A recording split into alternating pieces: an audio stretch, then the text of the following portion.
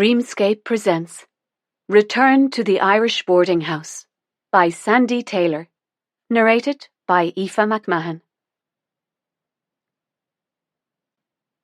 Prologue. She sat on the bench, looking across Merrion Square at the house. It was 3 stories high and made of red brick. Stone steps bordered by rusty railings led up to the wide front door, with paint so dirty and scratched it was hard to tell what colour it might have been. Many of the windows were cracked and broken. Bits of coloured curtain fluttered in the breeze, as if trying to escape. This tall, elegant house must have been beautiful once, but now it looked neglected and unloved. She became obsessed with it. It seemed to call to her, bringing her back time and time again to sit on the bench and imagine how it could be if it was hers. It touched her heart in a way she barely understood. At night, as she lay on another filthy, bug-ridden mattress, the house came into her dreams. And in her dreams, she walked through large, airy rooms and up a wide, sweeping staircase. She looked out over the square and saw a lone figure sitting on the bench, someone who looked a bit like her. It didn't matter that the dreams made very little sense. She always woke feeling happy. A for sale sign was stuck to one of the filthy downstairs windows. One day the sign would be gone and she would never come back. For on that day, the dream would be over. She stood up and started to walk away. At the edge of the square, she turned and looked back at the house. If it was hers, she would paint the front door bright red. Chapter 1. Mary Kate, Dublin, 1956. It was the most beautiful soft day. The sky above the old stone church was a clear blue, stretching above the graveyard like a canopy. Bright yellow daffodils moved gently among the graves. This was a time of new beginnings, a time of new life and of hope. It was not a time to die. Mary Kate touched the warm grey stone. Sean Barry, beloved husband, brother, and friend. Only 2 years had passed since they had stood together in the little church beside the waters of Glendalough, promising to love each other in sickness and in health. 2 wonderful years of a love that had filled her heart and touched her soul in a way that no one else ever could, nor ever would. There had been no illness, no pain, no warning of what was to come. Just a deep sleep that he had never awakened from, leaving her with a world that she didn't want to live in. A future filled with sadness and disbelief. How could she go on without him? How could she live without the love of her life, her soulmate and her best friend? What was the point of living at all? What sort of God would give her such a precious love, only to take it away? After Sean had died, she hated leaving the cottage. She had been afraid of all the space beyond its walls, all the space that she couldn't fill. Someone once said that when a heart breaks, you must find a way to cover the cracks. But what are you supposed to cover them with? No wise words could ever replace the emptiness that had once filled her with such happiness. She couldn't eat, she couldn't sleep, and she was angry. She was so angry that she could barely contain it. She had stood in the garden and wailed like a banshee into the dark night. There was no space left in her heart for anything or anyone, not even her friends. No one else's suffering touched her. No one else's pain could match hers. She only wanted Sean, and if she couldn't have him, then she didn't want anyone. She ventured out only to visit his grave, but it gave her no comfort. They had gloried in the changing of the seasons, each one bringing its own special magic. Spring, when the flowers they had so lovingly planted burst from the soil. Walks in the autumn woods, as the leaves tumbled about their shoulders and squelched beneath their feet. In winter, they would lay in bed listening to the rain lashing against the windows and the wind buffeting the walls of the little cottage, safe and warm in each other's arms. Now she hated it, for every season reminded her of him. She neglected the garden they had both loved and been so proud of, and as autumn gave way to winter, she tormented herself with thoughts of him, cold and alone in that cold, lonely place, and it broke her heart. She had dreams of clawing at the soil to be beside him and to keep him warm. What little sanity she had left told her that she was sliding into madness and that she needed help. Mary Kate had been brought up by her beloved grandparents, and when they had died, she had been thrown out of the only home she had ever known and forced to find lodgings in Dublin. These had been lonely years, years of dead-end jobs and run-down boarding houses, each one worse than the next. No friends, and no one who cared whether she lived or died. She'd decided to jump into the Liffey and end it all, but God in his wisdom had other plans for her. Her mother, who had abandoned her as a child, had gifted her more money than she could ever have dreamed of, and her life had changed. Years of poverty and loneliness were behind her. 8 years ago, she had opened her very own boarding house in Dublin that had brought strangers into her life, strangers who had become the family she had always wanted. She took the bus back home and stared unseeing out of the window, with only Sean's face filling her mind and her body with everything that was now lost. Mary Kate got off the bus and started to walk up the lane towards her cottage, the home that she and Sean had fallen in love with, the beautiful little cottage in the shelter of the Wicklow Hills. Her steps slowed as she got closer, for there would be no Sean pottering in the garden or walking towards her with that lovely smile on his face. Her heart fell as she saw someone sitting on the bench. She had hidden away for the last few months, not wanting to see anyone, or having to listen to any more words of wisdom about how lucky she had been to have known such love. She wouldn't even open the door to the local priest, who took to giving impromptu sermons through the letterbox. The thing was, the letterbox was on a spring that suddenly clamped down with such force that it nearly took the poor man's nose off. He didn't come back. The figure on the bench stood up, and she could see that it was her dear friend Moira. Mary Kate stared at her. "Well, aren't you going to ask me in for a cup of tea?" said Moira. "Because if you're not, I'm going to sit here all night, and I shall sing very loudly." Mary Kate reluctantly opened the door, and Moira followed her inside. Moira looked at her dear friend, who had barely any flesh on her, and her heart broke. "I have a proposition," she said. "I've lost my husband, Moira," said Mary Kate. "I am in no mind to be listening to propositions." "Hear me out," said Moira. "Just hear me out." Mary Kate sighed. "I'm listening," she said. "I've had enough of teaching. My heart isn't in it any more." "What's that got to do with me?" "I'm hoping that it will have a lot to do with you." "In what way? I want nothing but to be left alone. I'm sorry, Moira, you're my friend, but please go." "I'm going nowhere, Mary Kate Barry, and I will have my say, whether you want to hear it or not." "You always were stubborn, Moira Kent. So, tell me if you have to, then please go on your way." Moira took a deep breath.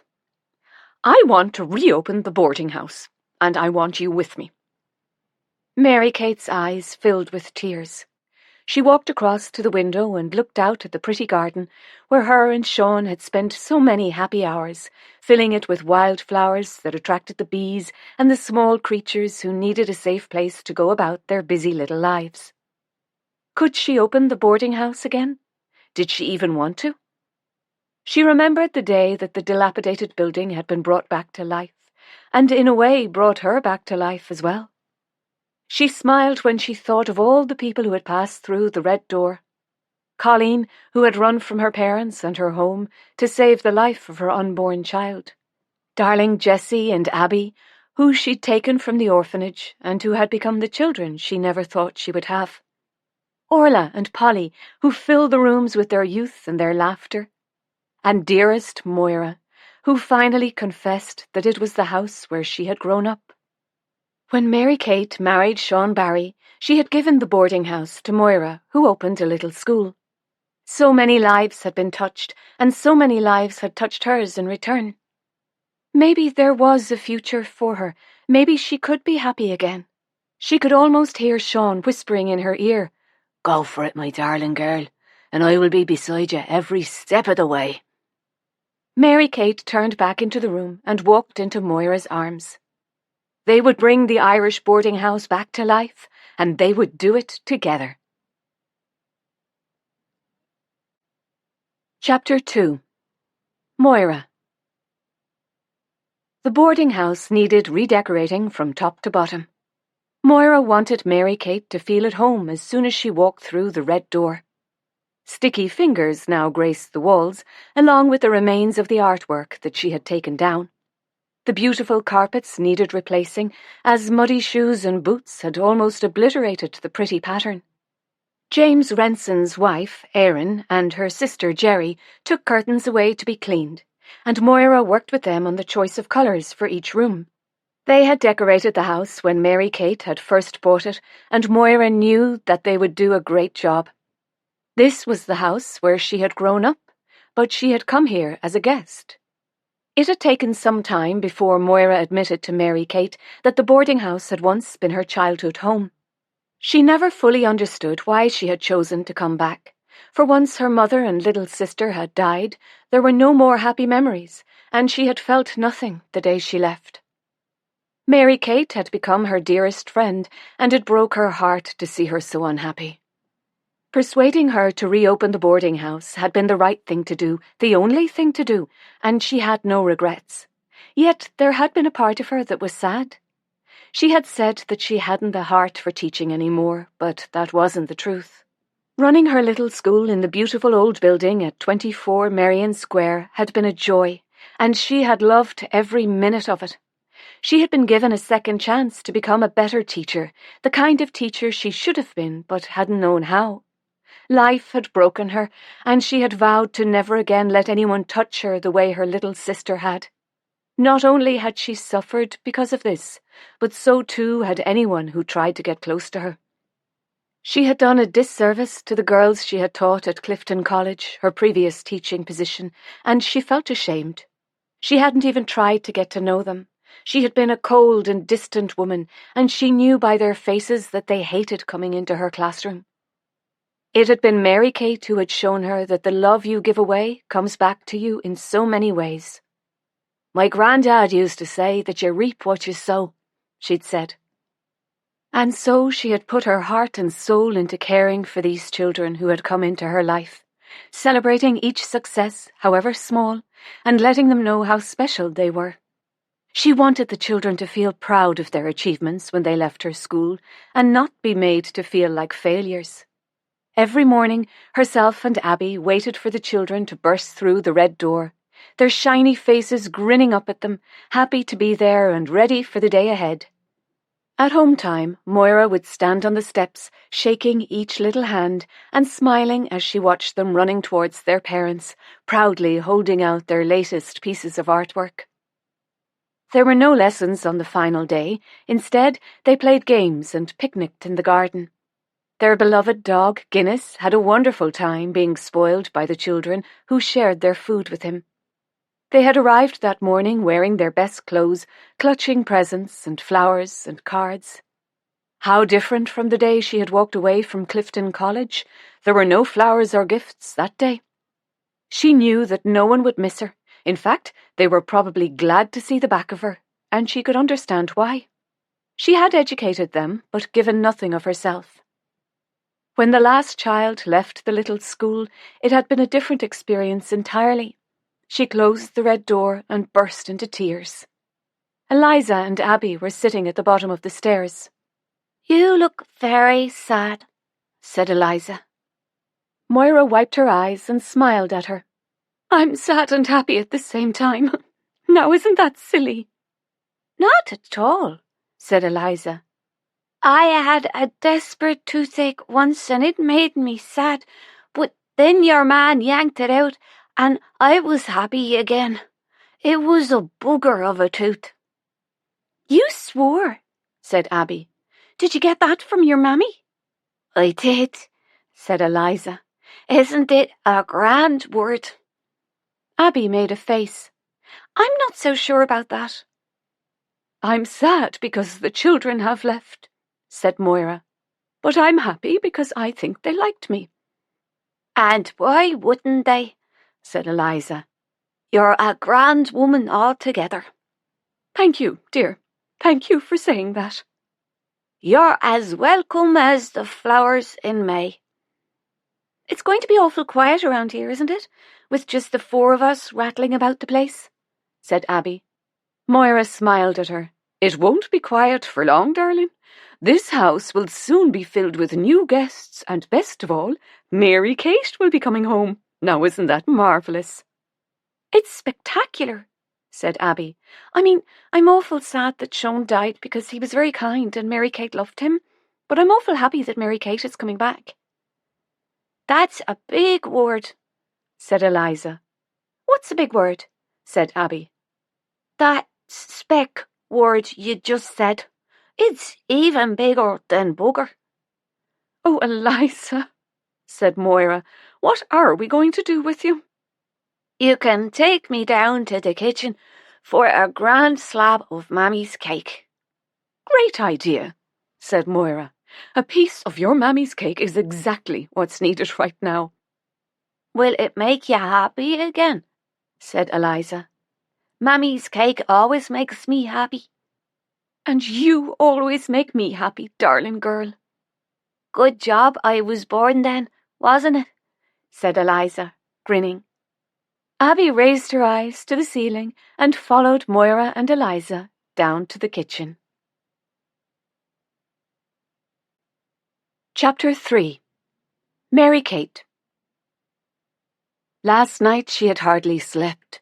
She didn't know how she was going to leave the little cottage where she had been so happy. It wasn't just four walls that she was leaving, for every brick held precious memories, and every room still echoed with the sound of their laughter. Why did she think she could leave it all behind? She would tell Moira that it was too soon. She couldn't do it. But she had woken up with her grandfather's words in her head. No good ever came of living in the past, Mary Kate. Best to cut all ties and move on. She got out of bed and walked over to the window. The garden that had given them both such joy was overgrown with weeds and brambles, the flowers choked in darkness. She looked around the room. It felt cold and empty. She'd thought that this was her safe place, but she'd been wrong, for she'd made it her prison. Sean wasn't here. This cottage was not the keeper of his memory. She was. She closed her eyes. Will I be all right, Grandad? Will I be happy again? And there was his voice as clear as if he was standing beside her. The flowers will find their way towards the light, Mary Kate, for their roots are strong, and so are yours. They will bloom again, and so will you. Leave as fast as you can and never look back. I will, Grandad, she said out loud. I will. And now she was standing on the pavement looking up at the boarding house. Another beginning, another new start. She placed her hand on the red door and it opened. She almost stepped back out as a huge cheer went up and she was looking at all her friends who were filling the hallway.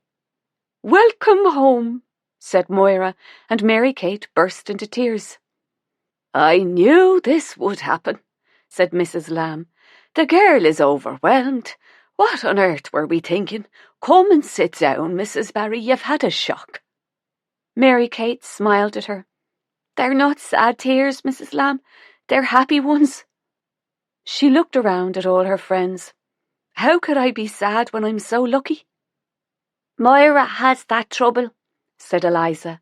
She gets happy and sad at the same time. Now, I had this desperate toothache. If you say another word about that tooth, said Abby, glaring at her, I swear by all that's holy, I'll hang you off the banister by your two ears. I'd best be quiet then, said Eliza. Yes, said Abby, you best had. Oh, it was good to be back, thought Mary Kate, as she followed Mrs. Lamb into the sitting room. I'm sorry we gave you such a fright, said Moira. Mary Kate shook her head. It was a shock, all right, but a lovely one, thank you. She looked around the room at her friends who had gathered to welcome her home and to celebrate the reopening of the boarding house. She knew how blessed she was, for every one of them had, in their own way, brought happiness and meaning into her lonely life. When Mary Kate had first set eyes on 24 Merrion Square, it had touched something inside her. What she saw was a house without hope, a house that no one cared about, a house that had given up, just like she had. When she had walked away that day, she couldn't get it out of her head. It was as if the house was calling to her. When she received her fortune, she knew exactly what she was going to do. She could have bought any house she desired. She could have bought a mansion if she'd had a mind to. But she knew exactly which one she wanted. There were some who thought she was mad, a single woman taking on the ugliest house on the square, and some who said that it would be better off demolished and something fancy put in its place. Mary Kate knew that there were some who were sitting back just waiting for her to fail. As it turned out, they had a desperate long wait, and God loved them. They were only green with envy. Her beloved grandfather used to say, "Jealousy fires an arrow and only wounds itself." He had a wise saying for every occasion, and told her that however bad life might become, there would always be red-letter days, if you looked hard enough for them. Sean Barry had his own building firm and was recommended by her solicitor, James Renson. The day that her and Sean had stood side by side looking at the house, she knew that James had done her a huge favour, because when Sean saw the house, he didn't see an ugly duckling. What he saw was a swan. The renovation became a labour of love to him, and as the house began to grow, so their love for each other had grown with it. Every part of the house had Sean's mark on it, from the high ceilings to the magnificent marble fireplace and the beautiful windows. The last thing to be finished was the door, and she'd asked Sean to paint it red. "Why red, Mary Kate?" "In memory of my grandfather's red-letter days," she'd said. "Then red it shall be," he'd said, smiling. Maybe that was the moment she had started falling in love. The Clancy brothers were belting away rebel songs on the radiogram as if their lives depended on it, and they had her brain mashed. She walked across to the window and looked out over the square. Abby followed her and held her hand. "Are you sad?" she said softly. Mary Kate looked down at darling Abby, and her eyes filled with tears. She was about to make a fool of herself. "Is it because Sean died?" "Now, Abby," said Moira, "you're going to make Mary Kate unhappy, and you don't want to do that, do you?" "I think she's already unhappy, Mammy. You are, aren't you, Mary Kate?" She stroked Abby's beautiful fair hair. "I am, my love, but I'll be all right soon." James, who was her solicitor and dearest friend, tapped his glass and started to speak. "I think we should all stop pretending that we're having a great time and acknowledge that someone very dear to us is struggling to put a brave face on it. Now, will someone please turn off that bloody music?" "I'll do it," said Eliza. "I can do it, can't I, Mammy?" Mrs. Lamb touched her daughter's cheek. "You can, my love." Eliza, in her 20s, was a child in the body of a woman. She had the biggest heart and enchanted everyone who met her. Her mother, Mrs. Lamb, had come to the boarding house looking for the position of cook, and Mary Kate had liked them both. They brought with them kindness and loyalty and good food. James smiled at Mary Kate. "We may not be able to quell the storm, my dear friend, but we can walk beside you through the rain." "Or under an umbrella," said Eliza.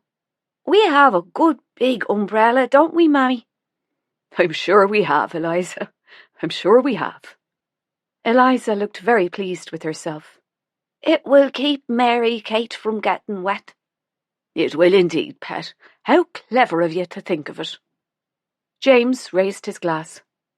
"Let us raise our glasses to this wonderful woman, who I feel privileged to call my friend. She has touched all our lives and asked for nothing in return. To Mary Kate." "To Mary Kate." "Oh, James," said Mary Kate, wiping her eyes, "you'll have me bawling. Sure, I've done nothing that any good Catholic woman wouldn't have done." "You're wrong there," said Colleen.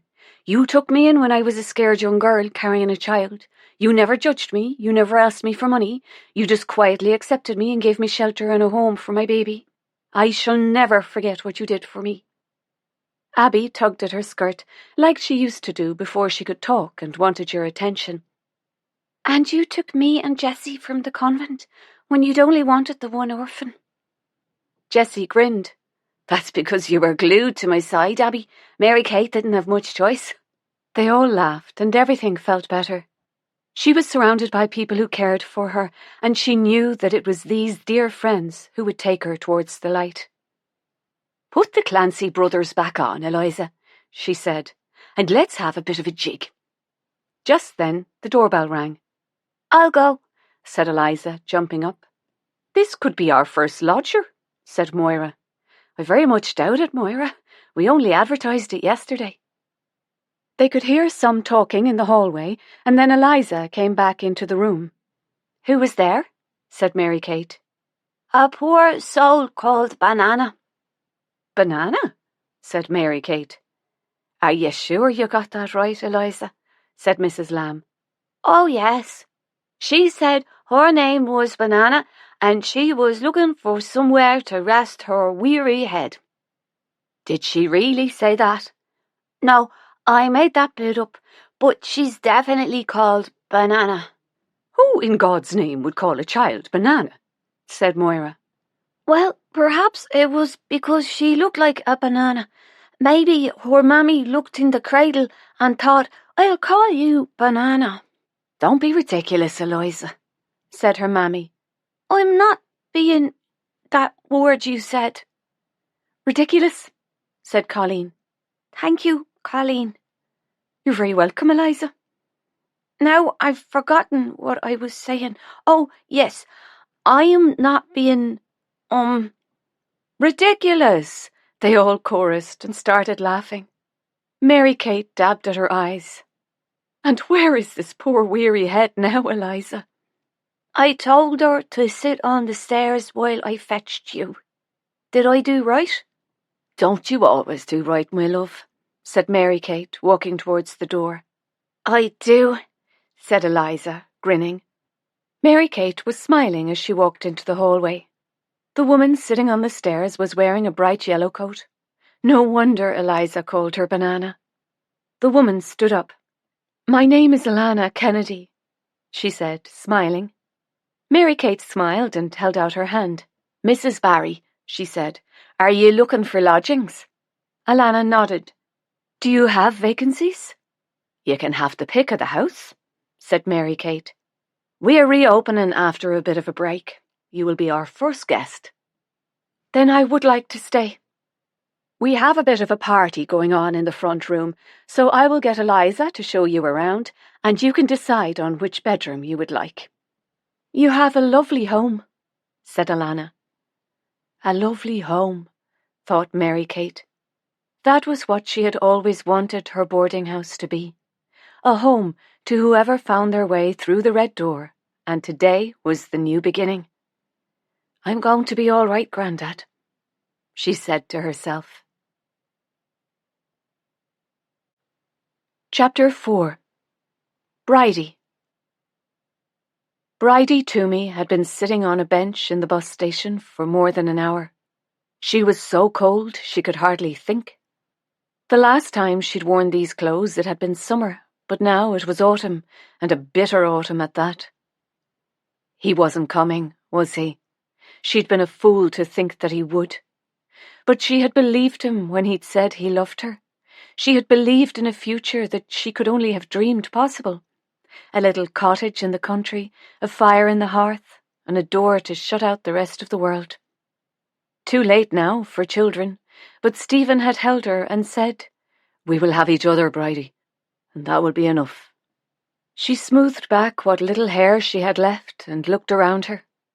The place was teeming with people who all seemed to have a purpose, racing around, dragging cases and yelling at their children.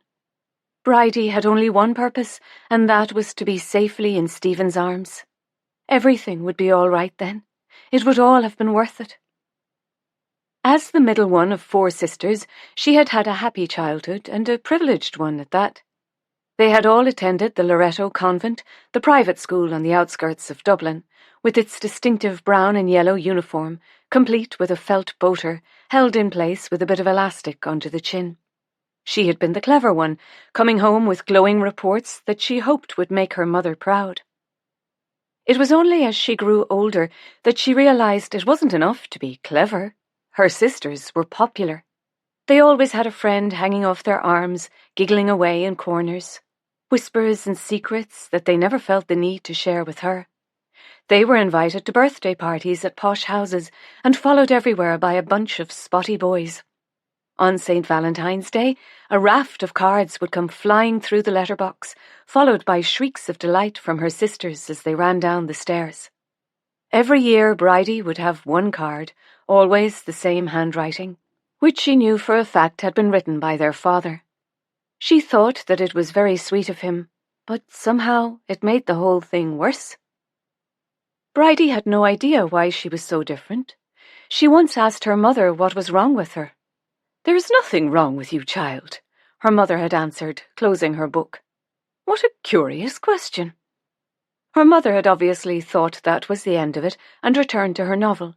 She didn't like curious questions and pushed her glasses up her nose in a very precise way. But Bridie had persevered. "I really do think that something is wrong with me, Mother. I'm beginning to notice that I am very different to my sisters." Her mother had a habit of saying that she didn't like to be put in a position. No one knew what position she was talking about. We only knew that she didn't like to be put in one, and best avoided at all costs.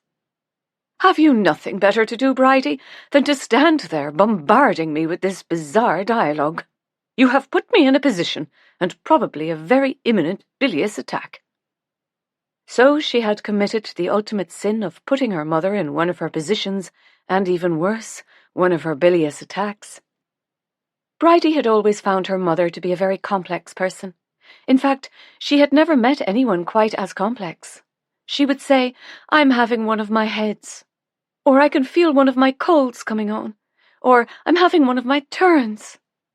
It was as if she claimed sole ownership of her various ailments. The weirdest one was when she was having the vapours, which occurred when she and my father had words. They never had arguments, just words. Her sisters found it hilarious and would pretend to swoon, clutch their heads, and throw themselves on the bed. Bridie eventually found out why she was so different when she overheard a conversation between her mother and a neighbour. It happened the night before her older sister Caroline's wedding. The pair of them were sitting in the good room, drinking sherry. "Well, at least you will always have Bridie, Mrs. Toomey, for there will be no wedding bells ringing for the poor girl. It must be a great comfort to know that she will take care of you in your old age. I always think that it's a blessing to have one plain daughter in the family." Bridie didn't listen to any more of their conversation, but went upstairs to her bedroom. Her heart was broken. When she eventually pulled herself together, she dried her eyes and walked across to the mirror and stared at her reflection. It was the same face that she had been looking at all her life, and she had never thought that there was anything wrong with it. She wasn't cross-eyed like poor Imelda Cronin down the road. Her ears didn't stick out like Danny Coyne, who her sisters said looked like a car with its doors open. Maybe when you were beautiful, you could get away with being unkind. Well, if that was the case, then maybe it was better to be plain, and being plain wasn't the worst thing in the world. She could see and she could hear and she wasn't crippled. She could still have a good life, and had no intention of looking after her mother in her old age. She could jolly well look after herself. Both ends of the bus station were open to the elements, causing a tunnel of Arctic air blasting through the place that would take the nose off you. She watched as the woman sitting next to her stood up and hurried towards one of the buses. Bridie noticed that she had left her coat behind and was just about to call out when something stopped her. She waited until the bus pulled away, then picked up the coat and put it on. It was bright yellow, a bit racy for her, but it was lovely and warm. She would own up to her sin the next time she went to confession. Anyway, it wasn't really stealing, was it? It was just a bit of a borrow, caused by necessity. She was sure that God would understand. She put her cold hands into the deep pockets. There was something in there. What she pulled out was a purse, which she immediately shoved back in. The loan of a coat was one thing, but a purse was something entirely different. She looked around, but no one was taking any notice of her. She took the purse out again, and with her heart thudding in her chest, she opened it. It was stuffed full of notes, loads of them. She wouldn't count them here. She'd wait until she was somewhere more private. There was also a letter addressed to a Mrs. Alana White. Bridie had always hated her name. It sounded like an old person. She had never felt like a Bridie, and anyway, she hadn't been called Bridie in over 10 years. But Alana? Yes, she could definitely live with that. Well, she might as well go the whole hog and change her surname as well. One of the buses had an advert on the side of it advertising, "Kennedy's Super Sprung Beds. Have the best sleep of your life." Bridie Toomey had walked into the bus station without a penny to her name, and Alana Kennedy had left wearing a bright yellow coat with a pocket full of money. She had enough to find herself a boarding house and maybe a job. The life she had dreamed about was gone, and she had to find a new one. She picked up her case and walked towards the town. Chapter 5. Nell. Nell Gavin was beautiful. She was beautiful in a way that would break your heart, and there wasn't a girl in the county who could hold a candle to her. Her red hair fell in waves around her shoulders, and her eyes were the colour of a summer meadow. Yes, Nell Gavin was beautiful, but God love her. The girl was simple, and that was a desperate combination. For there were plenty around that would take advantage of such innocence. Nell was 16, and her sister Emma 18. They lived with their father in a run-down bit of a farm in the hills above the Blackwater River in West Cork. Bull Gavin was indeed a bull of a man, and you wouldn't cross him if you had a mind to keep your head attached to the rest of your body. They say the farm had been a thriving little business back in the day, but when his beloved wife died, Bull had drunk the place into the ground. What few profits he made found their way down his throat. As far as anyone knew, the sisters had never been to school. It was said that one of the nuns from the convent had taken it upon herself to venture up the hill to the farm to take Bull Gavin to task. For not only did the girls not attend school, they had never stepped foot inside the church, and it was her duty to save their souls. According to the local biddies, she was warned not to go, but proclaimed to anyone who had a mind to listen that she was on God's business and he would protect her. As it turned out, God must have been looking the other way the day Sister Concepta Aquinas ventured up the hill, for she never managed to venture back down again. Well, that was the story that the old ones spread around town when she disappeared. But the truth was, the nun had run off with a young curate, and was happily living in sin in Clacton-on-Sea, and didn't give a fish's tit about the Gavin girls' souls. But the Irish love a bit of drama, and as it all added to Bull's fearsome reputation, he had no intention of putting them right. What the people in the town didn't know about Bull was how much he loved his daughters. He knew that they deserved better than a drunken father who was no good to anyone, but he did the best he could, even though he knew it was never enough. He was proud of Nell's beauty and in awe of Emma's kindness and patience. Every day he prayed to whoever might be listening to rid him of the cursed drink. Oh, he tried, he did, he tried, but he couldn't face a world without his wife by his side, and his despair would have him racing down the hill to the bar, where for a few hours he could lose himself in the golden liquid that slipped down his throat, taking him gently to a place where he could forget. Nell saw the world through the eyes of a child. She saw joy in the simplest of God's creations. She could sit silently, totally at peace, watching a snail making its way across the grass. "Isn't he beautiful, Emma?" she'd say. Emma would look at the small lumbering grey shell, leaving a trail of something yucky in its path, and smile at her sister. "He certainly is, Nell," she would say. It was as if all Nell's emotions were heightened, as though she was seeing everything for the first time in all its freshness and wonder. Her laughter brought happiness to your heart, and her tears broke it. Every season held its own special joy for her. The first snows of winter would see her running around the farm, tossing the feathery snow up into the air and letting it fall about her shoulders, her giggles echoing out across the hillside. She'd gather up armfuls of autumn leaves and bring them into the house, where she spread them across the kitchen table. Then she'd nudge Daddy, usually from a drunken stupor, and get him to admire them. He'd stagger across to the table and try to focus on the pile of leaves. "Now, isn't that the grandest display that I have ever laid eyes on?" Aren't they beautiful, Daddy? "They are almost as beautiful as you, my Nell." She loved the warmth of summer that nudged the tiny animals from their sleep. But it was spring that touched Nell's heart as she breathed in the smell of new life. Her complete joy as she witnessed tulips and daffodils, crocuses and forget-me-nots cover the hillside. One day Emma found her sitting on the grass with tears running down her cheeks. She sat next to her and held her hand. "What is making you sad?" Nell shook her head as if she was trying to make sense of what she was feeling. "You don't have to tell me, my love. I will just sit beside you until you feel better." They sat in a silence that was louder than words. Eventually Nell sighed. "Sometimes it's all too much to bear." "What is, pet?" Nell spread out her arms. "All this," she said. "The flowers?" said Emma. "The world," said Nell. "My heart isn't big enough to hold such beauty." Emma put her arm around her. "You have the biggest heart of anyone I know, my darling, and there is enough room in there for the world in the heavens and all the stars in the sky."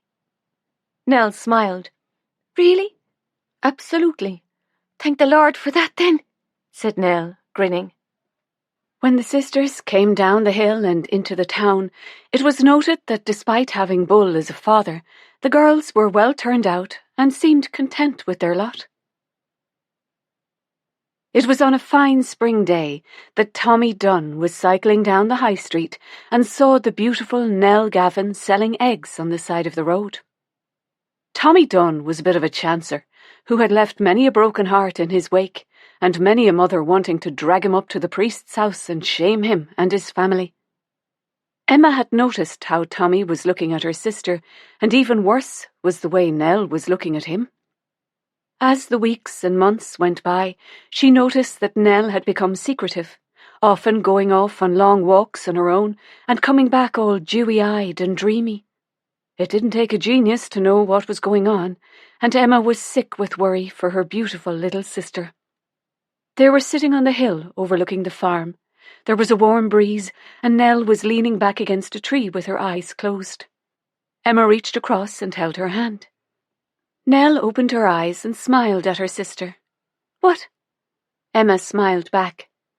"Are you happy, Nell?" "I think so." "You think so?" Nell started to cry, and Emma cradled her in her arms while she sobbed. "Know what has brought this on?" she said softly. "Oh, Emma, I did a bad thing." "Did you, my darling?" "I think it was a bad thing and I didn't like it. I told Tommy that I didn't like it, but he said that's what you do when you love someone." Emma continued to hold her, when all she wanted to do was run down the hill and tear the head off Tommy Dunn, which was nothing to what her father would do if he ever found out. Chapter 6. Emma. Emma couldn't find Nell anywhere. She'd searched the fields and the barns and down by the river where Nell loved to sit. She had searched in all her favourite places, but she was nowhere to be found. Over the months, Emma had watched as Nell's belly swelled, and she didn't know what to do. Nell herself never mentioned it. In fact, she went about the place as if nothing was wrong.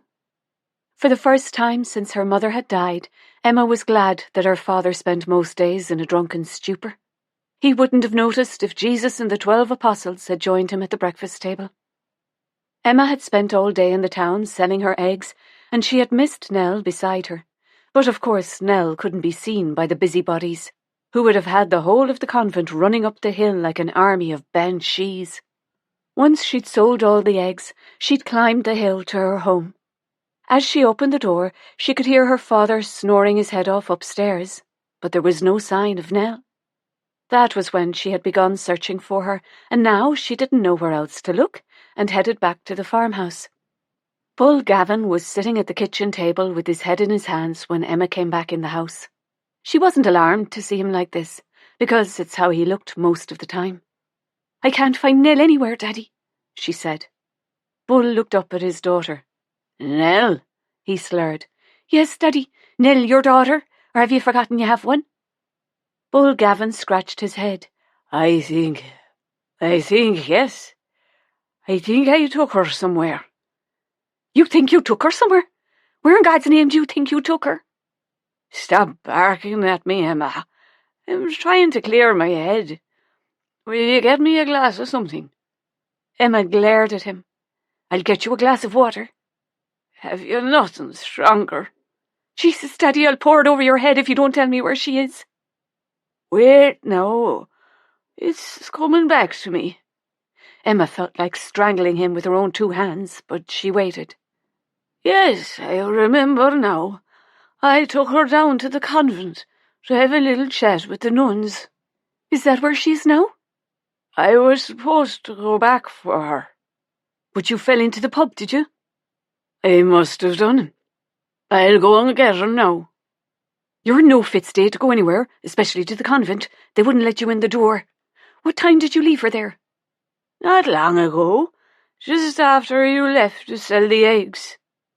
"Daddy, I left here at 9 o'clock this morning. It's now almost 5 o'clock. She's been there nearly 8 hours. Bull Gavin rubbed at his eyes. "I'm a useless father, aren't I? I'm a useless drunken bum who doesn't deserve the pair of you. I'm sorry, Emma. I'll do better, I will. I'll do better." Emma walked around the table and put her arms around him. "I know you will, Daddy. I know you will. I'll go and get her myself. She'll be worried." "Tell her I'm sorry." "She knows you're sorry, Daddy. I won't be long. Put the kettle on. I'm only gasping for a cup of tea." Emma hurried through the town towards the convent of the Blessed Virgin. She pushed open the big iron gates and walked up the long drive towards the main building.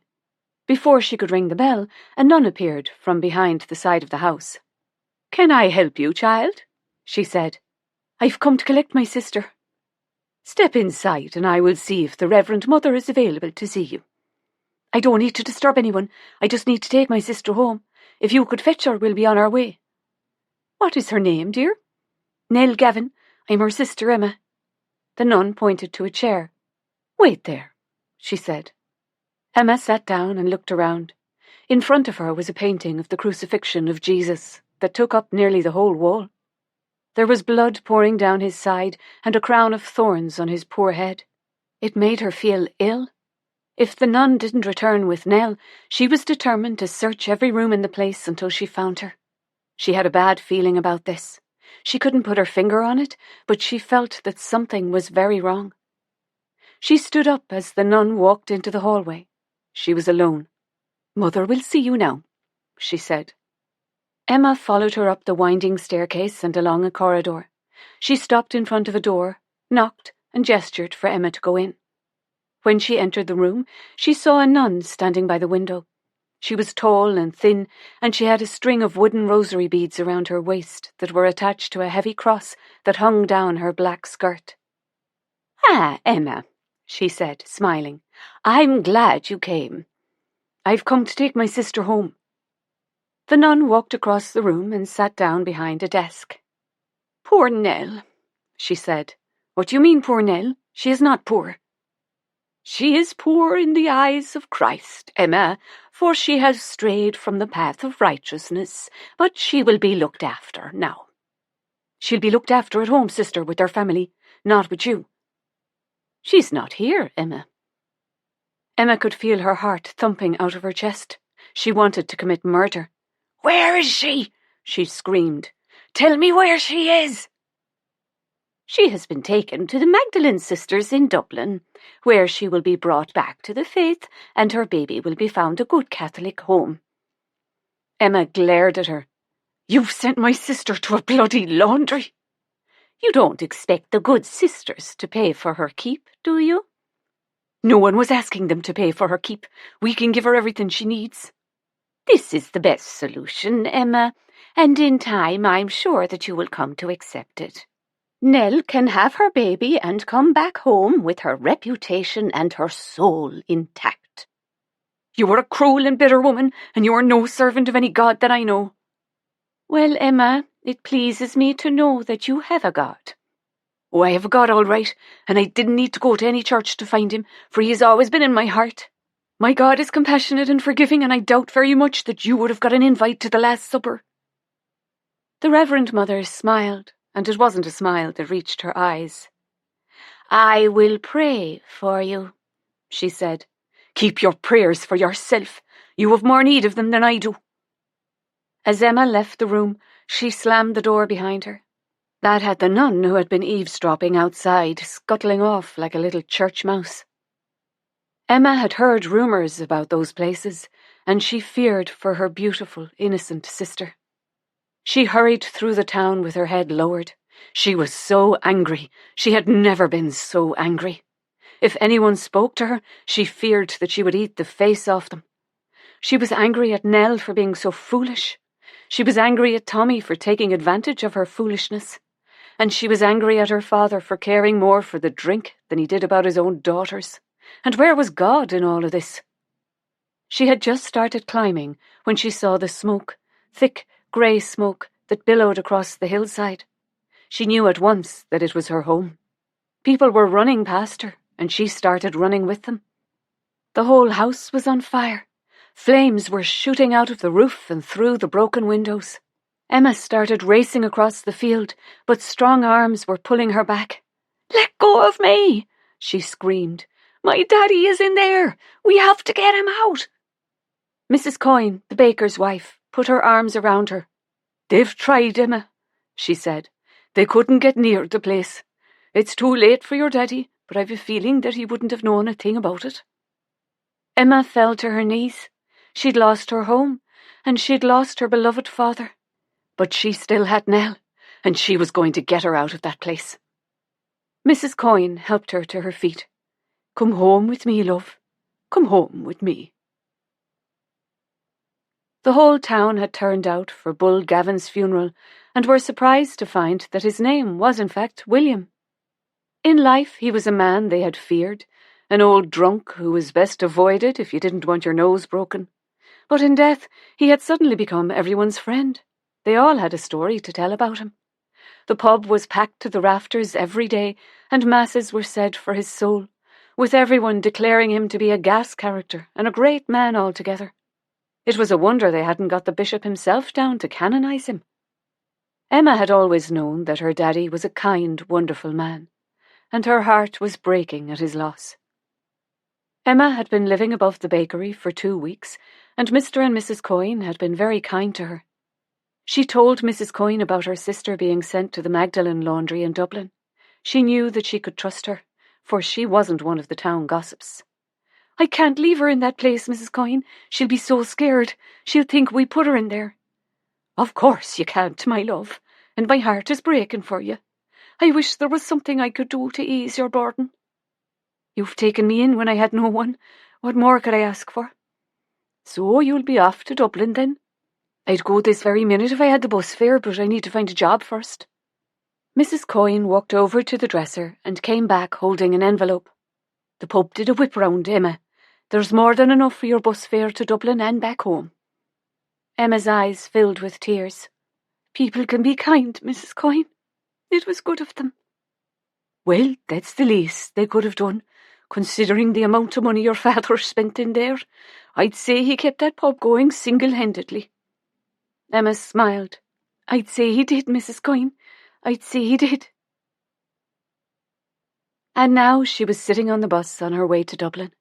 She'd never been further than the farm or the hillside in her whole life. It was all she had ever known. She should have been frightened, but every mile was taking her closer to Nell. She wasn't worried about the future, because as long as Nell was safe, they would figure it out together. If she had to go in there with all guns blazing, she would, and woe betide anyone who was foolish enough to try and stop her. There was nothing to go back for. Their home had gone, and so had their daddy. Nell was going to be heartbroken when she told her. But Emma was determined to find another home for them, somewhere they would be safe, somewhere Nell's baby would be born. She had no idea how she was going to achieve it, but something told her that she would. As they pulled into the bus station, she began to feel less positive. She was in a strange city. She knew no one, and she had nowhere to sleep that night. The place was crowded. She had never seen so many people in her life. She sat down on a bench and watched them rushing past. Perhaps they were hurrying home to families, or visiting friends, or about to go on adventures. Well, she wasn't going to start feeling sorry for herself. That would get her nowhere. She was young and healthy, and she would survive. After all, she had been looking out for herself and Nell for most of her life. She could do this, because the thought of Nell in that awful place, and her daddy looking down on her, would give her the strength she needed. She was the daughter of Bull Gavin, who took no prisoners, and neither would she. It had been a long journey, and Emma was tired and hungry. She stood up and walked across to a kiosk, where she bought a cup of tea and a sandwich, then walked back to the bench. She had to be careful with the bit of money from the pub, but the tea was grand and hot, and the food made her feel better. She was so tired that she could barely keep her eyes open. She would close them for just a minute, then figure out some sort of plan. When she woke up, there was a woman and a child staring down at her. "We were worried about you," said the woman. "Weren't we, Abby? We were worried." "We were?" said the girl. "Ah, sure, look at her," said the woman. "She looks like a poor lost little thing in need of comfort and succour, like your man at the side of the road that the Good Samaritan helped." "For heaven's sake, Eliza," said Abby. "She's not a man, is she?" "Maybe not, but she still looks in need of comfort and succour." Abby glared at her. "Have you swallowed the Holy Bible or what?" Emma listened to the pair of them carrying on a conversation as if she wasn't there, and it was such an amusing conversation that she found herself smiling for the first time all day. "I'm Abby," said the child. "And this is Eliza." "I'm pleased to meet you both. I'm Emma." "Well, now we're friends," said Eliza. Friends, thought Emma, and that's when the tears started.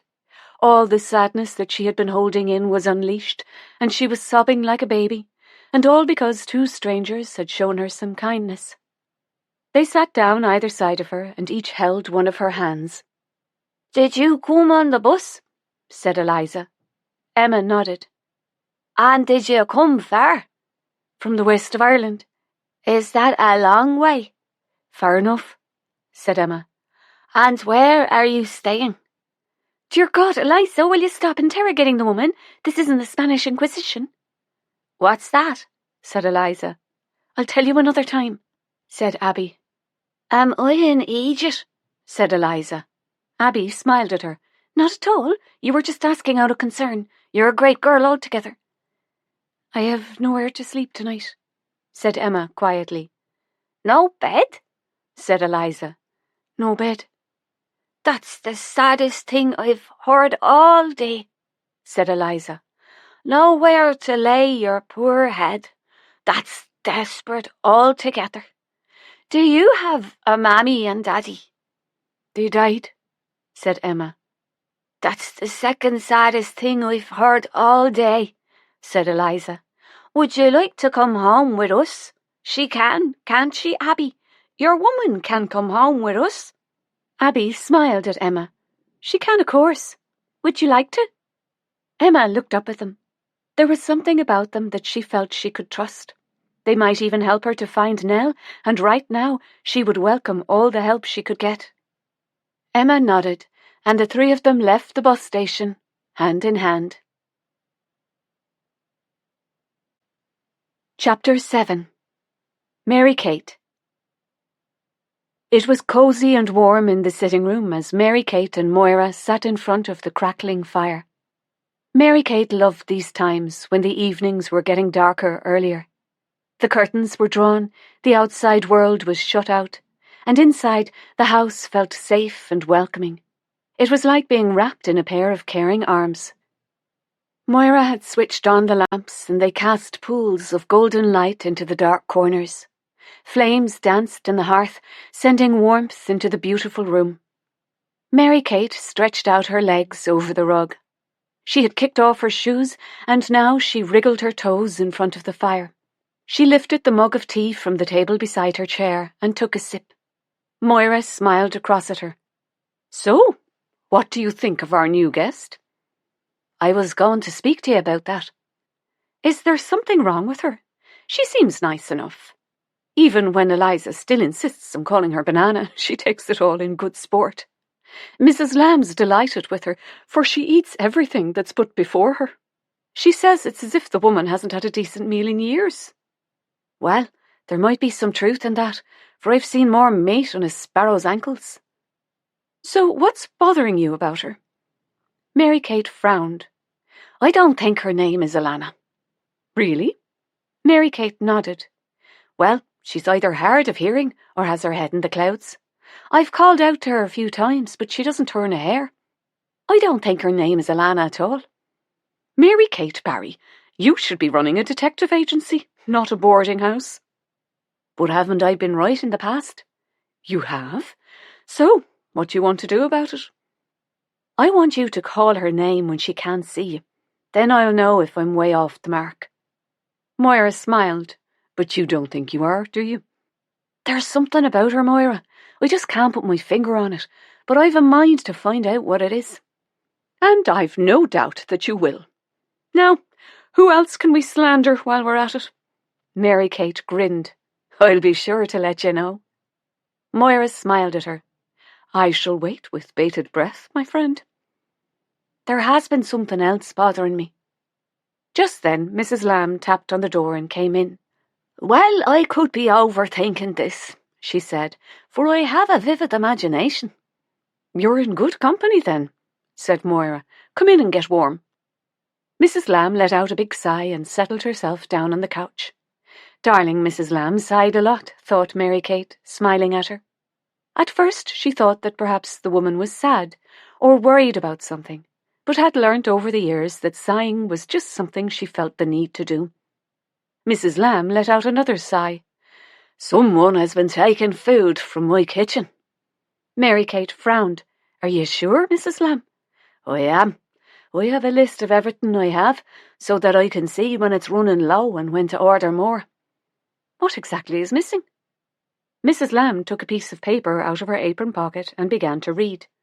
"On Tuesday, I had 6 packets of custard creams in the cupboard. Today is Thursday, and I have only 4 left. The peanut butter jar is almost empty, and a loaf of bread has gone missing." "I don't understand it," said Mary-Kate. "No one has ever taken food from the kitchen before. There's only ourselves and the girls here." "And the banana," said Mrs. Lamb. "Don't forget the banana." "She hasn't an ounce of flesh on her," said Mary-Kate. "She doesn't seem the type to be raiding the kitchen." "I think I know who the culprits are," said Moira, grinning. "You do?" said Mary-Kate. "Eliza and Abby have been making a den down in the shed. I'm thinking the extra food is for a picnic." "Well," said Mrs. Lamb, standing up, "I'm glad that's sorted out, but all they had to do was ask. I was thinking of sleeping in the kitchen and catching the thief red-handed." After Mrs. Lamb had gone, they burst out laughing. "She sounded as if she had just stepped out of the pages of an Agatha Christie novel," said Moira.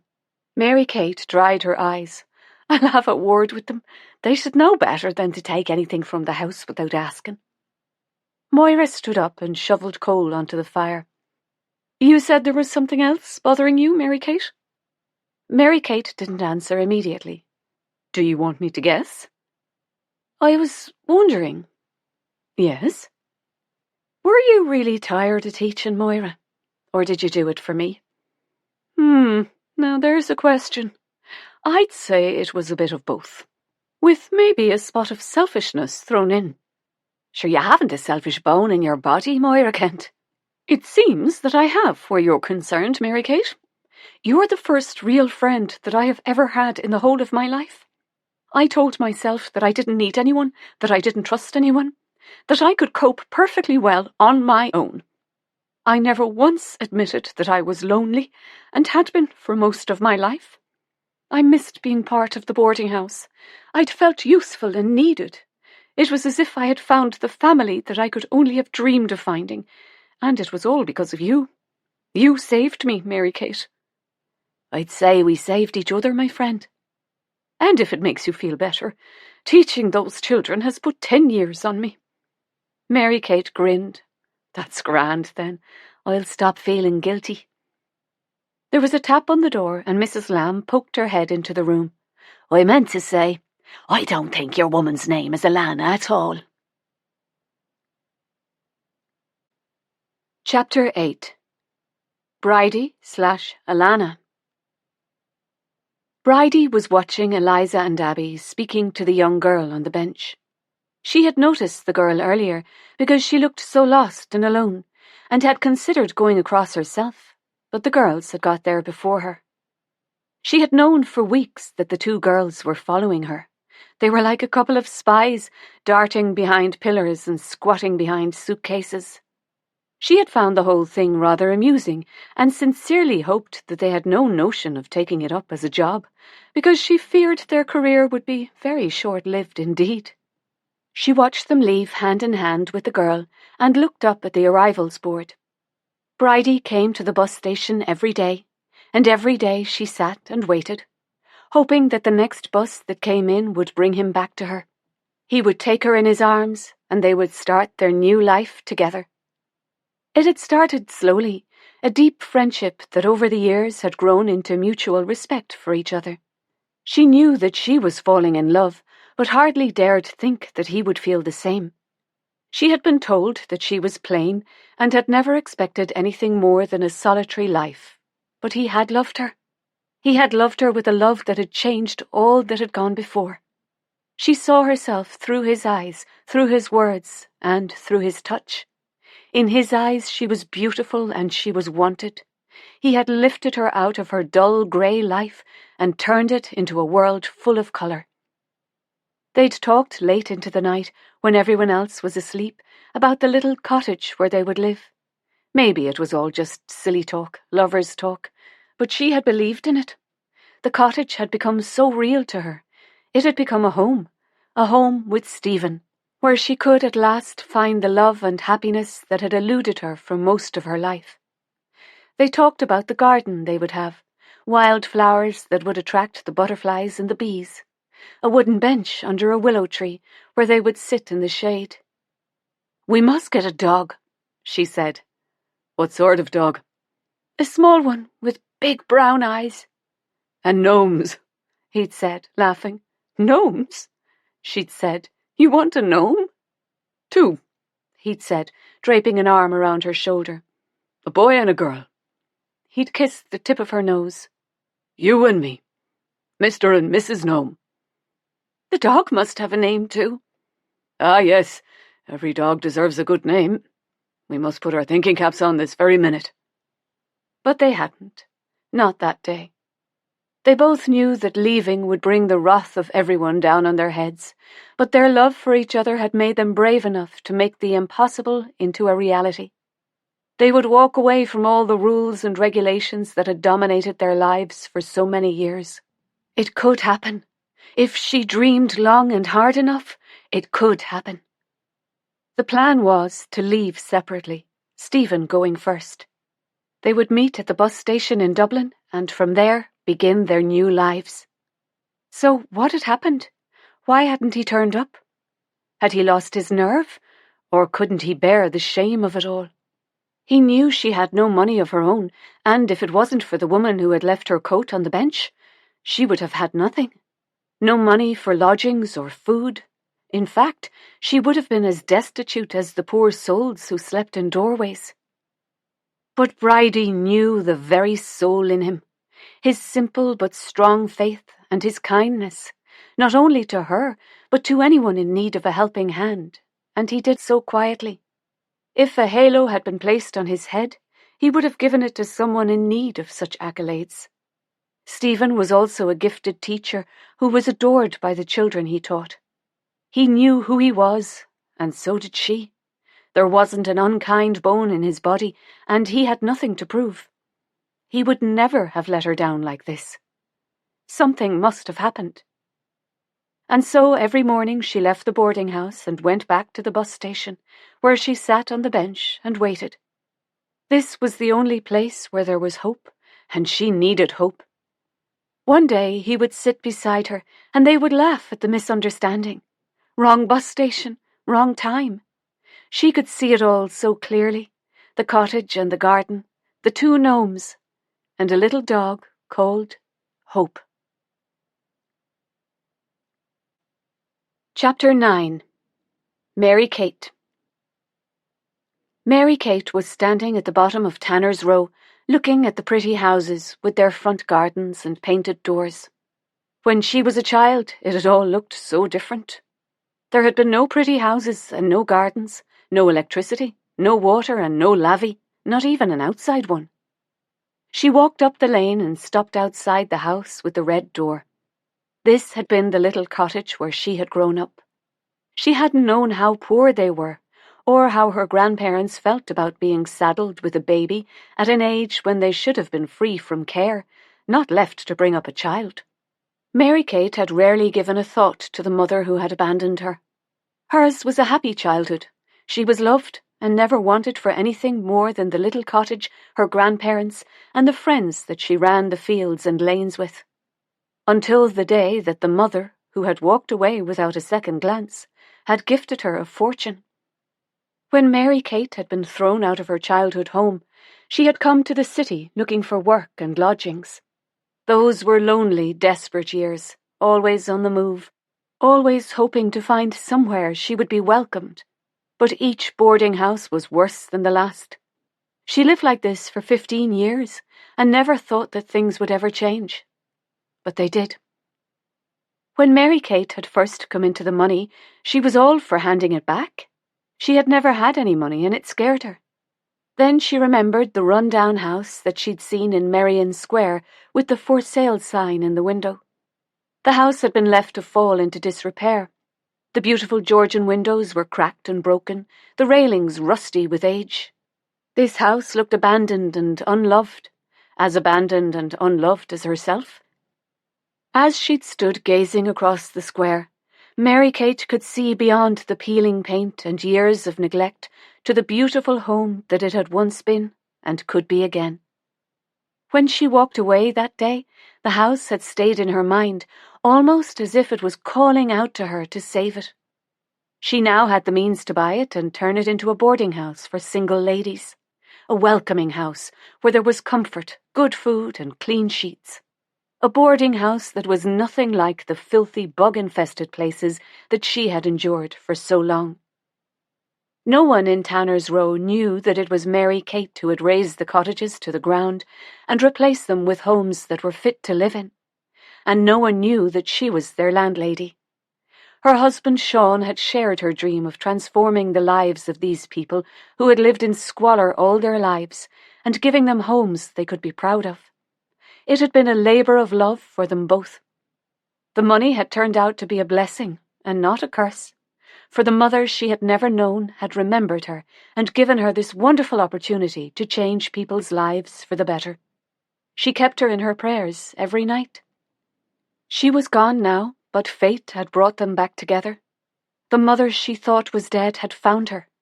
They had got to know each other, and Mary Kate had looked after her until her death. It was one of the happiest times of her life, another one of her granddad's red-letter days. She tapped on the door of her old neighbour, Mrs. Finn, who opened it with a big smile on her face. "Is it yourself that's in it, Mary Kate Barry?" she said, giving her a big hug. Come in, and take the weight off your feet. It's grand to see you." Mary Kate smiled. "It's grand to see you too, Mrs. Finn." "And it's lovely to see a smile on your face, girl, for I thought I would never see that lovely smile again." "It's getting a bit easier, but I miss him every day. I miss him too, Mary Kate, for he was one of the best. It's hard to understand the ways of the Lord, that he would take a fine, God-fearing man like Sean Barry, when the world is full of gobshites that wouldn't pee on you if you were on fire. Oh, Mrs. Finn, said Mary Kate, laughing. You always had a great way with the words. Ah, sure don't all the Irish have a great way with words? I'd say they do, Mrs. Finn, said Mary Kate, grinning. We may have been dragged up without shoes or a decent pair of drawers on our backsides, but we always had the gift of the gab, and were able to laugh at ourselves. Oh, Mrs. Finn, you're a tonic. And you're a sight for sore eyes. Don't ever change, Mary Kate. They spent a lovely afternoon reminiscing about the old days. They drank tea and remembered friends that had long gone and babies that had taken their place. When it was time to go, Mrs. Finn handed her a grand slab of apple cake wrapped in the Irish Times. Something for your belly and something for your mind. Come and see me again, Mary Kate. Oh, I will, Mrs. Finn. I surely will. Mary Kate decided to walk home instead of taking the bus. There were times when she just needed to be alone with her thoughts. She'd told Mrs. Finn that things were getting easier, and she supposed that in a way they were.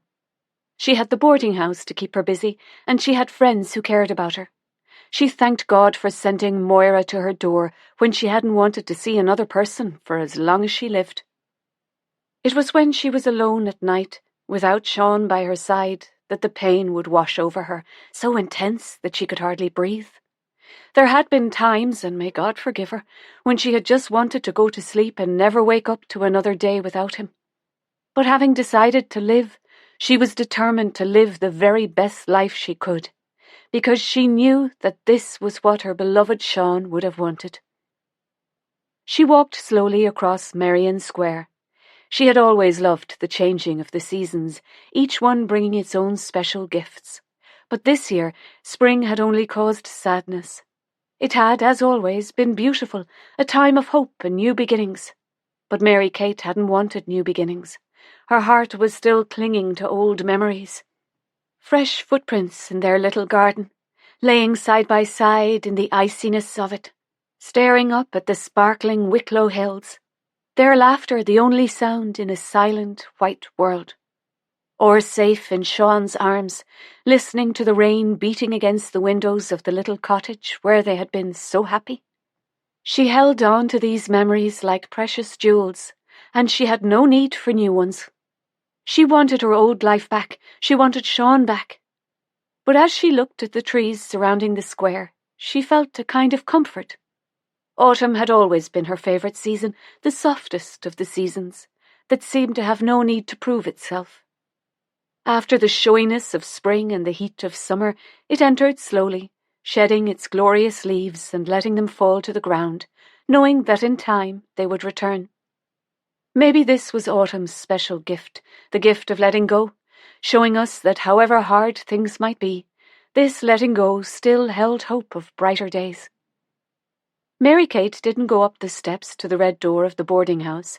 Instead, she went through the back gate and into the garden. She needed to speak to the girls about the disappearing food. There was a sign on the shed door that said, "Private, keep out." It made Mary Kate smile, but she knew that she had to look a wee bit stern for what she had to say. She could hear them laughing and chatting, but when she tapped on the door, there was silence. "I know you're in there, girls," she said. "I just need a word with you." Still nothing, so she pushed open the door to see 3 pairs of eyes staring at her. 4, counting Guinness the dog. A young girl jumped up. "I'm sorry, missus," she said. Mary Kate smiled at her. "No need to be sorry." "See," said Eliza, "I told you the missus was nice and kind. You've no need to worry there. Isn't that right, Abby? She has no need to worry there." "No need at all," said Abby. The young girl looked tired and worried. "How long have you been in the shed, dear?" 3 days, missus." "My name is Mary Kate Barry, and you are safe here." The girl lowered her head and sobbed. Guinness leaned against her, and Eliza held her hand. They all sat in silence and allowed her to cry. Best to let it all out, said Eliza, as if she was an expert on such things. When she eventually calmed down, the girl picked up her bag and said, "My name is Emma Gavin. I'll be on my way." Mary Kate shook her head. "I think that the best thing you can do right now is to come into the house and have a grand hot bath and some clean clothes. And maybe something a bit more substantial than custard creams and peanut butter. What do you think?" Emma smiled. "It's very kind of you, but I don't want to put you out." "Put me out where, child? Sure, where would I be going?" Emma smiled. "Thank you so much. You're very kind." "She's like the Good Samaritan," said Eliza, "except he was a man, so she couldn't be, could she?" "No, Eliza, she couldn't," said Abby, raising her eyes to the ceiling, which had them all laughing. Chapter 10. Mary Kate. While Mrs. Lamb was taking care of Emma, the girls sat on the couch, staring at her. Guinness was sitting on the floor beside them, staring at her as well. "Now," said Mary Kate, "I need to ask you a few questions." "They won't be hard ones, will they?" said Eliza. "No, they will be very straightforward. Now, can you please tell me where you found Emma?" "At the bus station," said Eliza. "And what made you bring her home?" "She looked like a poor lost soul in need of comfort and succour." "Do you even know what succour means?" said Abby to Eliza. "No, do you?" "No, but I don't go around using words I don't understand." "I think it's a nice word," said Eliza. "Then you keep on using it, pet," said Mary Kate, smiling. "But tell me, what were you doing at the bus station in the first place?" Eliza looked across at Abby, who looked the other way. "I think the good Lord guided us there to bring comfort to a poor lost soul in need of help." "He could well have had a hand in it," said Mary Kate. "But I'd say there was another reason, and I'd like to know what that reason was." Eliza's face had gone very red. "We were following the banana lady." "To the bus station?" "She goes out every day," said Abby, "so we thought we'd follow her to see where she went, and she goes to the bus station." Mary Kate frowned. "And does she meet someone there?" "No," said Abby. "She just sits on a bench and eats a sandwich." "She never gets on a bus?" "Never." Mary Kate frowned. "That sounds awful odd. There must be nicer places to spend your time." "It's a mystery, all right," said Eliza, shaking her head. Mary Kate smiled at the two girls. Eliza, with her head of fuzzy curls that dwarfed her elfin face, and Abby, whose blonde hair was still as blonde as the day she had taken her from the convent and home to the boarding house. As different in looks as chalk and cheese, and yet they had found something in each other that they had both needed. And despite the difference in their ages, they had formed a very special friendship that was a joy to see. There was a tap on the door, and Mrs. Lamb came into the room with Emma. "Your clothes are a bit on the big side, Mary Kate, but at least they're nice and dry. I've put Emma's clothes in the wash." "You look grand," said Mary Kate, smiling at her. "Sit yourself down. Now, girls, will you take Guinness for a walk while I speak to Emma? I'm sure he could do with one after being holed up in the shed for 3 days. "We let him out to do his business," said Abby. "And we cleaned it up," said Eliza. "Didn't we, Abby? We cleaned up the shite." "And where did you put it, Eliza?" "I flung it over the wall. It's grand and clean now." "You threw it over the wall onto the footpath?" Eliza was staring at Abby. "Don't be looking at me," said Abby. "You're the one that did the flinging." "I thought I was doing the right thing," said Eliza. "Oh, Eliza," said Mary Kate, shaking her head. "Don't ever change." "Oh, I won't," said Eliza. "I wouldn't know how to." Mary Kate smiled at her. "That's grand then, for you happen to be perfect just as you are. Now, on your way out, pop down to the kitchen and ask your mammy to send up 2 teas. "I will, missus. I'll do that right away." Emma was sitting on the couch, looking around the room. "You have it lovely," she said. "Thank you, but I can't take all the credit. I had the help of friends who have better taste than I will ever have." Well, it's only gorgeous, whoever did it. Mary Kate smiled. It is lovely, isn't it? It really is, said Emma. I'm not going to interrogate you, love. And if you don't want to speak, then that's fine. Your business is your business. But I have a feeling that you need a bit of help. Am I right? Emma nodded. So would you like to tell me all about it? I'm told that I'm a good listener. Emma was looking down at the floor. I have to find my sister. Is she lost? Said Mary Kate. I know where she is and I'm going to rescue her. Is she in danger? I don't think so, but she will be worried and sad and I can't leave her there. Can you tell me where she is, Emma? The nuns have sent her to the Magdalene sisters here in Dublin because she's having a baby, but we didn't give our consent. They just sent her there and I have to get her out. You want to take care of her at home? Tears were streaming down Emma's face. We haven't got a home. Just then Mrs. Lamb came into the room with a tray of tea and some scones. She could see that Emma was crying, so she placed them on a little table beside Mary Kate and left.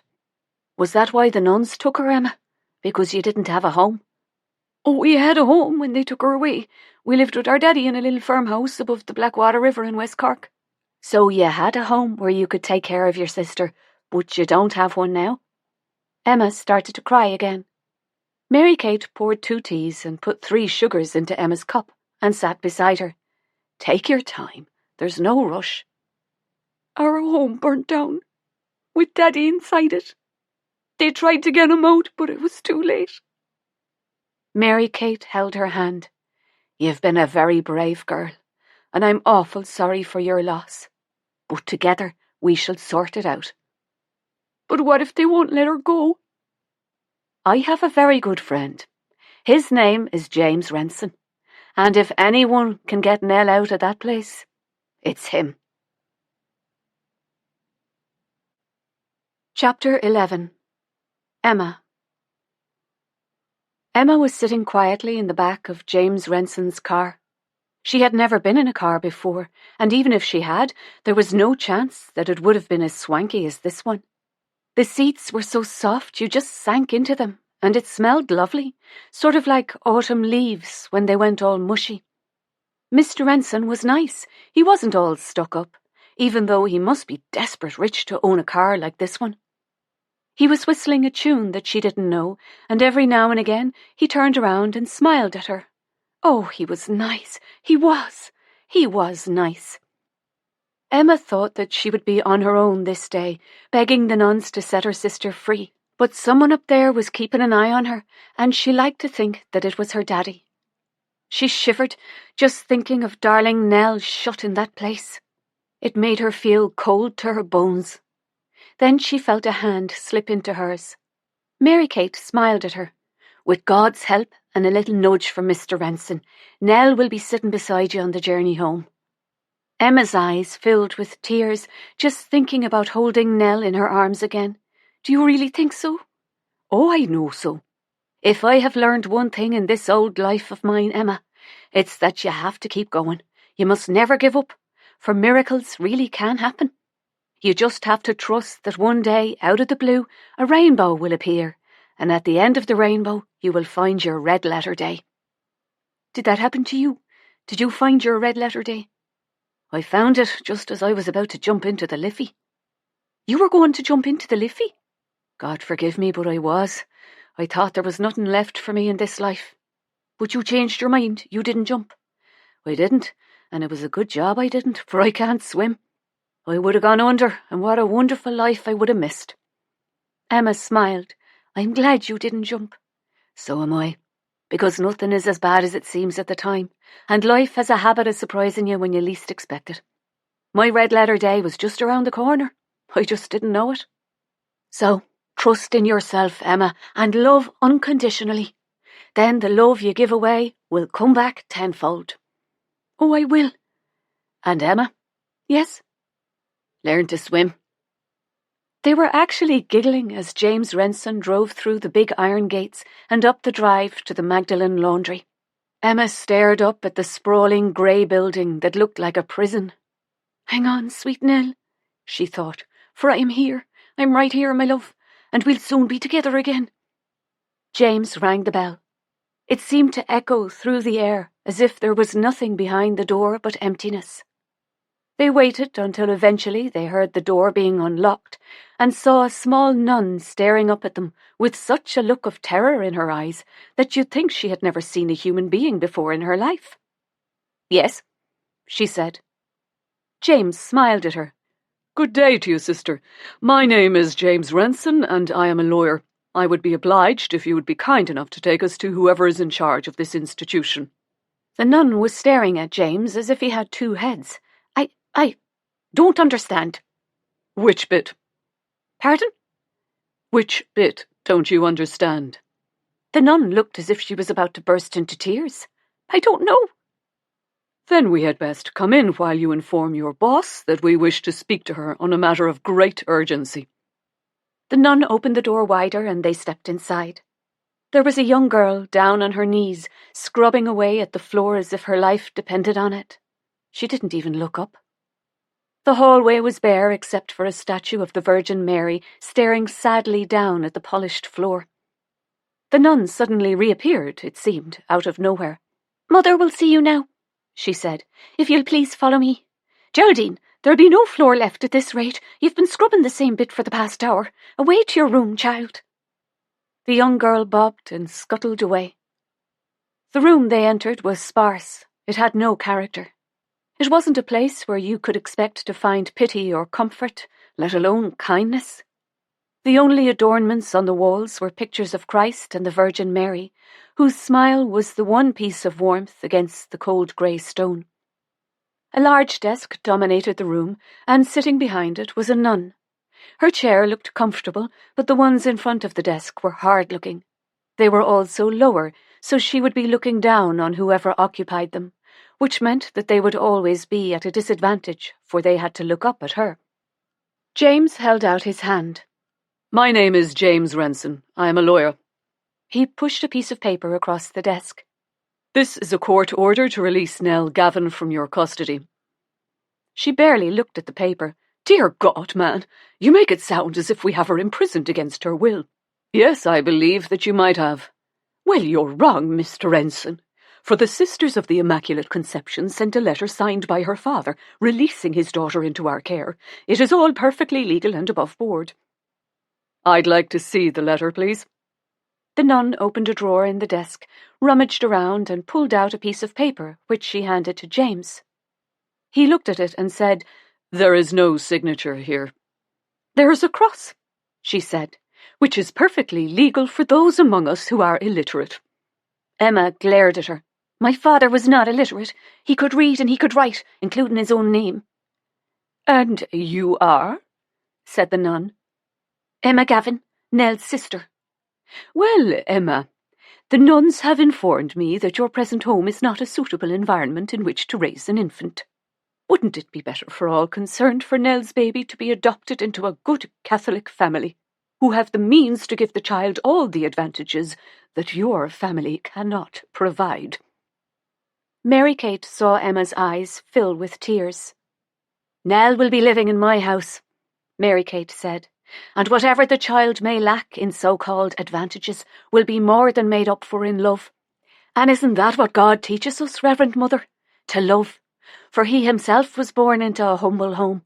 And when you entered the convent, didn't you take a vow of poverty and turn your back on all worldly things?" For a fleeting moment, the nun looked ashamed. She pressed a buzzer on the desk, which sent a nun hurrying through the door. "Please fetch Nell Gavin, sister." "She's at her dinner, Mother." "Just bring her here, please. I'm sure these good people can provide her with food. They seem to think that they can provide her with everything else." Once the nun had gone, the Reverend Mother started shuffling papers around on the desk, as if she was very busy. She had stopped speaking to them. The door opened and Nell walked slowly into the room. Emma's first instinct was to run to her, but as she looked into Nell's beautiful eyes, her heart broke. Her kind, trusting sister, who wouldn't hurt the smallest of creatures, looked defeated. Within these cold walls, it was as if all hope had been destroyed, her very soul had been crushed, and her heart broken. The nun looked up and stared at her. "It seems you are going home, Miss Gavin. Fetch your things." she told her. That was the moment when Emma had seen and heard enough. She placed herself between the nun and her sister. "She won't be fetching anything," she said. "Even if there was a king's ransom in her room, I wouldn't take it, for it would carry the smell of this place on its back." Emma felt a small hand slip into hers, and she squeezed it. Then Nell leaned against her and sighed. "I waited for you, Emma," she whispered. "I waited every day." Emma took her sister into her arms and stroked her hair. It felt rough and tangled, and it didn't smell like Nell, who carried the scent of the countryside about her as if it was part of her very bones. "I came as soon as I could, my darling, as soon as I could. I knew you wouldn't forget me. Forgetting you would be like forgetting to breathe. I want to go home, Emma. I want to see my daddy." This was not the time to tell her that she would never see her beloved daddy again. "Of course you do, my love. That is why I'm here, to take you home." The nun stood up. "You can't take her just like that, girl." "Oh, yes, I can, and I'll take the face off anyone daft enough to stop me." "But there are forms to be filled out." "Send them to me," said James Renson abruptly. "Right now, my priority is to get Nell as far away from this place as I can." Just as they were about to leave, he reached across the desk and pocketed the bogus court order. Chapter 12. Mary Kate. They drove in silence. There would be plenty of time to talk when they got home, and maybe not even then. Mary Kate turned around and looked at the two sisters. Nell had fallen asleep with her head on Emma's shoulder. The poor child looked exhausted, but the relief of having her out of that place and in her arms was wonderful. If love could make up for what she had been through, then she would heal. Emma would make sure of it. Her insides burned with anger. She knew that the Magdalen laundries had been in existence for years. She had heard rumours about the cruelty that went on in those places, and that wealthy American couples paid for the babies that had the misfortune to have been born there. Was there no compassion for these poor girls who were foolish enough to think that sex was love? And what about the lads in all this, who were able to just walk away, thinking they were great fellows altogether and getting pats on their backs from their mates? Why was there no laundry for them? Why was there no blame attached to them? Mary Kate felt ashamed that she had known and not given it much thought until now. The Catholic Church was revered in Ireland, and no one would say a bad word against it for fear of bringing the wrath of the local priest down on their heads. Ireland was a poor country. Most people lived hand to mouth, and yet they were forced to give birth to child after child when there was no way that they had the means to support them. And yet these women were strong. She admired their strength and their faith, and wondered if she could have done it herself. Mary Kate knew that not all nuns were unkind. It would have been wrong of her to tar them all with the same brush, for she had been taught by nuns herself, and they were lovely. They glided along the school corridors as if they were on wheels, and the girls were in awe of them, including herself. There was no cruelty in the little school she had attended, only kindness. Of all the nuns, Sister Berta had been her favourite. She was very beautiful, with lovely green eyes. Of course, none of them knew what colour hair she had, because it was hidden beneath the white wimple that she wore. But it was decided that it was red, like Maureen O'Hara's. The girls made up stories about why she had chosen to become a nun. Dervla Butler, who could lie herself out of a murder rap, said that she had it on good authority that Sister Berta had fallen in love with a Protestant fella and shamed her family. Of course, no one believed her. You couldn't believe a word that came out of Dervla's mouth. The girl was full of shite. Sister Berta had taken a shine to her and had wanted her to stay on at school. "You have a good brain in that head of yours, Mary Kate Ryan. It's a shame to waste it, for it was given to you by God himself. Your mother was clever too. That's where you get it from." "You knew my mother?" "I did, and she was a sweet girl, loved by everyone. We may never know why she left, but knowing her as I did, I'd say it wasn't because she didn't love you. She would have had her own reasons for going. We may never know what those reasons were, but I'd say she must have been desperate to get away." "But why couldn't she have taken me with her, sister?" "The thing about leaving a place is fine. If you were travelling to somewhere better, It's a bit of an adventure. But I have a feeling that your mother was walking into the unknown, because it was safer than staying where she was, and that took courage. She didn't abandon you, child. She left you with your grandparents, where she knew you would be safe and cared for. Her parting gift to you was the security of a loving home that she couldn't provide, and that was a very unselfish thing to do. I've never thought of it like that, sister. There is a lot in this life that we don't understand. That's where faith comes in. Knowing that God has a plan for all of us, your mother included. We just have to believe in his goodness. As they drove into Merrion Square, she saw Abby and Eliza looking out of the window.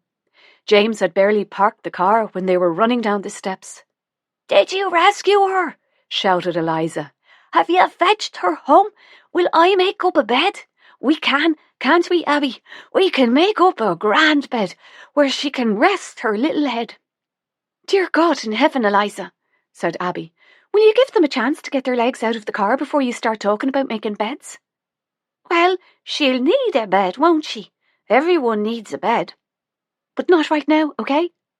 "I'm just trying to help, Abby. You know I like to help, and I'm desperate excited to meet her."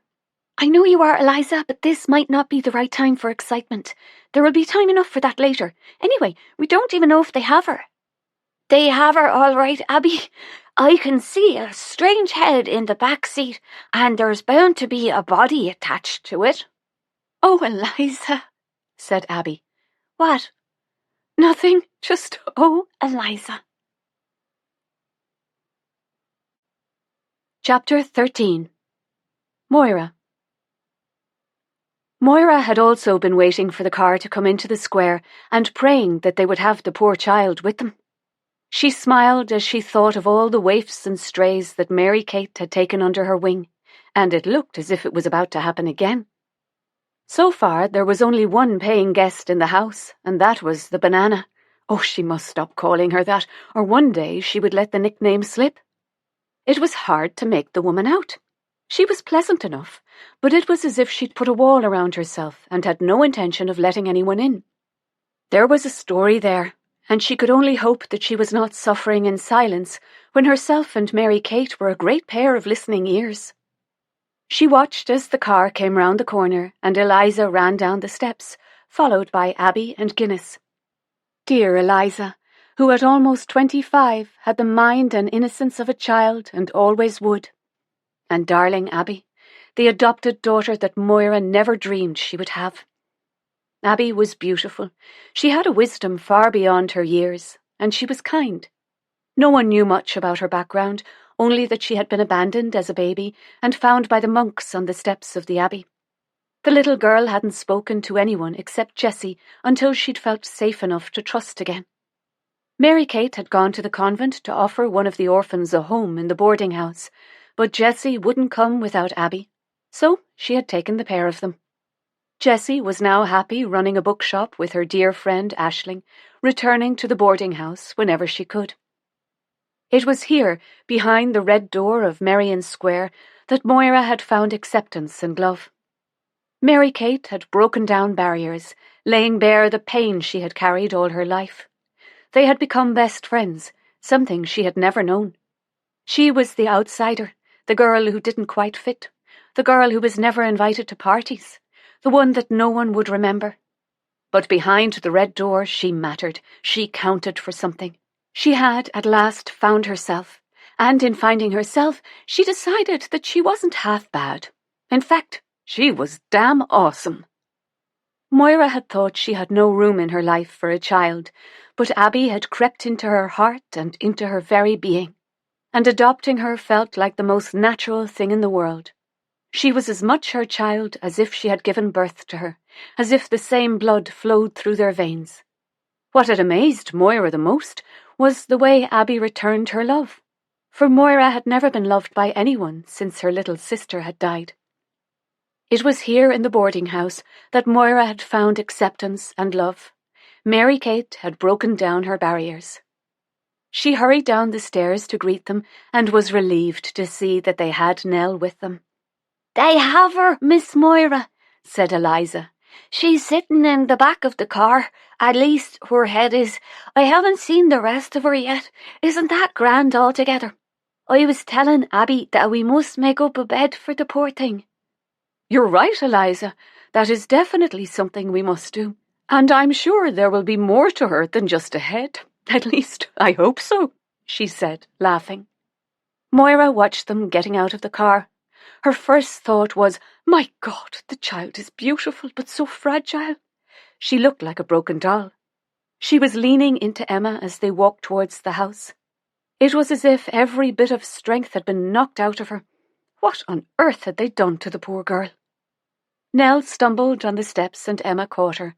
We're home now, love, she said gently. Nell looked up at the house. This isn't our home, Emma. Maybe not, my darling, but for now, this is where you will get well. This is where you will go strong, and this is what Daddy would want. Moira watched as Nell's eyes filled with tears. But I want to go to our home, she said. Look at me, Nell, said Emma.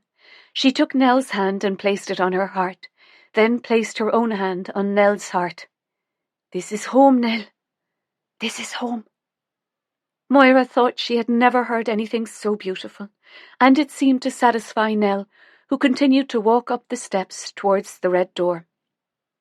As Mary Kate walked into the lounge, Eliza went to follow them, but Moira took her to one side. What Nell needs now is rest and a bit of peace. Eliza was nodding her head. And a bit of succor.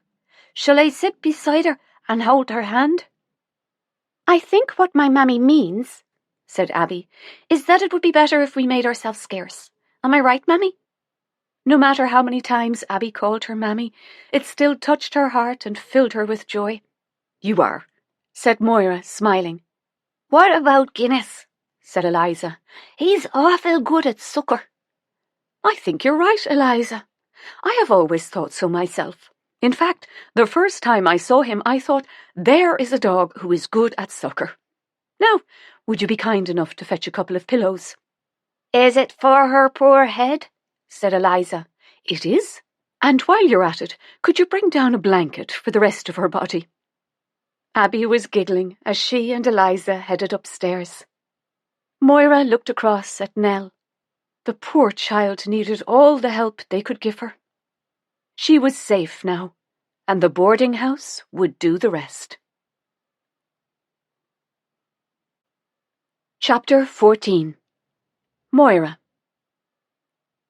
Moira had lit a fire in the room, and it was lovely and warm. They watched Nell sleeping on the couch. She looked very peaceful. Emma was sitting beside her on the floor, holding her hand. She looked across at Mary Kate. How can I thank you enough for what you've done for us? Our thanks will be to see you and Nell safe and well. That's all the thanks we need. We have no money, said Emma. We're not able to pay you. Moira laughed. My dear child, if we had been relying on money, this place would have gone to rack and ruin years ago. She smiled across at Mary Kate. Isn't that right, my friend? I suppose it is, said Mary Kate. I can work for our keep, said Emma. I can cook and I can clean. In fact, I can turn my hand to almost anything. I was brought up on a farm. Daddy was neither use nor ornament, but it wasn't his fault. He was a lovely man, but addicted to the demon drink. Then you would be a great help here. What do you think, Moira? I think you would be doing us a favour, Emma. Emma's eyes filled with tears. Then you'll take me on? If you would like to, said Mary Kate. And Nell? Mary Kate looked across at Moira, who nodded. We would love to have you both, if that's what you would like. Oh, I would, and I won't let you down. I'll work my fingers to the bone for you. Mary Kate laughed. Well, there'll be no need for that. Emma shook her head. You don't know what you have done this day. We are strangers, and yet you have given us a home, and I will be forever grateful to you both. Mary Kate smiled. Well, the first thing we must do is get Nell seen by a doctor. And then we'll go on a grand shopping spree, said Moira, grinning. We have a baby on the way who will need dressing. Just then Eliza and Abby burst into the room. A baby, said Eliza. Where is it? Mary Kate put her finger to her lips. Shush, Nell is sleeping. Is the baby in Nell's tummy? Said Abby softly. Moira smiled and nodded.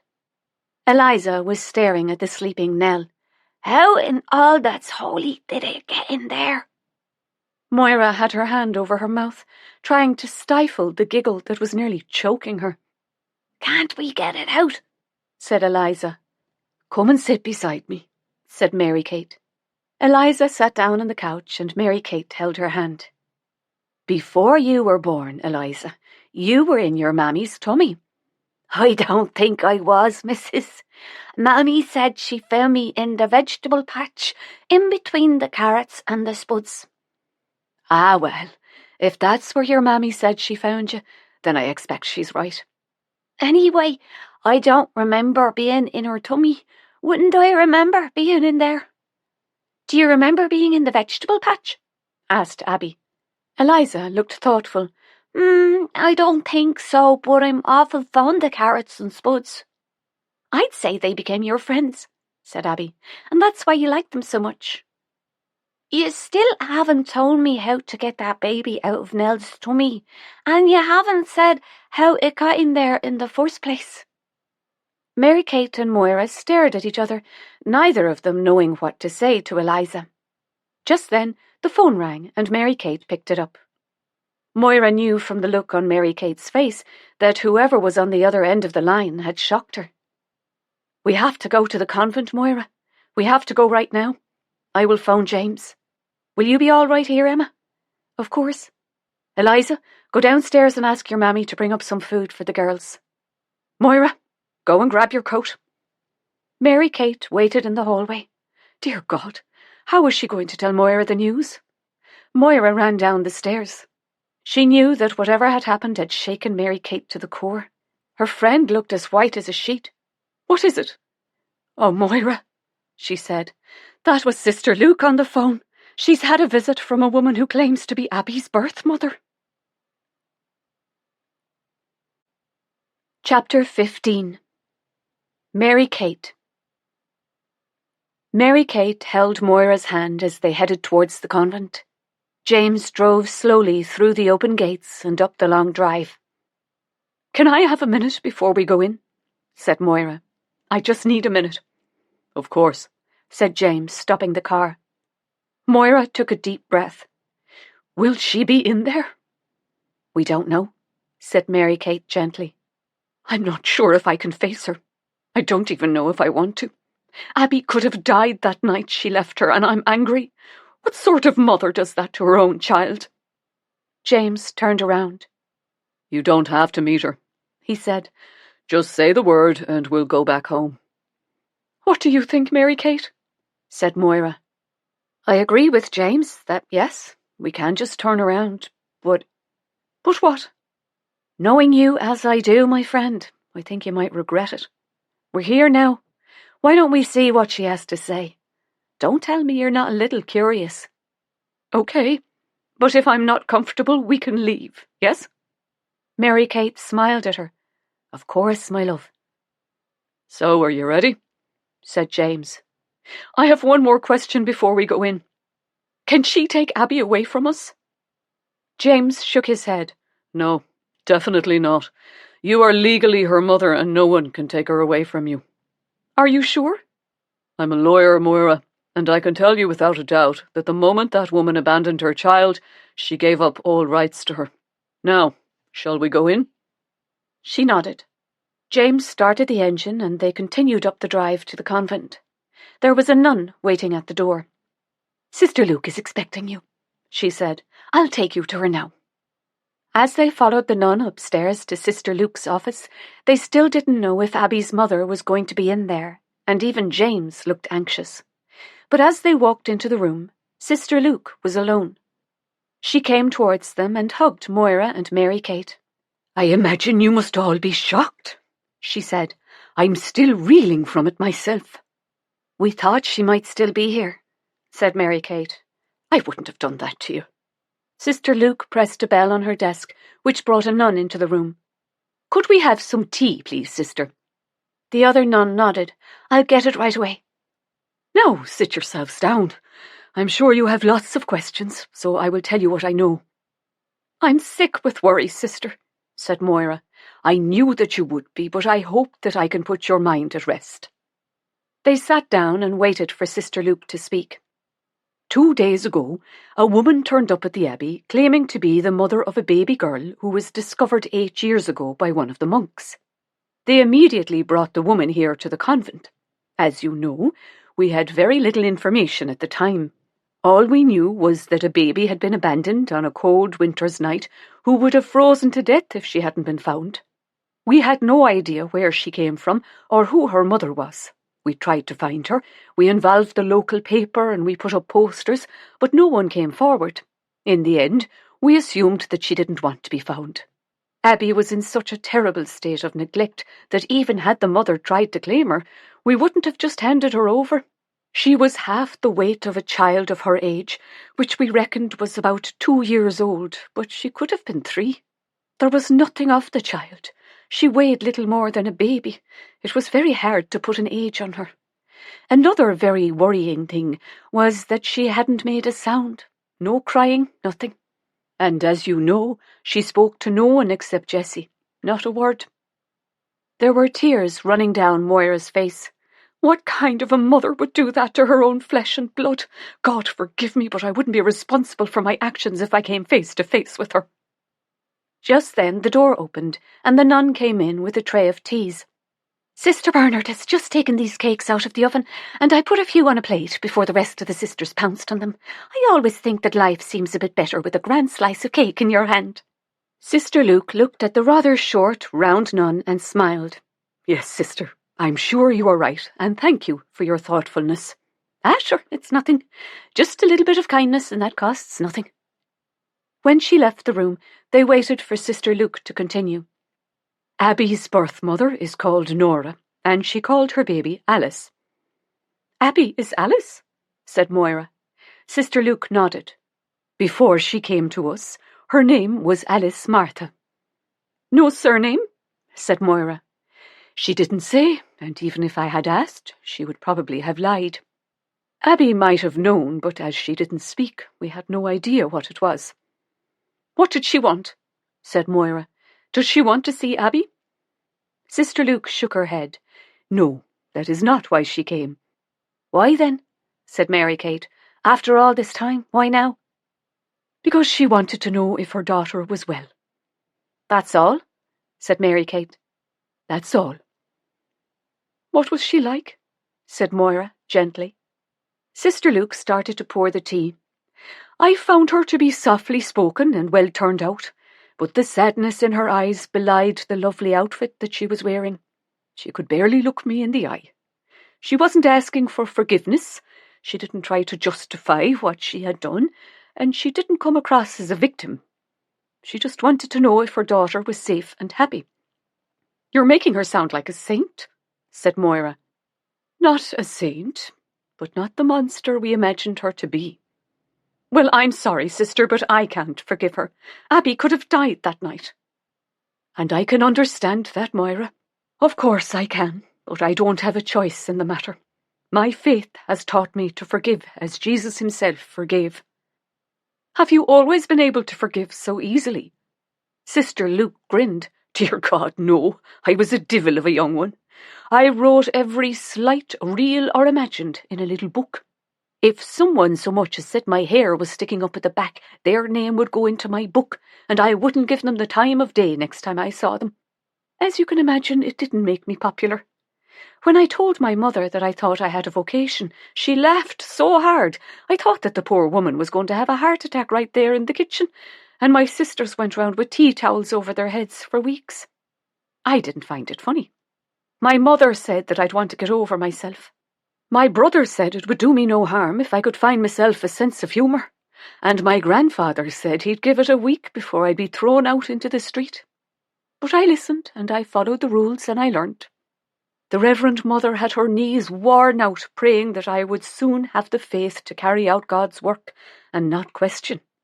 Have a cake. Sister Bernard makes a grand bit of cake. They helped themselves, and then Mary Kate spoke. Did she tell you about her life? Not at first. I think she was too ashamed, but little by little I eased it out of her. and it was not easy to hear. Something has been puzzling me, said James, who, until now, had kept silent. Tell me, said Sister Luke. How did she know that her daughter was taken into the abbey? Because, Mr. Ensign, she was there. The night that Abby was found? Sister Luke nodded. I will tell you what I know, but let me warn you, it's not a pretty story. Mary Kate looked across at Moira. Do you want to know? Because you don't have to. We can leave it in the past, and maybe the past is the best place for it. It's not that I want to know, said Moira, but as Abby's mother, I think I should know. Whether we like it or not, it is a part of Abby's life, and even though she might not remember it, it will have shaped who she is, and I need to understand. You're right, of course, said Sister Luke, standing up. I think that perhaps more tea is needed. Once the nun had left the room, Mary Kate turned to Moira. Are you sure about this? She said gently. Because if you're not, we can come back another day. I need to know, Mary Kate. This is Abby's story, and so it is mine. They were all crying by the time Sister Luke had finished speaking.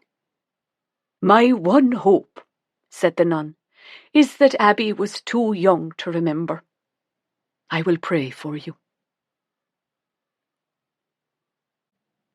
Chapter 16. Nora Clancy. Nora pushed open the old wooden gate and walked into the cemetery. She sat on a bench and thought about what had just happened. She had expected to be turned away, but instead she had received kindness. There had been no judgment, even though she deserved it and expected it. In fact, she had needed it, for there had been no retribution for the sin of neglecting her daughter. The nun hadn't told her where Alice was living, and she hadn't asked. All she had said was that Alice had grown into a beautiful, kind girl who was loved and cared for, and that had been all she needed to know. Sister Luke had held her hand. Don't you think that it's time you forgave yourself, Nora? She'd asked gently. The God I have come to know is not a vengeful God. He knows who you are, and he can see into your heart. It was brave of you to come here today, and you should be proud. Sure, don't we all deserve a second chance? Maybe not everyone does, she'd said sadly. Graveyards had never scared her. It was the living who had broken her heart and her spirit. She looked over the rows of graves that spread out across the cemetery. Some had pots of fresh flowers, balancing on the earthy mounds, the only colour in this otherwise colourless place. Others were crumbling to the ground, or leaning so far over that it looked as if they were having a private conversation with the grave next to them.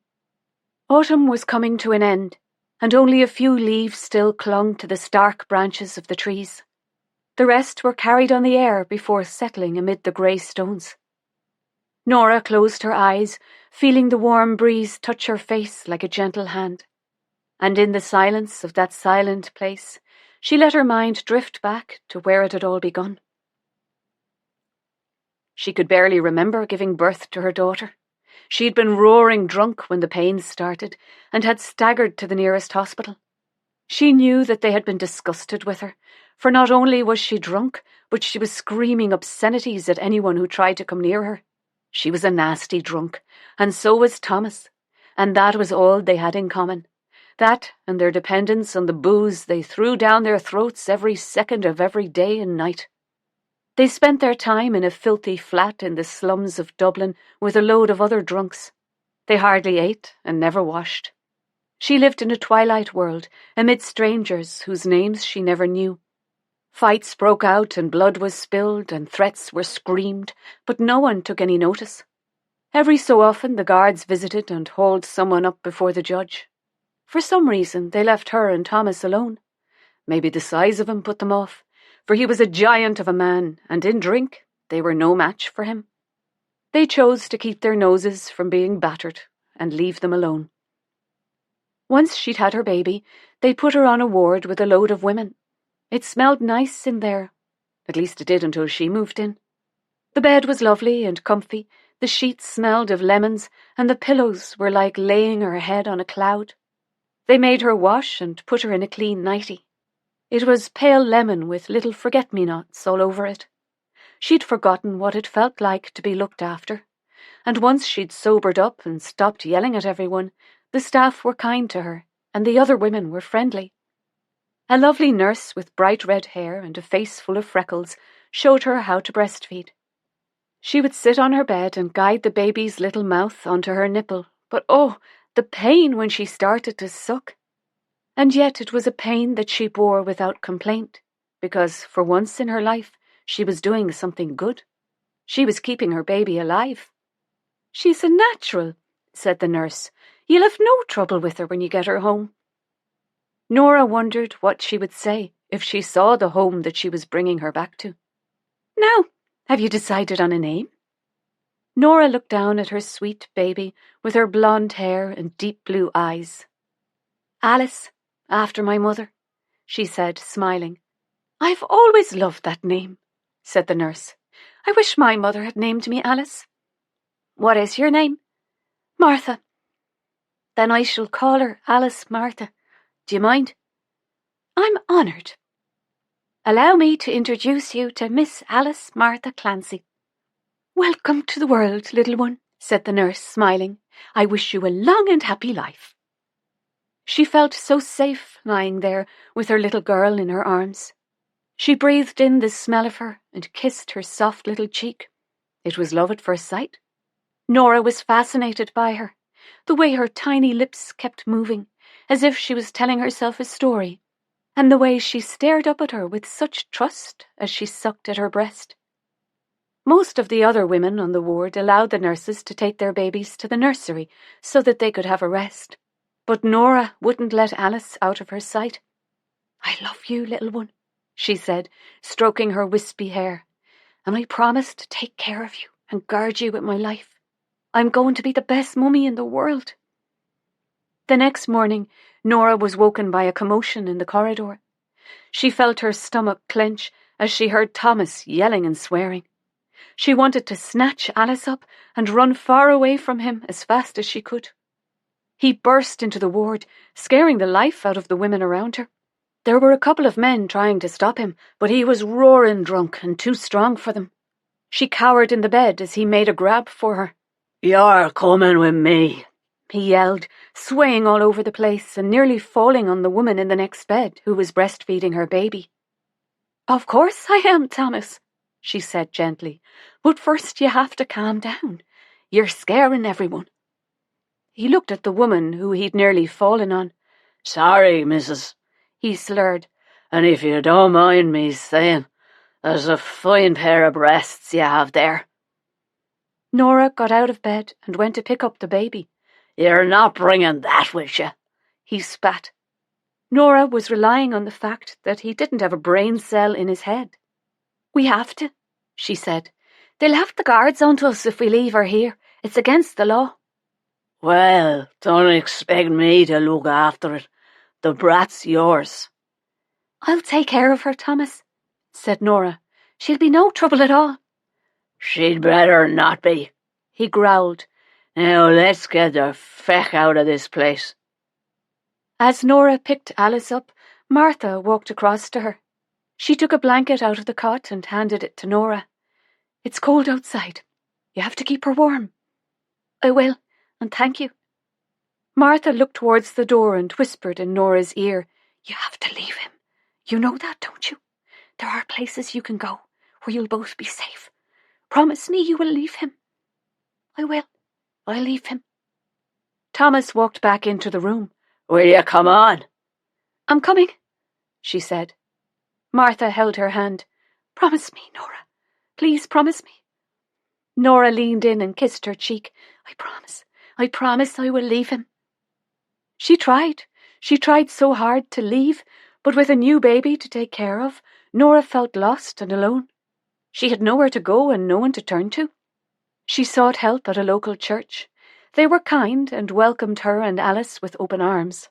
They made her feel safe, but Thomas found her. He always found her, and he wore her down with his promises of a better life that she wanted so much to believe. But nothing changed, and she felt like a fool for thinking that it would. A fool to think that Thomas could ever be anything more than a pathetic drunk.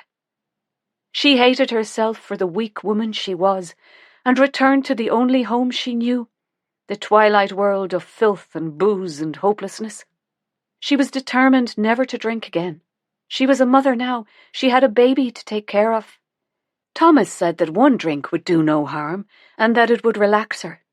It did, but she didn't stop at one, and that was what Thomas was banking on. Her promises to Martha and to her baby disappeared like so many broken dreams. There were days when Nora forgot she had a baby. One drunken woman slapped her awake and pressed Alice to her breast. "Feed your child, you useless cow," she'd screamed. How Alice survived babyhood was a miracle. She was a child who was neglected and ignored. If she cried, Thomas yelled at her to shut up, and so she learned to be quiet. She didn't even try to speak. She was a sad, lonely little girl, trying to survive in a filthy room full of sad, lonely drunks. After drinking all day, Nora staggered to the toilet.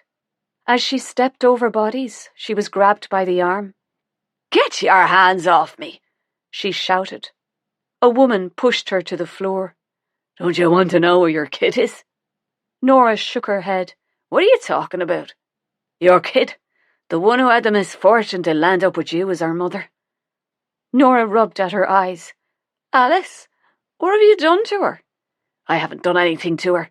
See that pile of rags in the corner? Well, that's John, and he says your kid just walked out of the flat." "What do you mean, walked out of the flat? She's just a baby. Why didn't he stop her?" "Because he can hardly stand up and he's not her bloody minder, and why do you care anyway? You've never cared about her before." "Of course I care about her." The woman grabbed a handful of her hair. "Who do you think feeds her?" Nora was trying to make sense of what was happening, but her head was a mess. "I need a drink," she said. The woman shook her. "Look around the room. We may be a load of lowlifes, we may be the dregs of Dublin, but we still have hearts, and we have cared for Alice as if she were our own, because we are all she has. We share what little we have with her, and what we don't have, we take." Nora could feel her eyes closing, and the woman shook her again. "I said, look around the room." Nora rubbed at her eyes and tried to focus. "See that young girl over there?" Nora could feel her eyes getting heavy. All she wanted was drink and sleep. The woman yanked her head back. "I said, see that young girl over there? Every morning she steals milk from doorsteps for Alice. And that old woman over there, well, her name is Bertha. See that doll on the floor? She found that doll in a trash can. It's the only toy that Alice has ever had. Since your child was a baby, that old woman has rummaged through bins for bits of rags to make nappies. Alice sleeps beside her every night because that is where she feels safe." Nora struggled to get the woman off her, but she was slapped hard in the face, banging her head against the wall. "I want you to remember her name, you lousy bitch. It's Bertha. Say it." Nora's head was throbbing. "Feck off." "I said, say it," the woman yelled. "Okay, Bertha, bloody Bertha. Happy now?" The woman put her face so close to Nora's that her stinking breath made her retch. "You bag of shite. You should be down on your knees thanking that poor old sod, because she's the closest thing to a mother that Alice has ever known." Nora pressed her hands against the filthy floor and eased herself up. She looked across the room at the old woman and felt sick with shame. "Bertha," she said softly. The woman let go of her and stood up. "Yes, Bertha." Nora picked up the doll and hurried towards the door. Before opening it, she looked back at the woman. "Thank you," she said. "Thank you all." The woman nodded. "Now go and get your kid, and if you bring her back here, I'll knock the living daylights out of you." "I won't bring her back," she said. "I won't, I promise." It was freezing outside, and her feet were bare, but she kept running, calling her daughter's name as she ran. What had she done? What if Alice had wandered into the road? If she died, it would be her fault.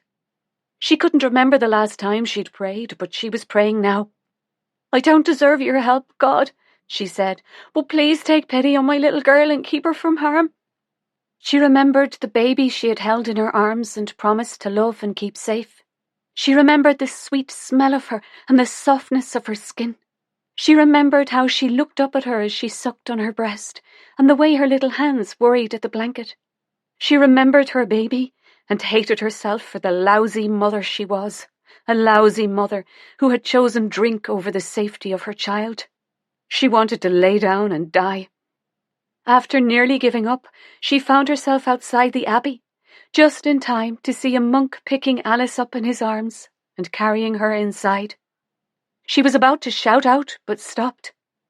This was the only gift she could give her, to walk away and let her have a life where she would be cared for, a life where she would be safe. She held the doll in her arms and looked up at the abbey. "I will always love you, little one," she whispered, then walked away from the only good thing she had ever known. Chapter 17. Emma. Nell had taken to following Emma around as she cleaned and polished the boarding house. Emma sighed. "Please stop following me, love. I have work to do, and you need to rest." Nell frowned at her. "We've been here ages." "We've been here 3 weeks, Nell." "Well, I want to go home. I want to see my daddy. He'll be lonely without us. Who's going to cook his eggs and bacon in the morning and make his old bed and cut his whiskers when they get too long? We must go home now, right this minute. I'll ask Eliza if she would be kind enough to clean the house. But we have to go home today." Emma didn't know what to say to her sister. Nell was still in shock after what had happened to her. How could she tell her that they had no home and that their daddy was dead? She knew that there would come a time when she would have to tell her, but it wasn't today. Emma sat on the bed, and Nell sat down beside her. Emma placed her hand gently on Nell's tummy. "We have to care for your baby first, my love. It wouldn't be good for either of you to travel all that way just yet." "When can we go, then?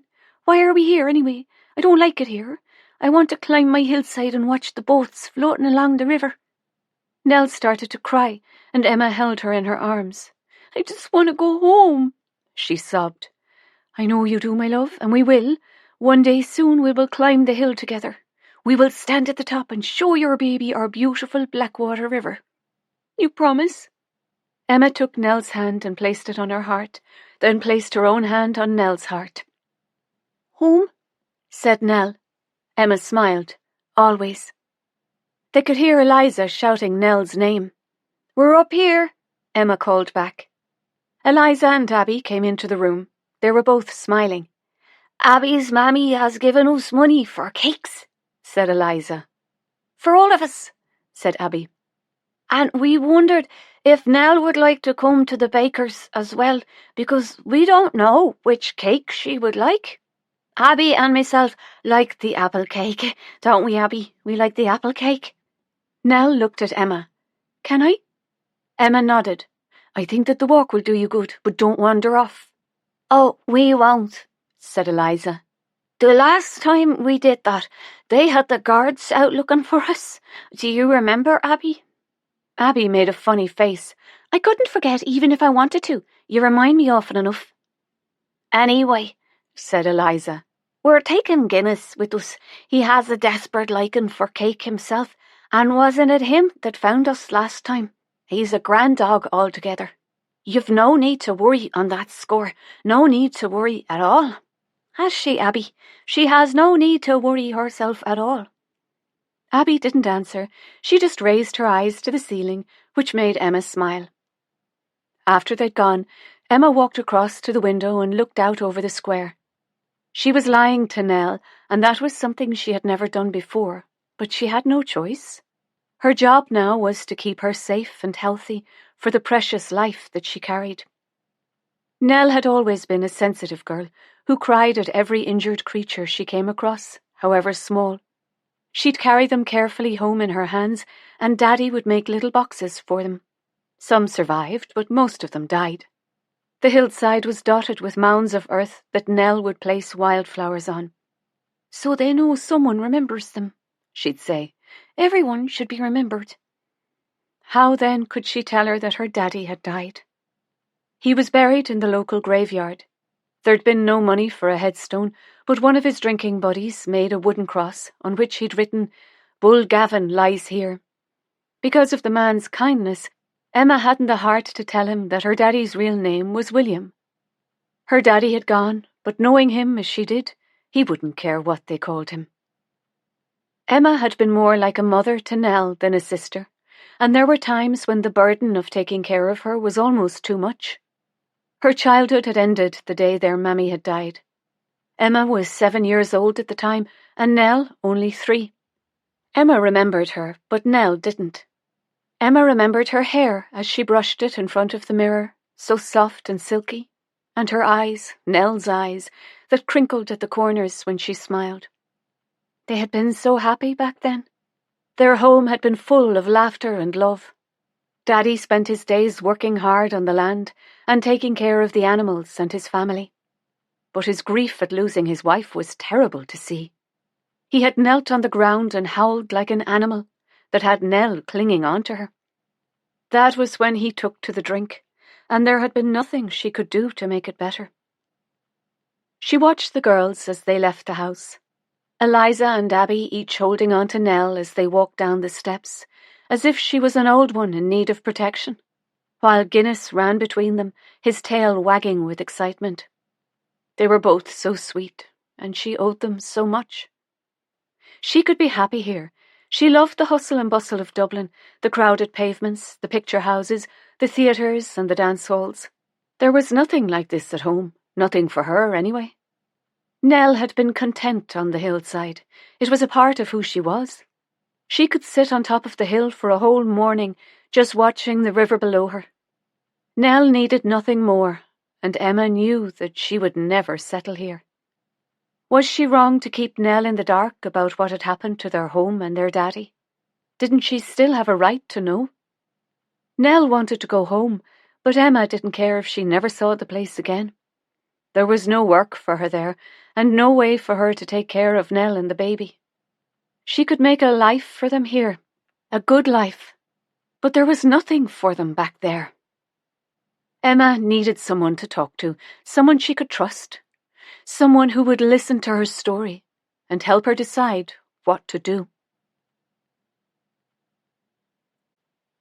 Chapter 18.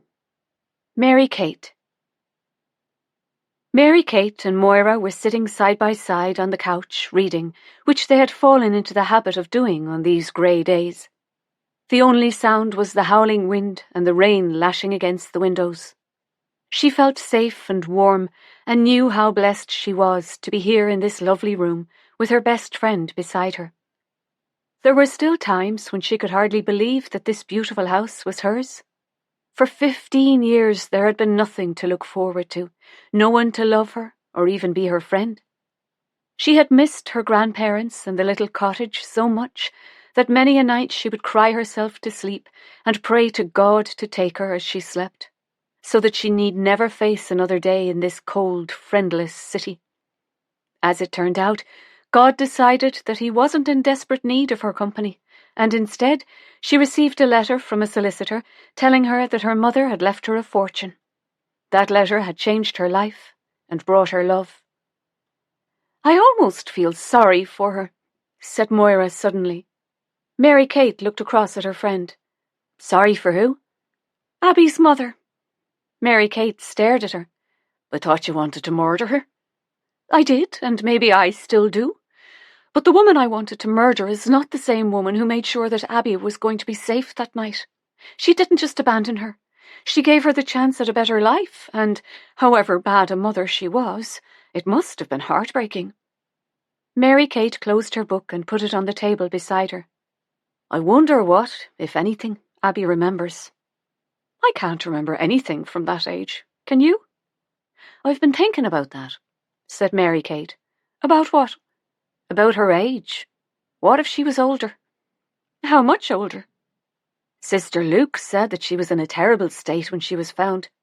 So small and thin that it had been hard to know what age she was. What if she was older than 2?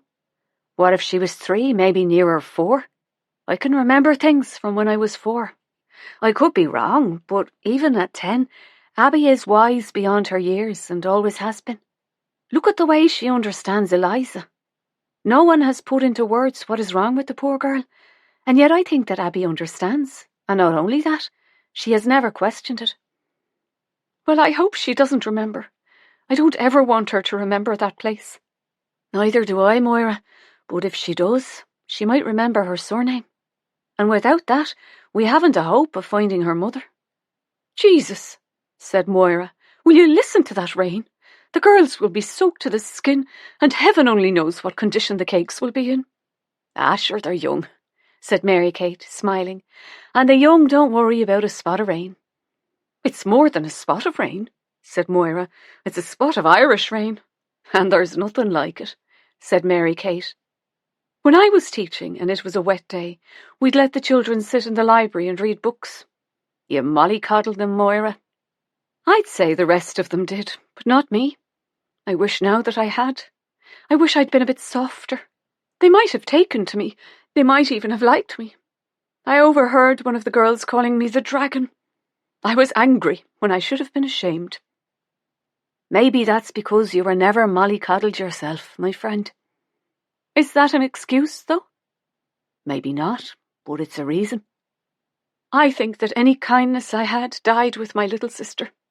So perhaps you've been protecting yourself ever since. I was raging when Sean died. I was giving our dear Lord all kinds of grief for taking him from me. There are still days when I give out to the poor man. But wasn't it worth it, to have found him and loved him? Said Moira. Isn't grief just love with nowhere to go? Mary Kate looked at her friend and started to laugh, till the tears were rolling down her cheeks.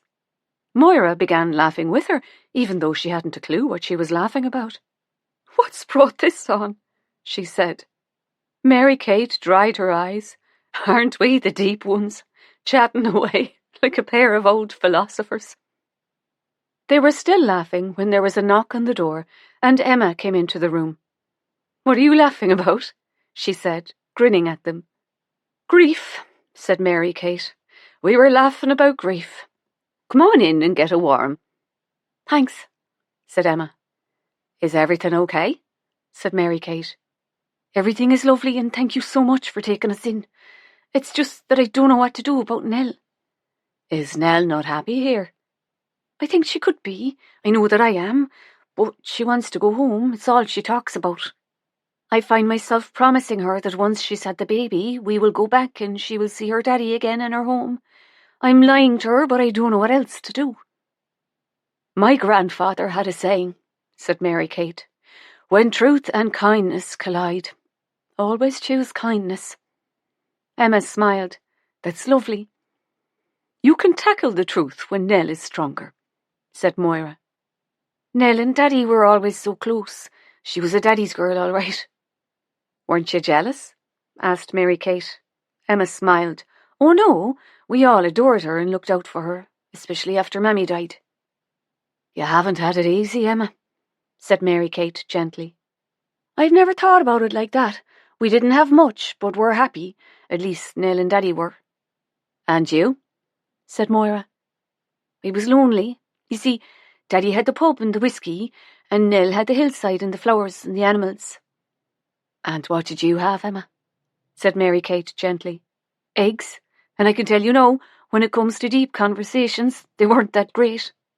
Oh, Emma, said Mary Kate, grinning. It's true, I had eggs, and I don't miss them one little bit. So you think that you could settle here? Said Moira. I know I could. There's so much more to do.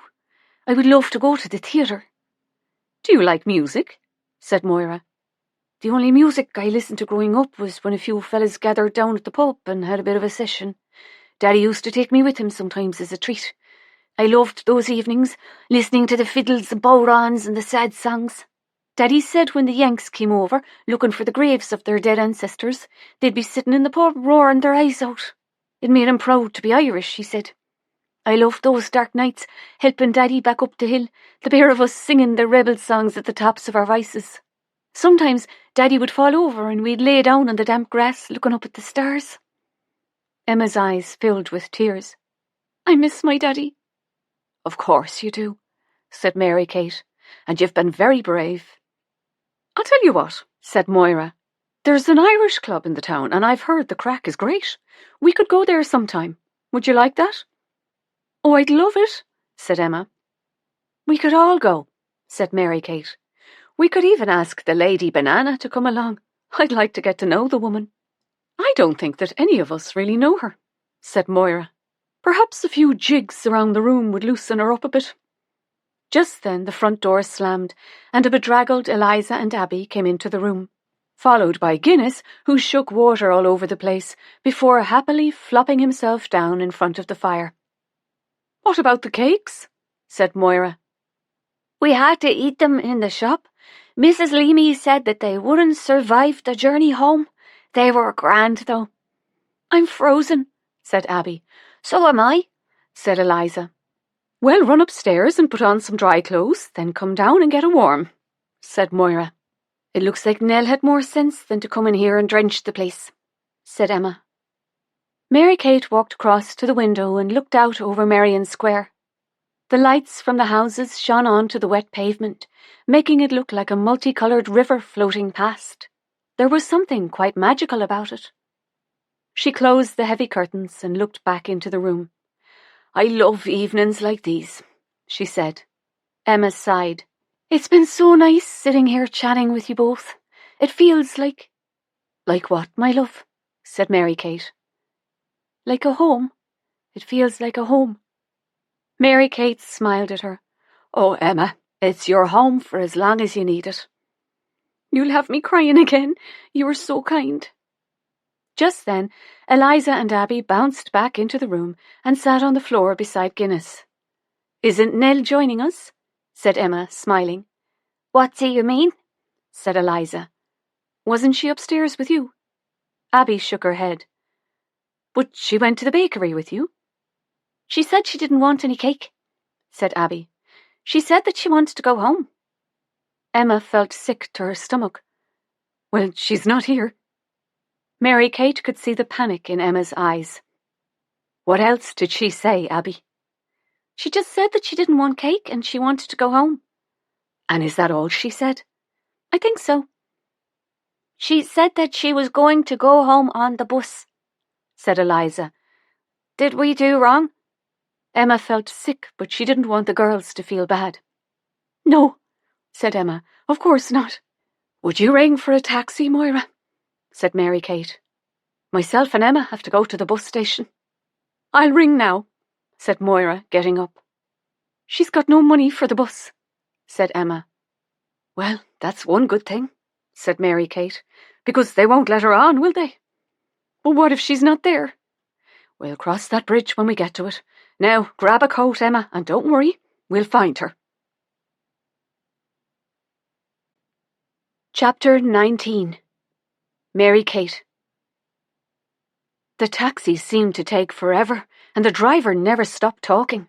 They heard about his dead mother, his aunts, his cousins, their cousins, and his poor wife. He didn't say why she was poor, and they didn't ask for fear he'd feel the need to tell them. And if that wasn't bad enough, they got a blow-by-blow account of his dodgy bowels, complete with vivid descriptions. If Mary Kate had been in possession of an iron bar, she'd have whacked him over the head with it. His last words as he pulled up outside the bus station were, did they want him to wait? Mary Kate and Emma both said a very definite no at the same time. This didn't put him off, though. "Me name is Paddy Houlihan," he shouted after them. "You can ask for me the next time you want to spin." If they hadn't been so worried about Nell, they would have been laughing. The bus station was crowded. Emma started barging through people and jumping over cases with Mary Kate behind her, apologising as she ran. "I can't see her," said Emma. "Can you see her, Mary Kate?" "Don't worry, she'll be here. We'll find her." "I see her!" screamed Emma suddenly. "Over there!" Mary Kate looked across to where she was pointing, and there was Nell, with a face like thunder, sitting on a bench, and sitting beside her was the banana. Emma ran across and tried to put her arms around her sister, but she was having none of it. "Nell, darling, I've been so worried about you." Nell turned away. "Well, you didn't have to. I can take care of myself. It's all her fault," she said, glaring at Alana. "She told the driver man not to let me on the bus." Mary-Kate smiled at Alana and mouthed, "Thank you." Emma knelt in front of Nell and held her hands. "I know how much you want to go home, and if it was possible, I would take you. You know I would, don't you?" Nell nodded. "But why isn't it possible, Emma?" Mary-Kate looked across at Alana. "Shall we go and find a cup of tea?" Alana nodded and stood up. "That would be grand," she said. Emma watched them walk away and then sat on the bench beside Nell. "Sometimes, my darling girl, the path we were travelling gets all tangled up and we have to find another one. The new path will be different and we may not like it, but we have to give it a chance." Nell frowned. "I don't understand." Emma sighed. She was making a pig's ear of this, talking about old paths and new paths. No wonder Nell didn't have a clue what she was talking about. "Did our house get all tangled up, Emma?" "I'm afraid it did, Pet." "And did Daddy get all tangled up?" Emma nodded. "I'm so sorry, my darling." "Why didn't you just tell me that Daddy was dead?" "I didn't think that you were strong enough to hear it, and I'm sorry. I'm not a child, Emma, even though people treat me as if I am. I do understand things. I just don't have a need to shout about it. Sometimes I trust people when I shouldn't, like Tommy. I think that is why I prefer the company of the birds and the little creatures, because they don't pretend to be something they're not." Tears were running down both their faces as she held her beloved sister in her arms. "Don't ever change, my Nell. Not for anyone. I loved my Daddy." "You can still love him, Nell, and remember all the lovely things he did for us. When he wasn't roaring drunk." Emma smiled. "Yes, when he wasn't roaring drunk." "Do you think there'll be a pub in heaven?" "Bound to be." "I hope so, because that's where Daddy was happy, just like I was happy on my hillside." "Emma?" "Yes, my love." "Is my hillside all tangled up too?" Emma smiled. "No, my darling, your hillside is exactly as you left it." "Then I must go back. I must say goodbye." "That's what we'll do then. We'll go back and we'll say goodbye together." Meanwhile, Alana and Mary-Kate had found a small cafe on the other side of the station and were happily drinking tea and munching away on apple cake. They were seated by the window, watching the world and his wife passing by. "No wonder you like coming here," said Mary-Kate.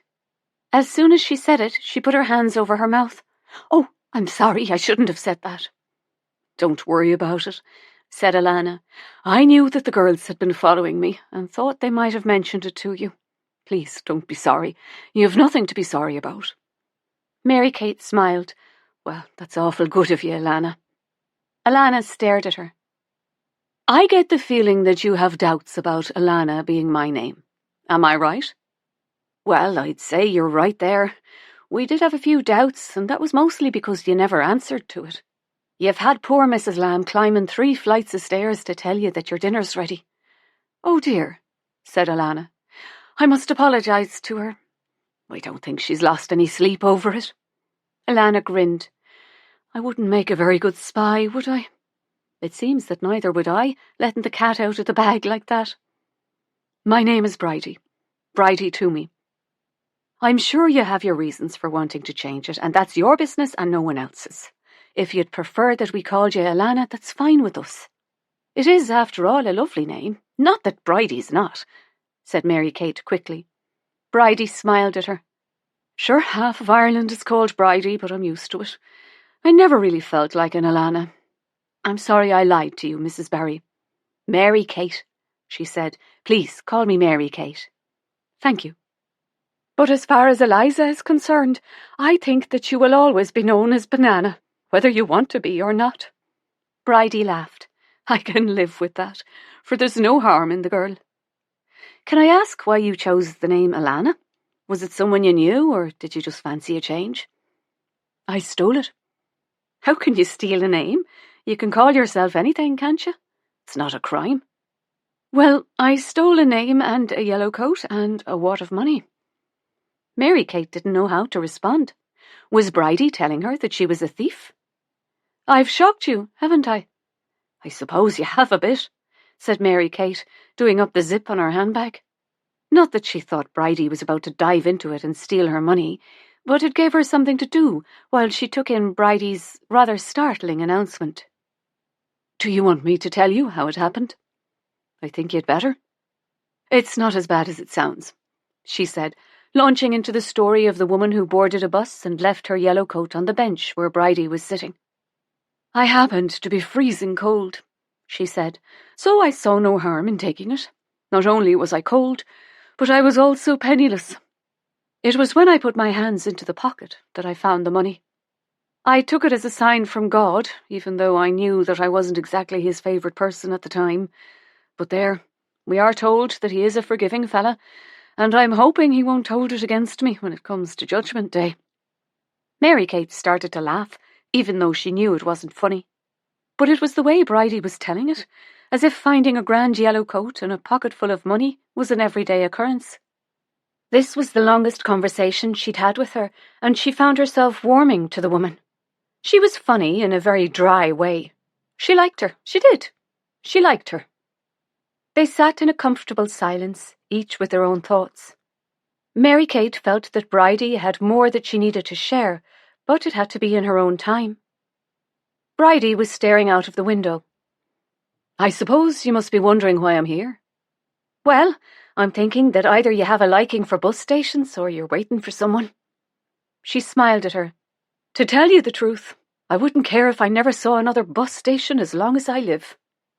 Mary Kate nodded. So, you are waiting for someone? I don't want to bore you with my problems, Mary Kate. I'm not easily bored, and I find that it helps to get things off your chest. Whatever your story is, it's safe with me, and I won't be broadcasting it all over Dublin. Mary Kate could see that Bridie was struggling and unsure of letting go of a problem that she must have been carrying on her own for so long. Mary Kate touched Bridie's arm. I might even be able to help. Unless, of course, you've murdered someone, and then it might be a bit tricky. Bridie laughed, and it eased the tension between them. I was a nun, she said. A nun? Said Mary Kate. Well, that was the last thing I thought you'd say. Well, it's the truth, and I'm not even sure that I had a vocation, but I persuaded myself that I did. To be honest, I think that I was hiding away from the world. Nothing was expected of me at the convent, and it gave me something that I had been yearning for. And what was that? Said Mary Kate. Acceptance. I felt accepted, and that was all I thought I needed. I was happy there, at least I told myself that I was. So why did you leave? Said Mary Kate. I fell in love. With who? With a priest, and he fell in love with me. It was the most wonderful and unexpected thing that had ever happened. We struggled with it for over 5 years until it nearly broke us, and we knew that we had to be together. The plan was for Stephen to leave first, and for me to leave a month later. We were to meet here at the bus station and begin our new life together, but you see, he didn't turn up. So you come here every day? It's where I feel closest to him, and where I hope that he will look for me. Mary Kate could feel her eyes filling with tears as she listened to Bridie's story. I don't know what to say, Bridie, except that I am so very sorry. You must be heartbroken. There are days when I sit here and feel like the biggest fool that ever lived, and yet there are days when I know Stephen would never have done this to me, and so I wait. Did you return to the convent to make sure that he hadn't gone back? I couldn't. I just couldn't. I was too ashamed. Mary Kate reached across and held her hand. If you ever need any company, I'd be glad to sit beside you until he turns up. Then I'd make myself scarce. Do you know what? What? I feel better. Sharing this with you has made me feel less alone. Thank you. I feel better too, said Mary Kate, knowing that I won't be harbouring a murderer. Just a thief, said Bridie. They were both laughing as they linked arms and walked over to the girls. When they arrived back at the boarding house, Mrs. Lamb brought up bowls of soup for them all. This will stick to your ribs and warm you up, she said, smiling. I'm happy to see you back home, Nell. Nell smiled at her. Oh, but this is not my home. Of course it's not, pet, but isn't it a grand place to lay your head for a while? It is, Mrs. Lamb, and I'm grateful. You're a lucky girl. It might not feel that way right now, but you couldn't have landed up in a better place. I'd say that God in his wisdom guided you here, as he has guided many a lost soul, myself included, for he knew that you would find kindness behind the red door. Nell smiled. Maybe it wasn't God who guided us here, Mrs. Lamb. Maybe it was my daddy. And now, I hadn't thought of that, but I'd say that you are probably right. Now, I leave you to tuck into the good soup. It will put hairs on your chest. I hope not, said Emma, grinning. So do I, said Nell. After Mrs. Lamb had left, they did indeed tuck into the soup, and it was lovely. Even Nell was enjoying it. The evenings were drawing in, and although it was only 5 o'clock, it was already dark outside. The rain was still battering the windows, and it was blowing up a storm. Moira got up and pulled the curtains. She looked around her. I love this room, she said. It has seen some things, hasn't it? Said Mary Kate. Moira smiled at her. If these walls could talk, we'd be here all night if they did. Emma smiled at her sister. It's nice to see you eating, darling. And I think you have a bit more colour in your face, said Mary Kate. You were terrible pale when we picked you up from that awful place. I missed Emma. I thought she'd forgotten me. I thought everyone had forgotten me. I felt exactly the same in my time, said Mary Kate. So I understand how you must have felt. But there you are. You were wrong, and so was I. You must be patient, Nell, for good things are waiting beyond the next bend. You may not see them, but they are there. Nell's eyes filled with tears. They wanted to take my baby. They said they had a lovely couple in mind who hadn't been blessed with a family of their own, and would be delighted to adopt mine. Dear God, said Moira, raising her eyes to the ceiling. The cheek of them. I told them that I wanted to go home and that I wanted to keep my baby, but they said that I had sinned against God and that I was a wicked, selfish girl to even think of keeping it. It's themselves that are the wicked ones, said Moira. It makes my blood boil. Nell smiled. You saved me, she said. Emma put her arms around her. I would have crossed oceans to save you, my darling girl, and it breaks my heart to know what you have gone through. They weren't all wicked, said Nell. There were some who cared for us and felt sorry for us. There were some who were kind. I think that the kindest people are those who had known suffering themselves, said Mary Kate. Like yourself, said Moira. For heaven's sake, I'm no saint. Well, you're the closest thing to a saint that I have come across, said Moira. Enough now, said Mary Kate, grinning. You'll have me canonised. Nell looked across the room at Bridie. I'm sorry that I was rude to you, she said, but I wanted to go home.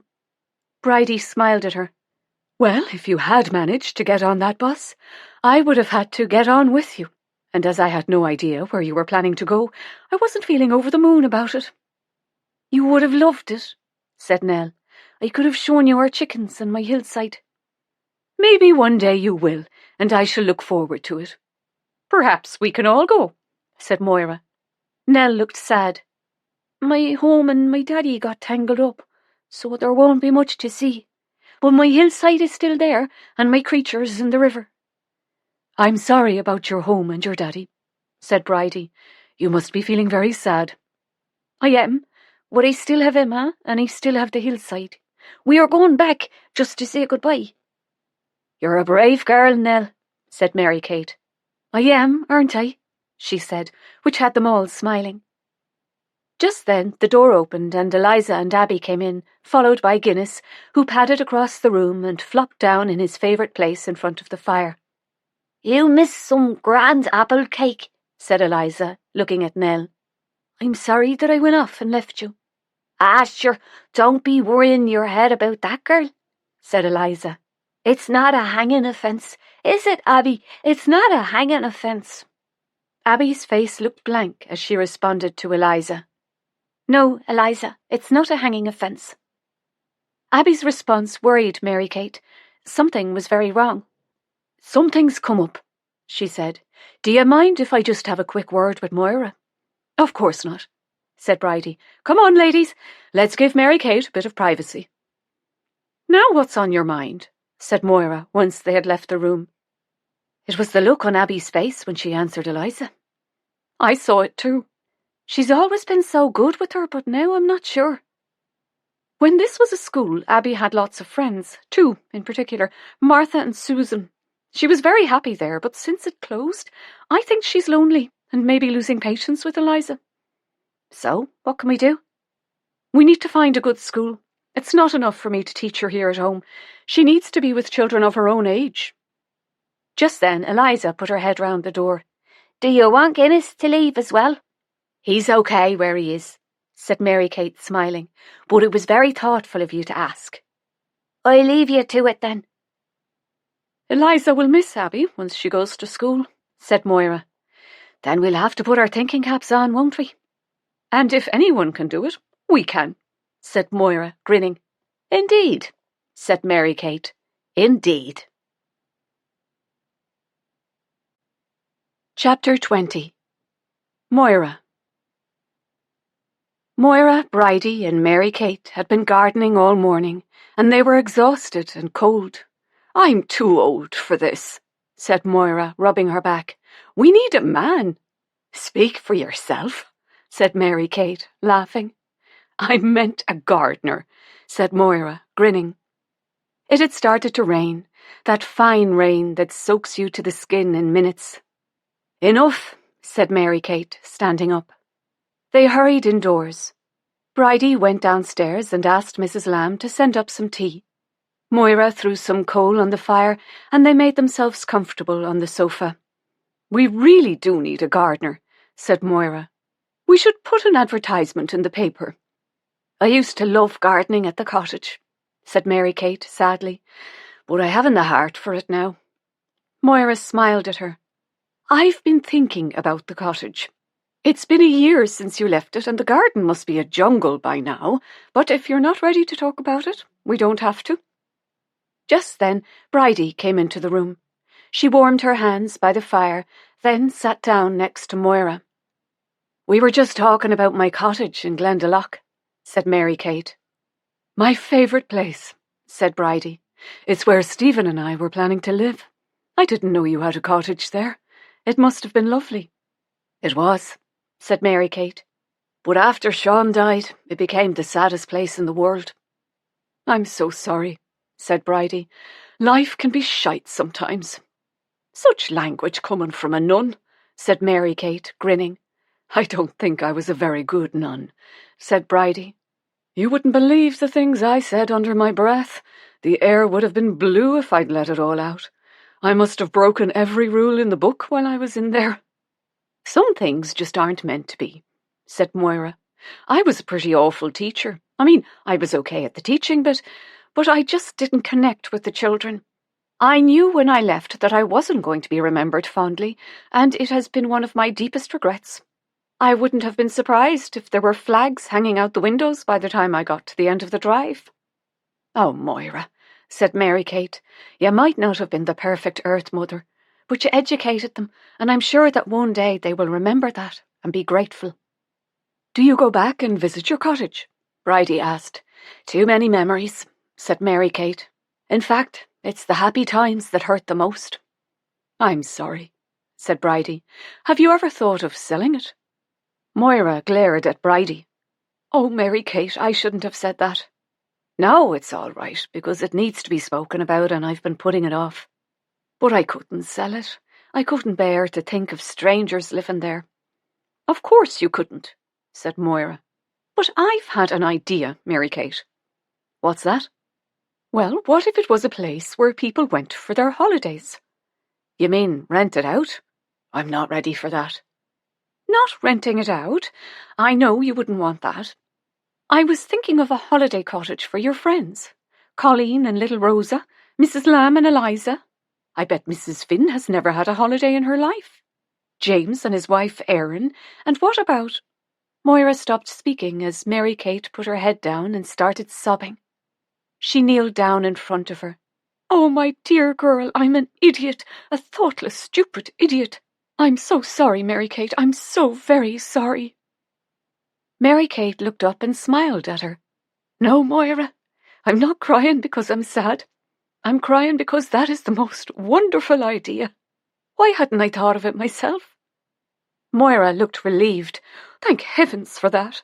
I thought I'd really put my foot in it, and I wouldn't have hurt you for the world. It's an amazing idea, said Bridie. If you'll excuse me, I'll be off this minute to pack my case. I think I'll join you, said Moira, grinning. Just then Mrs. Lamb came in with the tea. What would you think about taking a little holiday, Mrs. Lamb? Said Mary Kate. Mrs. Lamb looked at Mary Kate as if she had two heads. Heavens, no, I can't think of anything worse. Begging your pardon, Mrs. Barry, but I'd rather be boiled in a barrel of pig fat than go on holiday. And who, may I ask, was going to feed you all while I was off on my little holiday? Mary Kate was laughing so much she could hardly get her breath. I'm sure we could rustle up a couple of eggs between us, said Moira. No, that wouldn't do at all. And what about my kitchen? What sort of state would that be in by the time I got back? She put down the tray of tea and left the room mumbling, Holiday indeed. The three women looked at each other and started giggling. We'll take that as a no, then, said Moira. Chapter 21. Moira. Abby came into the lounge. She had on her good winter coat and woolly hat, but she hadn't a clue where she was going. Is it somewhere special, Mammy? She said to Moira. Will I like it? And can Eliza come too? Yes, I'm sure you will like it, but today is about you. I'm sure Eliza won't mind, just this once. I think she will, Mammy. She doesn't like being left behind. Moira smiled across at Mary Kate, who nodded. Well, I suppose it will be all right, she said, but tell her to wrap up warm. It's cold outside.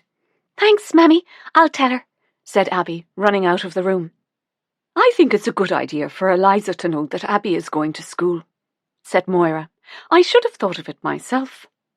She'll miss her all right. They go everywhere together. And that's why I think it's important for Abby to have her own friends, said Moira. It's not good for her to spend all her time with Eliza. She's the sweetest, kindest soul. But she's a woman, not a child, and there are times when I think that Abby forgets that.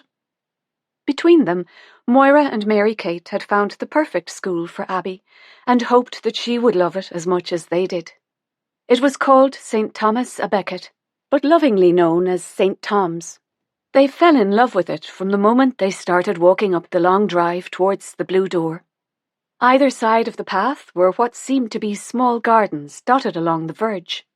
Mary Kate stood still. Oh, Moira, it's lovely, isn't it? Moira nodded. It really is.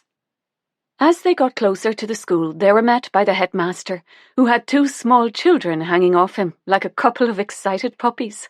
Off with you now, he said. Go and have a bit of a run around. He grinned at them. See what a difficult life I have. It sits well on you, said Mary Kate. My name is Cashman, he said, shaking their hands. Let me show you around and then we'll have a chat in my office. The school was surrounded by trees, winter bare against the pale grey sky. As they got closer, they could see markings on the rough bark. It's become a kind of tradition at St. Tom's, he said. When a child leaves the school, the last thing they do is carve their initials into their favourite tree.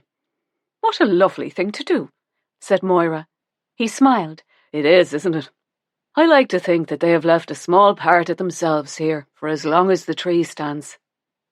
We saw some gardens on the way up the drive, said Mary Kate. Mr. Cashman smiled. They belong to the children. We offer each child a small plot of land to make a garden. They take great pride in the flowers they grow, while others delight in planting vegetables, and the smaller ones just enjoy making mud pies. But I've kept you outside too long. Hot chocolate in my office, ladies? Perfect, said Moira. They had been as impressed with the inside of the school as the grounds. The corridor leading to Mr. Cashman's office was lined with the children's artwork, and not just the best ones. Bits of paper daubed with splashes of paint were also displayed in all their splashy glory. When I was at school, the only paintings that went up on the wall were Teresa Duckin's, said Mary Kate. We were only sick of looking at them. That was a week ago, and unbeknown to Abby, This was to be her first day at St. Tom's. The school was on the other side of the park and not too far to walk. Is it a surprise for the two of us? Said Eliza. Moira didn't know what to say. Maybe it hadn't been such a good idea to let Eliza tag along. It felt as if she had 2 children in front of her and only gave the sweets to one of them. She looked across at Mary Kate and frowned. Moira, why don't you walk ahead with Abby and Eliza and myself will catch you up, said Mary Kate. Eliza wasn't happy. Why can't I go with Abby? Mary Kate walked across to a bench and sat down. Sit beside me, Eliza, she said. Mary Kate held her hand. Eliza, she said gently, you do know that you're older than Abby, don't you? Eliza frowned, but didn't speak. You're bigger than Abby, aren't you? Oh, yes, I'm bigger. Well, said Mary Kate, the place we're going today is for smaller girls. Okay, said Eliza. Are you all right with that, Eliza? Do you understand? Mammy said that there were going to be lots of things in my life that I won't understand, but as long as I'm kind and honest, it doesn't matter. You have a very wise mammy, darling. And she's a good cook. Then we are both blessed. Now, let's join Abby and her mammy. As the 4 of them got closer to the school, Abby screamed and started running, with Eliza close behind. She couldn't believe it as she stared at her 2 best friends, Martha and Susan, standing at the door, grinning. The 3 of them hugged and danced around. What are you doing here? She said. This is where we go to school, Abby, said Martha. And it's where you're going to school too. Really? We're going to be together again? We are, said Martha. Isn't it just the best thing? Eliza was standing quietly, staring at the girls. Abby looked so happy, and she should have been happy for her, but it made her feel sad inside. Abby beckoned her over. Come and meet my friends. Eliza walked across to them.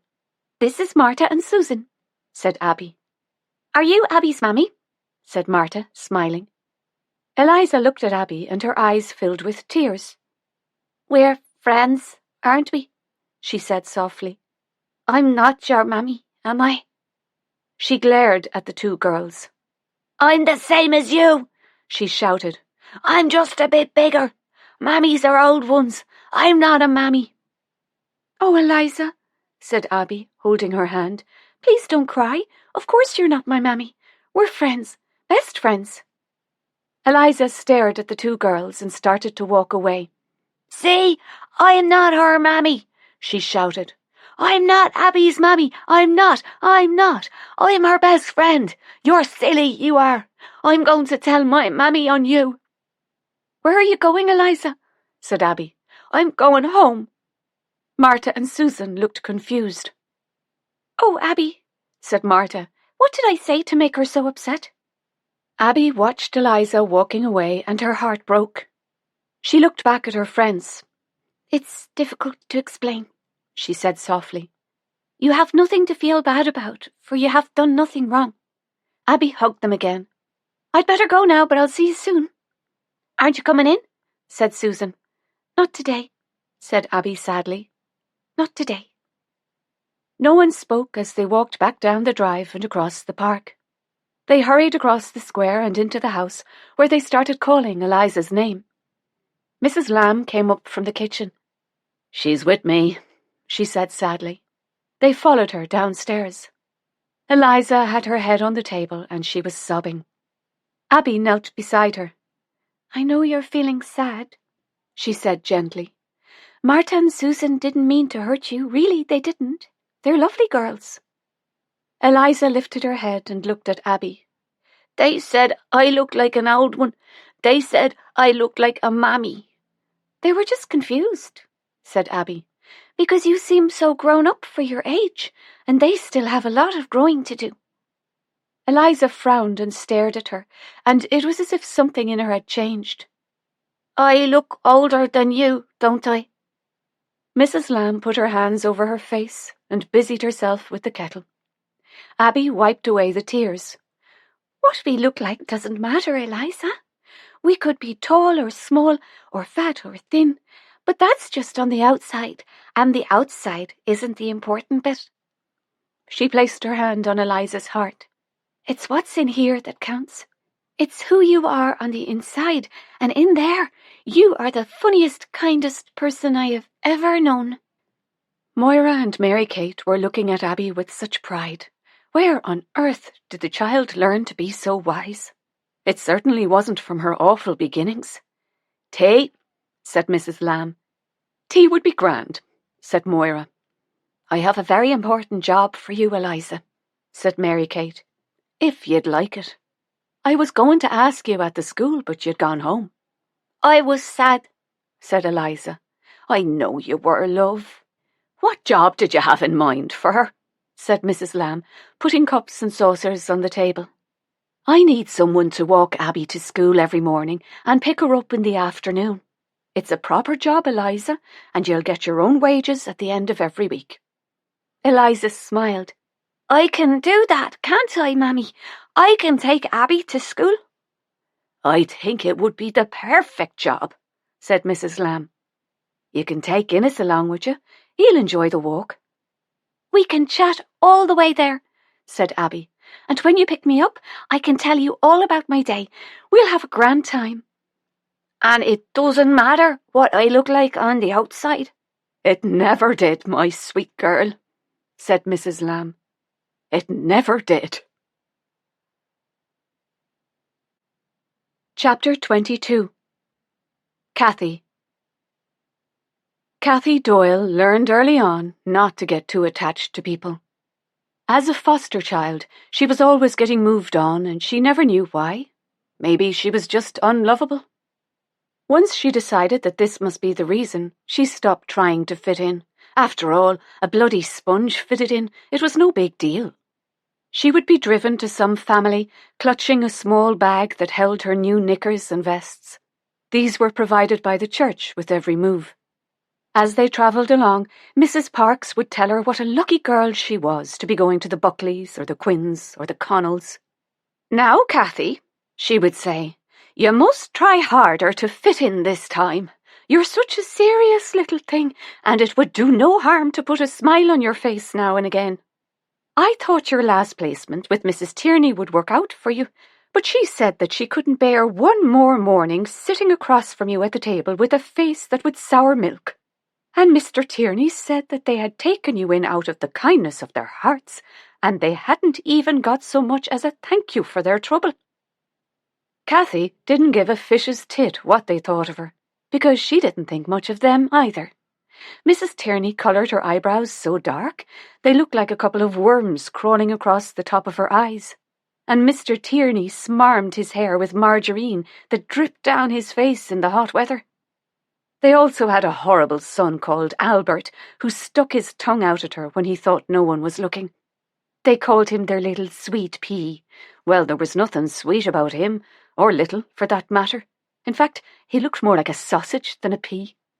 So all in all, the Tierneys could jump into the nearest lake and take their sweet little pea with them for all she cared. In the end, it was decided that foster homes were never going to work for Cathy, and she was sent back to the orphanage in the west of Cork, which suited her fine. She was happy there. It was the only home she had ever known. Sister Breda, who worked in the kitchen, taught her to cook. "You have a light touch when it comes to pastry, Cathy, and cool hands, unlike Sister Ruth, God bless her, whose hands are like a couple of spades and desperate clammy." The two of them also shared a passion for books. Cathy loved the winter evenings when they'd sit side by side in front of the big ovens and read to each other. She was the closest thing to a mother she had ever had, and she loved her. With every move, it became harder and harder to say goodbye. She arrived back at the convent, and there was Sister Breda and her best friend, Nan, standing at the door, smiling. Sister Breda took her little bag full of new knickers and vests and welcomed her inside. Nan had a gammy leg, which stopped her from being fostered, because the good women of the parish couldn't manage to extend their goodness to a child with a gammy leg. There were times when, God forgive her, Cathy prayed to have a gammy leg like Nan's, so she didn't have to keep getting dragged over the length and breadth of Ireland to strangers who didn't want her. When Cathy was 16 years old, Sister Breda took it upon herself to go into the city and get her a job in a library, complete with a little flat over the top. At last she was free, to just be herself and to hell with fitting in. She said goodbye to Nan, promising to visit, and to dear Sister Breda, who hugged her and gave her the little bag of knickers and vests, when what she really wanted was a couple of bras, but apparently the church didn't run to bras. Nan said she thought that was because the nuns didn't like to think that we had breasts. Cathy loved working in the library. Each book held the promise of villains and heroes and faraway places. When the sun shone through the long windows, the dust mites would float around the room like bits of snow. She had found her place. She was exactly where she was meant to be, and it felt as if she had come home. She threw the bag of knickers and vests into the charity box and started to save up for a bra. The other girls envied her the little flat upstairs, where they would gather in the evenings for tea and cake. Mostly they chatted about boys, at least the others did. She made friends with Fiona and Carol, who were sisters and longed to have a place of their own just like hers. And sweet Mrs. Sweet, who ran the cookery section and mothered her like a baby. She brought in pans of homemade stew and plates of scones, which she shared with her friends. The antiquarians section was her favourite. It smelled of must and dust and times gone by, and voices now stilled but forever ingrained in the very walls of the place. It was like standing in a church. It had a long table that ran down the length of the room, laden with maps and old parchments, yellowed with age and brittle to the touch. It was run by a lovely shy boy called Peter, who introduced her to new authors, opening a world of myths and legends and kings of Ireland and battles lost and won. She skipped the gruesome bits about torture and being hung, drawn and quartered, which sounded desperate painful and not to be dwelled on. Every Saturday after work, the three of them hitchhiked to the Showboat, a dance hall in a town called Youghal beside the Blackwater River. They danced the night away to the fabulous show bands until their feet were hanging off them. They were often walked home by fellows who wanted more than a kiss on the cheek for their trouble. Cathy had little interest in the country boys, who rolled into the place as drunk as skunks and as ignorant as newly born babies. No, Cathy had no interest in boys, until the day she met Greg, and that's when everything changed. The dance hall was right on the strand, overlooking the sea. One evening it had been so stuffy in there that she'd made her way down to the beach. He was sitting on a rock, a black outline smoking a cigarette, the white smoke drifting away into the dark night. She'd stood for a while watching him, and as if he'd sensed her presence, he turned around. "It's big enough for two," he'd said. She didn't move straight away, but stayed where she was. "I won't bite," he'd said, laughing, and it was his laughter that had taken her onto the sand and towards the rock. They sat in silence, looking out over the sea.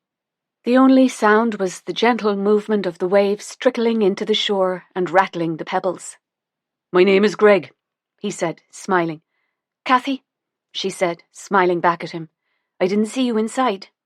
"My dancing days are over," he'd said. "I leave all that to the young ones who have the energy and the inclination." Cathy looked at him properly and could see that he was right. For this was not a lad, but a man. And she should have run a mile, but she didn't. And it had been the undoing of her. The others knew that she was seeing someone, but she kept this unexpected affair to herself. They had, of course, tried to get more out of her, until eventually they lost interest. All they knew was that his name was Greg. On the morning she was going away, there was great excitement. "Why can't I meet a fellow who'd whisk me off to Paris for a couple of weeks?" said Fiona, making a face. "Because you haven't the charisma that Cathy has," said her sister, grinning. When the library closed, Cathy made her way upstairs. Her case was packed and ready, but there was to be no romantic trip to Paris. She was on the night sailing to Fishguard, and then by train to London, where she would have an abortion. From the beginning, Greg had told her that he had a wife and children. "I'm telling you this," he'd said, "because I don't want to lie to you or lead you on. You're young and you're lovely, but I can't offer you any more than this. I will understand if you walk away. In fact, you should walk away. I have fallen in love with you, my darling girl, and I had no right to."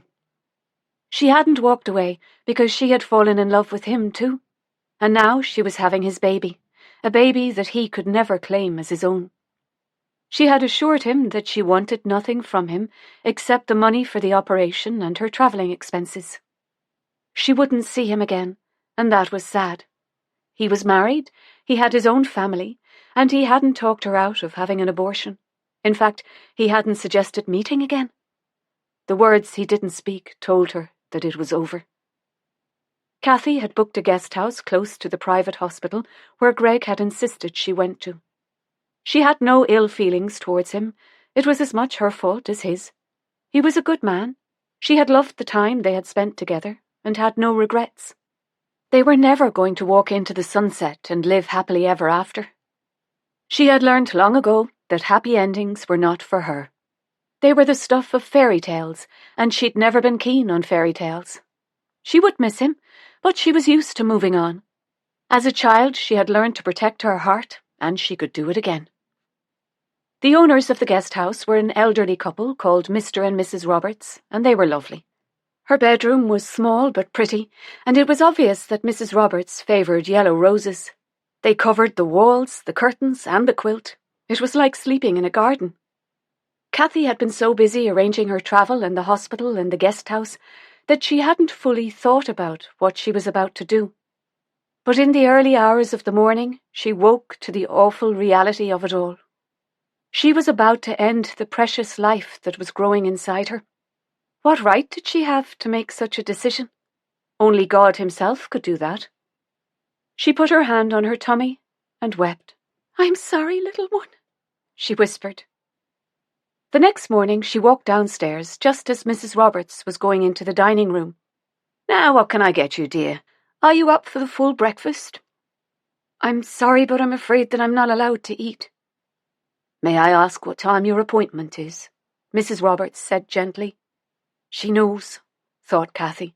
Of course she does. What else would a young Irish girl be doing in London on her own? Her eyes filled with tears. 3 o'clock, she said. "Then may I suggest that you wrap up and go for a walk? Get a bit fresh air." As she wandered around the unfamiliar streets, she felt that everyone she passed knew what she was about to do, and she felt like the worst person in the world. It would soon be Christmas, and the shop windows were full of lights and trees and reindeers and the sound of carols that drifted out into the cold air. She hadn't been looking forward to this season of goodwill to all men, for she would be on her own in her little flat above the library. Fiona and Carol had invited her to their house for dinner, but she said that she would be with Greg that day. She had told so many lies that she would be spending the rest of her life in a confessional box. It had started to snow, flurrying around in the icy breeze and drifting along the pavements. She was so cold she could barely feel her hands. Maybe she should go back to the guest house and rest before she went to the hospital. The shop she had stopped in front of looked so bright and inviting that she decided to go in for a while and get warm. It wasn't until she stepped inside that she realized it was a toy shop. There was a queue of children waiting to see Santa Claus. As she looked at them, holding their parents' hands, their eyes wide with excitement, she had never felt so sad. Her child would never know that special feeling of waking up on a Christmas morning, running down the stairs, knowing that underneath the tree were parcels, just waiting to be opened. Her child would never know the love of a family, just as she never had. She walked round the store and stopped at a counter that was piled high with teddy bears. She picked up a soft furry one that had big brown button eyes and a red ribbon around his neck. "That's my favourite one," said the young assistant. "Those eyes look real, don't they?" Kathy nodded and handed over the money. "Merry Christmas," said the girl. "Merry Christmas," said Kathy. "I hope your little one loves the bear." Kathy smiled and left the shop. She returned to the guest house, where she said goodbye to Mrs. Roberts, who put her arms around her. "My grandmother had a saying that has stayed with me all my life and helped in many a difficult situation," she told her. "She used to say, If you are not sure about something, don't do it. Kathy had tears in her eyes as she picked up her case and walked slowly towards the hospital. Once it was over, she would head to Dublin, where she had booked 2 weeks in a boarding house in Merrion Square. Chapter 23. Moira. Moira was on her knees, clearing out the grate. "We don't only need a gardener, Mary Kate. We need a cleaner. It's too much for Emma on her own. We own the place. We shouldn't be having to clean it. Even Bridie does her share and she's paying to live here. Where is she anyway? I haven't seen her all morning." Mary Kate stopped polishing. "She's upstairs with Eliza and Abby, getting the room ready for our guest." Then she started to laugh. "What's funny?" said Moira, smiling. "You have a blob of soot on your nose." Moira grinned. "Well, that's decided then. We need a cleaner, and the sooner the better. What time are we expecting our young guest?" "What makes you think she's young?" said Mary Kate. "She didn't mention her age in the letter." "I could be wrong, but I can only think of one reason why a woman travels from Ireland to London for an operation, then stays in a boarding house to recuperate for a fortnight. Why doesn't she go home?" "How do we know she has a home to go to? Our guests seem to have a habit of being homeless." Moira grinned. "They do, don't they? It must be the red door that draws them here. Either that or they've heard what a soft touch you are." "Well, if being a soft touch is another word for being kind, then I'm happy to be known as a soft touch. And if it is, as you say it is, then woman or girl, we will need to be very gentle with her." "And we can certainly do that." "We can indeed. Anyway, she's coming tomorrow. I told her to get a taxi from the station and we'll pay the driver when they get here." Guinness, who had been asleep, started growling. "What is it, boy?" said Mary Kate. "Did you have a bad dream?" The doorbell rang and the growling turned to barking. He ran across the room and started pawing at the door. "For heaven's sake," said Moira, holding on to his collar. As they walked into the hallway, Eliza and Abby came running down the stairs. "Is it your woman?" said Eliza. "The bed's all ready, so you've no need to worry about that." Guinness was pulling on his collar, and Moira was having a job holding him back. "What in all that's holy is the matter with him?" she said. "He'll have the sockets pulled out of my arms at this rate." "He's guarding us," said Eliza. "From what?" "It's too early to tell, but I'd say that he's definitely guarding us from something." The bell rang again, and Eliza opened the door. But instead of the girl they were expecting, it was a man standing on the doorstep.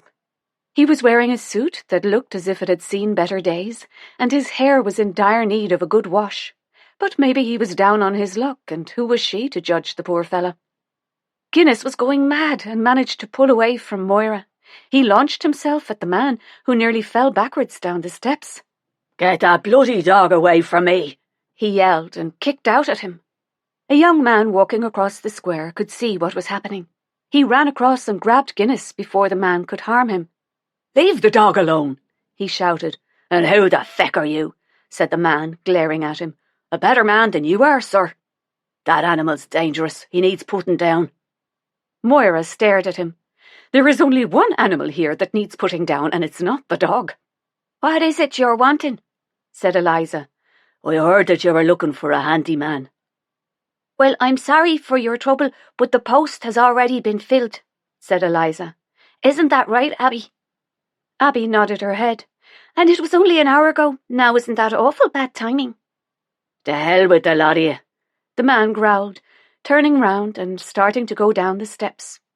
Guinness gave another snap at him as he went past. He'd stopped barking and was wagging his tail, looking very pleased with himself. "I told you he was guarding us," said Eliza. "And you were right," said Mary Kate. "But I told a lie." Abby grinned. "So did I." "But sure, it was all in a good cause," said Eliza. "What a charming chap," said Moira. "I wouldn't want to bump into him in a dark alley." The young man who had come to their rescue was on his knees stroking Guinness, who was licking his face. "Thank you for stepping in," said Moira. "I was heading over here anyway," he said, smiling. "You were?" said Mary Kate. "I was going to inquire about the job. I think it would have suited me fine, but it seems that you've already filled the position." Oh, I just said that to get rid of your fella, said Eliza. He wasn't our type at all. The young man smiled. Well, in that case, I'm here to inquire about the job. You'd best come in and I'll tell you what we're looking for. Shall I get some tea? Said Eliza. Mary Kate smiled at her.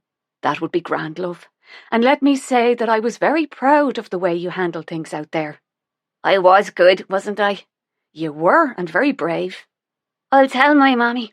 She'll be proud of me. Of course she will. I'll help, said Abby. Off you go then, girls. And I think that Guinness deserves a walk, don't you? He does, said Abby. Mary Kate smiled and held out her hand. My name is Mrs. Barry, and this is Miss Kent. And I'm Rooney. Do sit down, Mr. Rooney. Oh, no, I'm not Mr. Rooney. Rooney is my first name. Rooney Cohen. That's an unusual name, said Moira. Well, there's a story there. You see, my mother wanted me to be named Rudolph. After the reindeer, said Moira, grinning. No, the heartthrob, Rudolph Valentino. She sent my father to register my name, but on the way, he fell into the pub.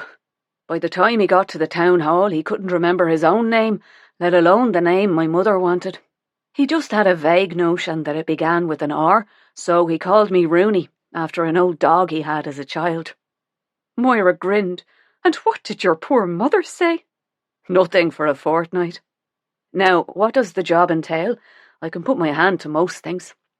Mary Kate and Moira were laughing so hard that they couldn't speak. Eliza and Abby came in with the tea. We have an announcement to make, said Eliza. That sounds very serious, said Moira. So, what is this announcement? We have decided that we like your man and we think that you should give him the job. Well, we shall certainly take your opinion into consideration, said Mary Kate. We'll be off to walk Guinness, and by the way, he thinks so too. So, Rooney, said Mary Kate, can I call you Rooney? I'd prefer it if you did. Can you tell us a little about yourself? I'm 25, and I've been working with a team of gardeners on a large estate in Kinsale, but I'm originally from Dublin. My mother has become unwell and I'm needed at home, so here I am, looking for a job. I love working outside, but as I said, I can turn my hand to most things. So gardener / handyman would suit me fine, if that's what you're looking for.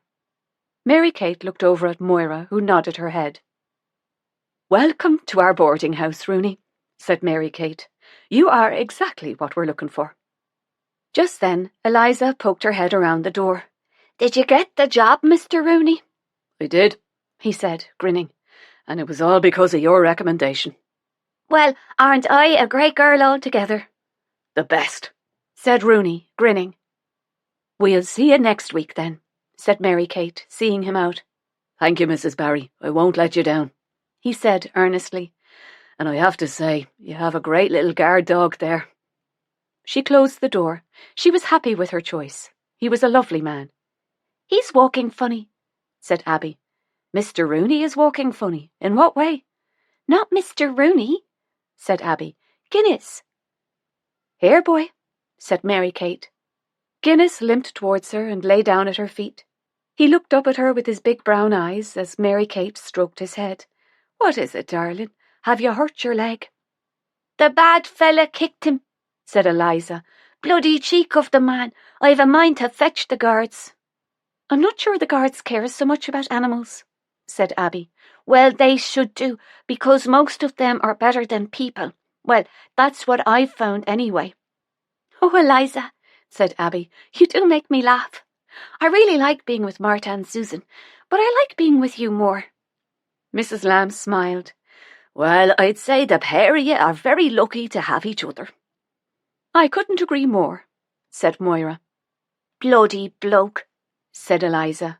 May the Lamb of God stir his hoof through the roof of heaven and kick his arse down to hell. Mary Kate tried to keep a straight face, but failed. Who in God's name taught you that, Eliza? Mrs. Lamb wanted the ground to open up and swallow her. Me mammy, said Eliza, her eyes twinkling. Moira leaned back against the comfy cushions. Her decision to close the school had been the right one, for the boarding house was coming alive again, and she knew that there were many adventures ahead for herself and Mary Kate. Chapter 24. Cathy. Cathy leaned against the railings as the great Inishfallen sailed towards the green hills of Ireland that emerged from the mist like a beautiful painting. It was cold on deck, but she welcomed the smell of the salty breeze that blew her hair across her face and stung her cheeks. She should have been relieved, maybe even happy, but she was scared and worried and had no idea how her life was going to turn out. She wasn't the same girl that had walked into that hospital, and she knew that she would never be the same girl again. She'd had no idea what to expect, but she was met with only kindness. They knew why she was there, of course they did, and yet they were gentle and treated her with a kind of respect that was humbling. She was put into a room with 2 other girls, one who looked no older than a child. A woman was sitting beside her, holding her hand. Cathy guessed that it was her mother. "She's been crying all bloody morning," said the girl in the next bed. "She's doing me head in." "I expect she's scared," said Cathy. "You're a better woman than me," said the girl. "I have the patience of a gnat." Cathy smiled. "I'm sure that's not true." "Oh, it's true, all right. My poor mother says she must have done something awful in her last life to have landed up with me. My name's Mona, isn't it desperate? My granny said that never has a child been more aptly named." "I'm Cathy," she said. Just then a porter came into the room pushing a wheelchair. He went across to the young girl, who started screaming. The mother walked beside her as they left the ward. "Aren't you scared, Mona?" said Cathy. "Good God, no! I'll be glad to get rid of the little blighter." Cathy was shocked at what she'd just heard. "But you're carrying a precious life inside you. How can you say that?" Mona laughed. "The only thing I'm carrying inside me is a bloody great lump on me tit." "I thought it was a baby," said Cathy. "I wish it was," said Mona sadly. "I'm so sorry." "I thought my mother would say that I'd finally got my comeuppance, but she hasn't stopped crying since we were told. Is that why you're in here then? Because you're having a baby?" Cathy nodded. "I'm sorry for your trouble." Just then another porter came into the room and wheeled the chair across to Cathy's bed. "Good luck," said Mona. "Good luck to you too." As Cathy looked out over the grey water, she thought about Mona and hoped that with God's help she would be cured. She'd light a candle to the Blessed Virgin once she found at church and ask her to look kindly on poor Mona, who had made her smile and who had somehow made things a bit easier. She placed her hand on her tummy. "I don't know what sort of a mammy I'm going to be, because I never had one of my own to learn from, and I'm not going to make you any promises. I learnt a long time ago that promises are just words that have a habit of falling flat in mid-air when your face doesn't fit. I don't know where this path will take us, my little one, but I'll carry you in my arms until you learn to walk, and then we will stride out together into whatever the future holds for us." As they got closer to Dunleary, she went back inside and collected her case.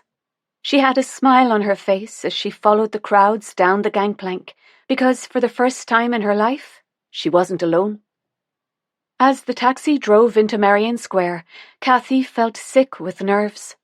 She only had enough money for 2 weeks' bed and board and her fare back to Cork, except that there was nothing to go back to.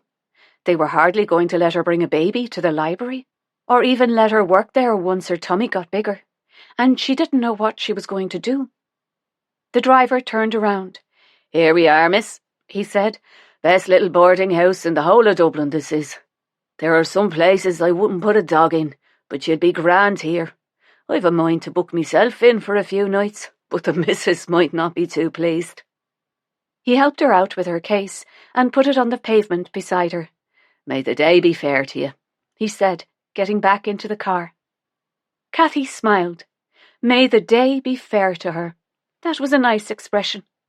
She waved as he drove away and stood looking up at the house. It was the same as all the other houses in the square, but this one had a bright red door, and somehow it made her feel better. Maybe she'd be okay. She lifted the case and dragged it up the steps. Before she could ring the bell, The door opened, and a woman and a young girl were standing there, smiling. There was a black and white dog beside them, who seemed to be smiling as well. "I'm Eliza," said the woman, "and this is Abby. We've been watching out for you. I thought you'd never get here, but here you are, and isn't that great altogether? Did you come all the way from England?" "I did," said Cathy. "And did you come on a boat?" "I did." "Is England a deadly place?" I don't think so. It didn't feel deadly anyway." "I've heard it's full of heathens. Did you see any?" Cathy grinned. "I don't think so," she said. "But then I wouldn't know what a heathen looks like." "They have horns. They're easy to spot," said Eliza. "No, I didn't meet anyone like that." "Well, that's a blessing, because I've heard he's a fearsome fella altogether." "And you'd know all about that, would you?" said Abby. Eliza ignored her. "We have your room all ready for you. We've made the bed so it's nice and clean, and the pillows are grand and soft." She leaned down and ruffled the dog's ears, who thumped his tail on the floor. "This is Guinness. He's a dog, and he lives here too. He must like you because he didn't growl. He growls when he doesn't like people. A fella came here a while ago and Guinness went for him, but as I said at the time, he was just protecting us. He's a grand dog altogether." Cathy found herself smiling at the woman in front of her, who seemed to have imparted all this information without taking a breath. An older woman came into the hall behind her. "Eliza, lamb, are you intending to leave the girl standing outside for the rest of the day? Wouldn't it be nicer to invite her in before she freezes to death on the doorstep?" "I'm okay," said Cathy. "I get things wrong sometimes," said Eliza. "Don't I, Moira? I get things wrong sometimes." "You do, love," said Moira gently. "But sure, don't we all?" "I'm going to run downstairs and tell Mammy that your woman has arrived and she needs some tea." Moira smiled at her. "Good idea." She turned to Cathy. "Leave your case there and come and meet Mrs. Barry." Mary Kate stood up as they entered the room. She walked across to Cathy and shook her hand. "You are very welcome here, Miss Doyle, and I do hope that you enjoy your short stay with us." "Oh, please, call me Cathy." "Grand so," said Mary Kate. "I see you have already met Moira. We run the boarding house together, so if you have any questions or worries, one of us will always be around to help you." Before she could stop herself, Cathy started to cry. Dear God in heaven, she'd only just stepped through the door, and she was making a show of herself. "I'm so sorry," she said. "I don't know what came over me." Moira raised her eyes to the ceiling. Another lost soul. What was it that drew them here? Maybe they should put a sign up outside saying free lodgings, waifs and strays welcome. She smiled to herself, because wasn't she one of those lost souls? And didn't this house and the kindness of Mary Kate heal her? "You're tired, Cathy," said Mary Kate. "You've had a long journey and you're recovering from an operation. You're bound to feel a bit low. Could you manage to eat something?" Cathy hadn't thought about food, but she suddenly felt as if she could eat a horse. "I think I could," she said. "I'll go down to the kitchen and see what Mrs. Lamb can rustle up for you," said Moira. "You're all so kind," said Cathy, struggling not to dissolve into tears again. Maybe Mrs. Barry was right. Maybe she was just tired. She took a deep breath and looked around the beautiful room. It was lovely here. She felt safe and at peace. But where was she going to go when the 2 weeks were up? She'd loved her stay in the boarding house, and she didn't want to leave, but she had no choice. Everyone had been so kind to her, it seemed as if she'd known them for years. She had felt part of a family, and she didn't want to say goodbye. She had become especially close to Nell, who was also having a baby. Cathy hadn't told anyone about her own situation. There was no point. There was nothing anyone could do to change it, and anyway, she was leaving today, so no one would ever know. She had made the decision to keep the child she was carrying, and she didn't regret it. But she had nothing to give her baby, not even a roof over its head. She had never felt more alone. And now she was sitting on the bed, her case on the floor beside her. She hadn't slept all night for worrying. She had nowhere to go and no money to get there, even if she did. She stood up, took a deep breath, and picked up her case. Just then there was a tap on the door. She opened it to see Emma, Nell, Eliza, and Abby standing outside. Even Guinness was there. "We've come to say goodbye," said Eliza. "And to wish you luck," said Nell. "And please come back and see us one day," said Abby. "It's been lovely knowing you," said Emma. Eliza handed her a box. "It's chocolates," she said. "Not the divil ones that will break your teeth, but the nice soft ones. It's a going-away present." "From all of us," said Nell. "I'm going to miss you, Kathy. I wish you weren't going." "We're all going to miss you," said Abby. Kathy had been holding it together, but this was too much, and she started to cry. Nell put her arms around her and led her back to the bed. "Please don't cry, Kathy, you'll start me off." Emma sat beside her. "You'll be grand once you get back home." Kathy lowered her head and didn't answer. "Abby," said Emma, "run downstairs and get Mary Kate, please." "No," said Kathy. "I don't want to bother her. I'll just go." Emma nodded at Abby, who left the room. As she continued to cry, Guinness put his paw on her knee. "He can tell you're upset," said Eliza. "I had a desperate earache once and he stayed beside me for days. He's a grand dog." "He is," said Kathy, stroking his soft head. "I'm going to miss him too." The door opened and Mary Kate came into the room. Kathy stood up. "I'll be on my way, Mrs. Barry. I'm all packed." "We'll leave you in peace," said Emma, ushering the others out of the room. Kathy sat back down and Mary Kate sat beside her. "I'm sorry," said Kathy. "For what?" "Everything." Mary Kate held her hand. "Now that's a lot to be sorry for, child." "I don't know what to do, Mrs. Barry, and I'm scared." Mary Kate smiled at her. "Well now, I think the first thing you can do is unpack that case." Kathy looked at her. "But I have to be out of here today." Mary Kate stood up and went across to the window. "Just as I thought," she said. "What?" "There's no one queuing outside for your bed." "But I can't stay any longer." "And why is that, love?" "I only have my fare back to Cork. I haven't the money to stay here." "And is that where you're going? Back to Cork?" Kathy shook her head. "No." "And can you tell me where you are going?" She shrugged her shoulders. "I don't know." "Now, put me right if I'm wrong, or tell me to mind my own business. But I have a feeling that you didn't go ahead with that operation." "I couldn't, Mrs. Parry. I just couldn't." "Then you're a brave girl. It can't have been an easy decision to make." Kathy put her hand on her tummy. "It was the easiest decision I ever made in my life, and probably the most foolish. I've nothing to offer a baby." Mary Kate smiled. "Luckily, babies don't need much. Just a large amount of love, and love costs nothing." "But where will I go?" "You won't be going anywhere." "But what about the money?" "Well, myself and Moira just happened to be looking for a girl to help Emma about the house. What do you think?" Kathy stood up and put her arms around Mary Kate. "I think that you are the kindest person I have ever met in my whole life." "So you would like to stay with us?" "I would love to stay with you. I can clean and Sister Berta at the convent taught me to cook." "Then I'm sure that Mrs. Lamb will be only delighted. Now put your things back in the drawers, Kathy Doyle, for you are home now." Chapter 25. Moira, Mary Kate. Mary Kate walked into the sitting room, where Moira was curled up on the sofa reading. "We have another guest," she said, smiling. "A paying one?" said Moira hopefully. "Now, I can't guarantee that." Moira grinned. "Forgive me if I am wrong, but I was under the impression that running a business was about making a profit."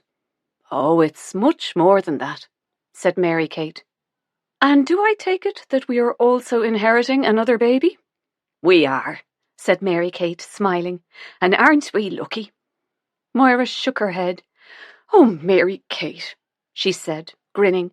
"My darling Mary Kate, we'll be running a nursery at this rate." Mary Kate smiled at her. "That's not such a bad idea, my friend." "I was joking," said Moira, pulling a face. "I know you were," said Mary Kate. "But where would Colleen have gone if she hadn't come here? And Nell and Kathy? What would have happened to them? Moira shook her head. If we walked through the streets of Dublin this day, we would encounter hundreds of poor souls that need help. But you are one woman, Mary Kate Barry, and however much it would break your heart to walk away, you can't save them all. Somehow, they must find a way to help themselves, just like you did. That sounds awful cold, Moira. I didn't mean it to, but it's the truth. I found you, and so did Colleen and Bridie, Emma and Nell and Kathy and so many others. We found our way here. We found you, Mary Kate, and that is your greatest gift, my friend. You don't have to go out there looking for people to save.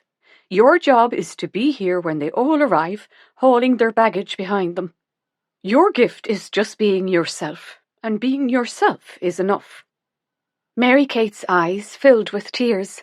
Are you trying to make me cry? Cry if you want, my darling. I promise I won't tell anyone. Just then, Eliza and Abby burst into the room. Did you know that Kathy is staying here now? Said Eliza. She was all for going, but she changed her mind and she isn't leaving us at all. She's staying here. We bought her chocolates, the nice soft ones, not the devil ones that break your teeth, and she was awful pleased. Maybe she'll give them back now she's not leaving and we can all share them. I love chocolates. Eliza, said Abby, shocked. What? Abby glared at her. You can't ask for the chocolates back. That would be awful rude. Wouldn't it, Mammy? Wouldn't that be awful rude? I'm sure she didn't mean to be rude, said Moira. You didn't mean to be rude, Eliza, did you? I didn't know that I was being rude. Let's all sit down and talk about it, shall we? Let's not, said Abby. Mary Kate and Moira were struggling to keep straight faces, but they couldn't keep it up and went into fits of laughter. Eliza stared at them. I don't know what you're laughing about, she said, but it might be rude if I didn't join in. Which had them all laughing their heads off again, even Abby. Mary Kate looked around at these wonderful people who had found her and thought, maybe this is what life is all about. Laughter and tears. Just laughter and tears. Chapter 26. Thomas. Thomas stood behind a tree, where he could still see the boarding house. He lit a cigarette and inhaled deeply. They'd been lying through their teeth. That job hadn't been taken, which suited him fine, because he didn't need it now. He'd found what he came for. As soon as he set eyes on the girl, he'd known without a doubt that it was Alice. She'd grown, but it was her all right. He saw the way they had looked at him, as if he was scum. Well, maybe he was, but he was Alice's father, and if they thought they'd seen the back of him, they were sadly mistaken. It had taken 2 days before he'd discovered that Nora had gone, and he was raging and gagging for a drink. The rest of them must have known something, but they were either too drunk to remember, or they were keeping it from him. He tore the place apart, punching anyone who dared get in his way. He was a giant of a man, and he was taking no prisoners until someone told him where she was. And then the guards were kicking the door down and storming into the room. Those able to stand grabbed their filthy blankets and fled. The next thing he remembered was one of them trying to handcuff him. He shook him off and punched him hard in the face. It took 4 of them to wrestle him to the ground and drag him out of the flat. Unfortunately for him, he'd punched the guard so hard he'd broken the man's jaw. The judge called him a lowlife and a drunken slob, a curse on humanity, who had no right to live among decent, law-abiding people. He felt it was his duty to make an example of him, and the bugger sentenced him to 6 years in jail. The only thing that had kept him going in there was Nora, who had stuck by him through all those dark days that they had shared together. She had never complained and never blamed him for the mess their lives had become. He had done a lot of soul-searching during the long years that he'd been locked up, and he didn't like what he found. He was ashamed of the way he'd treated her. She had deserved better, and he would spend the rest of his life making it up to her. It would be different this time. They'd start a new life, a better life. He'd make her proud. He'd served 5 years, and now he walked the streets of Dublin, not only in a straight line, but stone-cold sober. The first thing he did was to go back to the flat, There was a chance that Nora might still be there, but the flat had gone, and in its place was a row of shops. It had taken him a year to find her, and it was sheer luck that he'd spotted her coming out of a shop. His heart was thumping out of his chest as he followed behind her. He wanted to run to her. He wanted to call out her name. He wanted to see the look of joy on her face when she saw him. But a niggle of doubt had crept in. It was his Nora, but she looked different. Gone was her beautiful long hair that he had loved so much, and it wasn't only her hair that had changed. Everything about her was different, even to the way she walked, with her shoulders back and her head held high. He barely recognized the girl who had clutched his hand as they moved silently through the shadows. Before he'd had time to think, he called her. She turned immediately, and the look on her face was not the one he had dreamed it would be. In fact, she looked terrified. He walked closer to her. "It's me, Nora. It's Thomas. Don't be scared. I don't want to hurt you. I would never hurt you." He thought at first that she was going to run, but she remained where she was, staring at him. Her voice was cold as she said, "What do you want?" "To see you, Nora. I've missed you. Haven't you missed me? Aren't you pleased to see me?" "It's been 5 years, Thomas. I'm not the same girl I was back then. I have a good life now, and I'm happy." He glared at her. He was angry. This wasn't the way it was supposed to be. "Well, I hope it stays fine for you," he said. "Don't be like that. It's been a long time. You must have moved on too." "I've been in prison. I haven't had a chance to move anywhere. I still love you, Nora, and I want us to be together. It will be different this time. I promise you it will. Can't we just try?" "It's too late." "It's never too late. We were good together, weren't we? I took care of you, didn't I? All I'm asking for is a chance. You owe me that much at least." Nora shook her head. "I'm married, Thomas. I've been married for 4 years and we're happy. I'm happy. I'm sorry if you thought there could be a future for us, but there isn't, and there never will be." He felt sick to his stomach as he tried to take in the words that were coming out of her mouth. How could she be married? Why hadn't she waited for him? He had never for 1 second doubted that she would wait for him, and now as he stood looking at the girl he had loved for so long, all he wanted was to hurt her. "And where does our child fit into this happy little family of yours?" he said. "What are you talking about?" "I'm talking about our child. I'm talking about Alice. Or have you conveniently forgotten that you have a daughter? Does your perfect husband even know about her? Or is she Nora's dirty little secret?" "What right do you have to question me about Alice? She might be your daughter, Thomas, but you were never her father. It takes a bigger man than you to be a father, and God forgive me, a better woman than me to be a mother. The only decent thing I ever did for that little girl was to let her go, and I have never regretted it. She deserved to be loved. Every child deserves to be loved, but the 2 people who should have loved her cared more about themselves and where the next drink was coming from than they did for that innocent baby, and I will never forgive myself for what we did to her." He smiled. "We can make it up to her. We can get her back. You do want her back, don't you?" Nora was thinking fast. She had always known how to fool him. "Of course I do. She's our child." Thomas put his hand on her arm, which made her feel sick. "We can be happy, Nora. Just you, me and Alice. I'll find her." Just then a car pulled up and a man got out. He was tall and well built, as if he worked out. He stared at Thomas. "Is everything all right, Nora?" She turned to Thomas. "I'll meet you here on Friday at 2 o'clock. We can talk then." Thomas watched as she got into the car. He watched as the man leaned across and kissed her. He stood in the street staring after her, and then made for the nearest pub.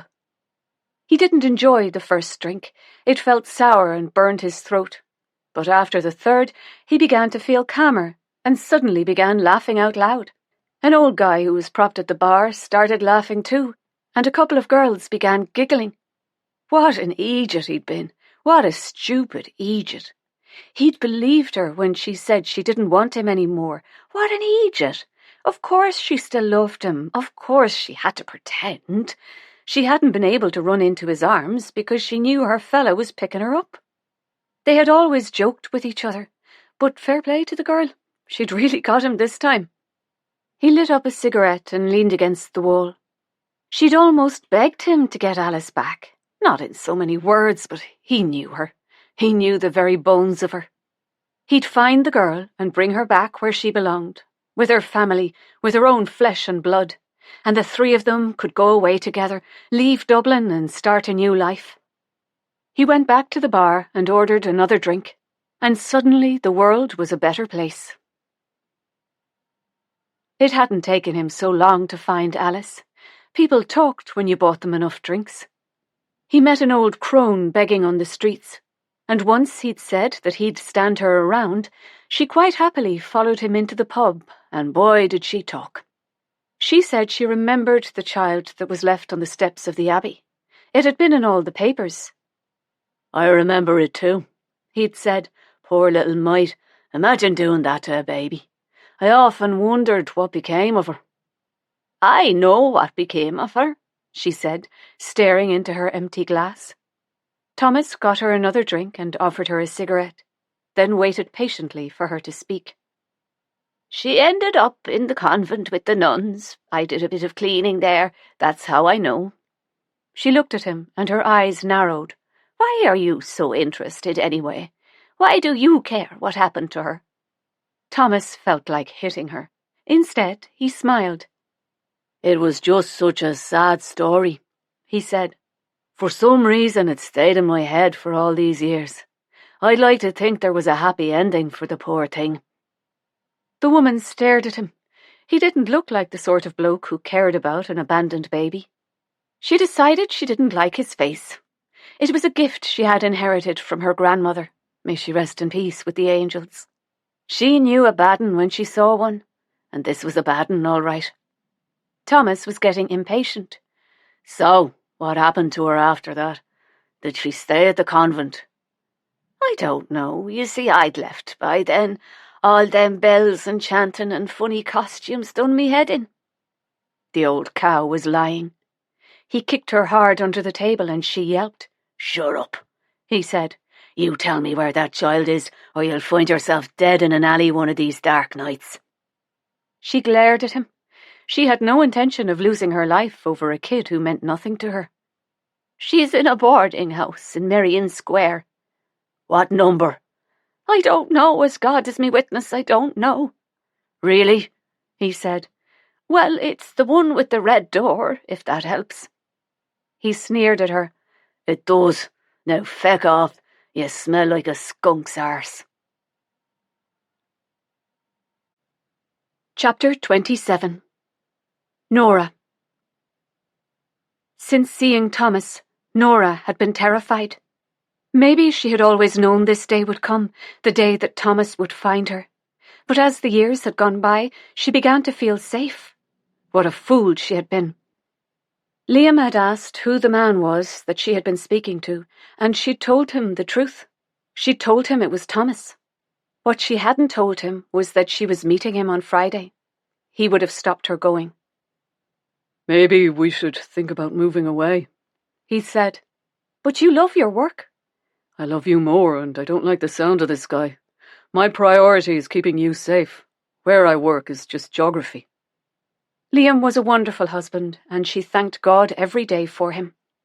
From the beginning, Nora had told him everything about her past, leaving nothing out and not making any excuses for her behaviour. She had given him the opportunity to walk away, but he hadn't. He'd stayed, and they never spoke of it again. The evening she had run out of the flat in search of Alice would remain in her heart forever. As she walked away from her little girl, her heart was breaking. Alice could have died that night, and it would have been her fault. She was no good to anyone, a pathetic drunk who neglected a tiny baby. What sort of mother would do that? A drunken one, that's who. She remembered how cold it was that night as she ran barefoot through the icy streets of Dublin, not knowing where she was going and not caring. She ran until she could run no more. The next thing she remembered was waking up in a bed without a clue where she was or how she got there. A young man was staring down at her. Good morning, he said, smiling. She had a hangover from hell and could hardly focus on him. Am I in prison? Well, that depends on who you talk to, I suppose, he said, grinning. This is a hospital. Why am I here? You fell over. You have a nasty gash to your head, so we'll be keeping you in for observation. Apparently, she had looked up at him and said, "I love you," then promptly fell back to sleep. She was in there for a week. He visited her every day, and she began looking forward to seeing him. She learned that his name was Liam Flynn and that he was a doctor. He told her about the funny incidents that had happened on the wards. He hated coffee but loved tea, and his favourite holiday destination was the Cotswolds in England. Nora realised this was the first time in years that she'd had a proper conversation where she wasn't drunk. On the day she was being discharged, he came into the room carrying her clothes. "I hope you don't mind," he said, "but I took them home and washed them." "You washed my clothes?" she said, grinning. "Well, they were a bit dirty after your fall. I didn't think you'd want to leave in them." They were dirty before my fall, she said softly. "But thank you." "You're welcome." She smiled at him. "Do you do this for all your patients?" "Only the special ones." She took a deep breath. She had to know. "Your wife is lucky to have you." "No wife, I'm afraid." Nora smiled. "Oh." "So, Nora Clancy, you're leaving us today." She nodded. "I expect you'll be glad to get home." She lowered her head and didn't answer him. Liam put his hand in his pocket and handed her some coins. "We have a pretty decent canteen here," he said. "Go and have a cup of tea and I'll see you in a bit." "I'll pay you back," she said. As Liam was leaving the room, he turned around. "Promise you won't disappear on me." "I promise," she said. As she walked down the stairs, she was smiling because she just knew that against all the odds, her life was about to change. She had stayed with Liam's sister Jane, who lived in Sandy Cove, a beautiful seaside town near Dublin. Jane was lovely and treated her like one of the family. Her husband was called Eddie, and as nice a man as you could ever hope to meet. They had 2 little girls, Morgul, 7, and Kira, 4. Nora loved playing with them and reading to them. Herself and Jane became close friends. They shopped together and took turns cooking the evening meals. They took long walks along the sandy beach. Nora loved the feel of the wind blowing through her hair and the taste of salt on her lips. She'd spin round and round, lifting her face to the sky with her arms outstretched, while Jane stood by and laughed. She felt clean, not just on the outside, but deep into her very soul. It was as if the pounding waves were washing away all the filth and guilt that she had been living with for so long. This had been the happiest and most wonderful time of her life. Her dearest wish was that Alice had found a family like this one, where she could grow in love and wisdom and be respected for who she was, where she would never know hunger or neglect and never, ever remember that terrible room where she had barely survived. Moving on from that other life hadn't happened overnight. She told herself that she didn't deserve Liam, so she pushed him away and she pushed him away, but this lovely, gentle man stayed.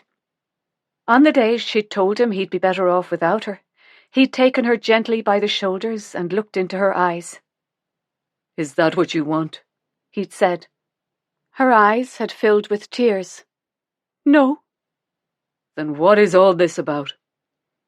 That is when she told him her story. Liam held her hand and listened, and when she had finished, he was still holding her hand. Then he took her in his arms. "Will you marry me?" he said gently. "Marry you?" she'd said. Liam had laughed. "I fell in love with you the first time I saw you, staring up at me from that bed and asking me if you were in prison." Nora smiled. "I remember that bit." "How about the next bit?" "When I said I loved you?" "That's the bit," he said, grinning. "A nurse told me what I'd said. I felt like an idiot. I didn't know how to face you." It didn't happen overnight, but slowly, slowly, she began to let go of the past. She was now Mrs. Nora Flynn, and she wasn't going to let Thomas walk in and destroy everything. She would fight for this wonderful life that she could only have dreamed of. She would fight for Liam, and she would fight for Alice. She had much more to lose than Thomas. She didn't know how, but this time she would fight him, and she would win. Chapter 28. Mary Kate. Mary Kate had had doubts about opening up the boarding house again. It had been a kind of adventure the first time. She had loved the assortment of young and old who had found their way through the red door. They all had a story to tell, and she had felt part of their lives. They had become the family that she needed so much, and their need of her made her feel wanted. They say you should never go back, and yet the boarding house was working its magic again. It was giving her a reason to live and to smile, and that would never have happened if she had hidden away in the cottage, as she had been determined to do. She didn't want people telling her that time was a great healer. She didn't want to heal. She wanted to scream out her grief like a woman possessed. She wanted to howl to the moon like an animal. No pretty little tears for her, and it would never have happened if dearest Moira had taken no notice of her weeping and wailing and feeling sorry for herself. She had grieved for Sean every moment of every day since he had died. She couldn't bear to think of another day without his arms around her. Their love had come late in life, an unexpected gift for them both. There had been times when she thought it would have been easier to have never known what love was, because the price of such love was a heart that was so broken it was beyond repair. If she found herself laughing, she would be racked with guilt. How could she laugh when his laughter had been stilled? One day, as she and Moira were giggling over some silly thing, she'd suddenly stopped and put her hand across her mouth. Moira touched her arm. "It's allowed, you know." Mary Kate moved away from her. "What is?" "Being happy. You're allowed to be happy, Mary Kate. He'd want you to." "How do you know what he'd want?" she'd said. "He's not here to ask, is he?" "No, he's not. But I grew to trust and respect Sean, and I know how much he loved your laughter." Mary Kate walked across to the window and looked out over the square. "Okay," said Moira. "What if things were reversed? What if it had been Sean that was left alone? Would you really want him to be continually sad? Or would you want him to find what joy he could without you?" Mary Kate turned around and smiled. "Why are you always right, Moira Kent?" "It's just a gift I have, my friend. Think yourself lucky you've got me. And I have a feeling that the Sean Barry that I came to know and love would be up there laughing with you." "He would, wouldn't he?" "He would," said Moira. "But I'm allowed a bit of wallowing, aren't I? In small doses." So now there were moments when she didn't think of Sean, and if she did, it was with thanks for the life they had had. She could feel the house wrapping itself around her, as if it was saying, "Welcome home, Mary Kate. I've got you." Emma and Kathy had become great friends, as between them they took care of the house and helped Mrs. Lamb. Mary Kate would smile as she heard their laughter drifting up from the kitchen. Nell had spent a lot of time with Abby and Eliza, and since Abby had started school, she sometimes accompanied Eliza on their daily walks. And as for Bridie, she had become their dear friend, joining them in the evenings in front of the fire, drinking gallons of tea, eating Mrs. Lamb's freshly baked cakes, and putting the world to rights. Yes, she was very lucky, and often remembered her grandfather telling her that however hard life may seem, there would always be red-letter days for those who looked for them. Mary Kate often thought about the multicoloured quilt that her grandmother had made, with its blues and reds, soft creams and pale yellows, and its greys and browns.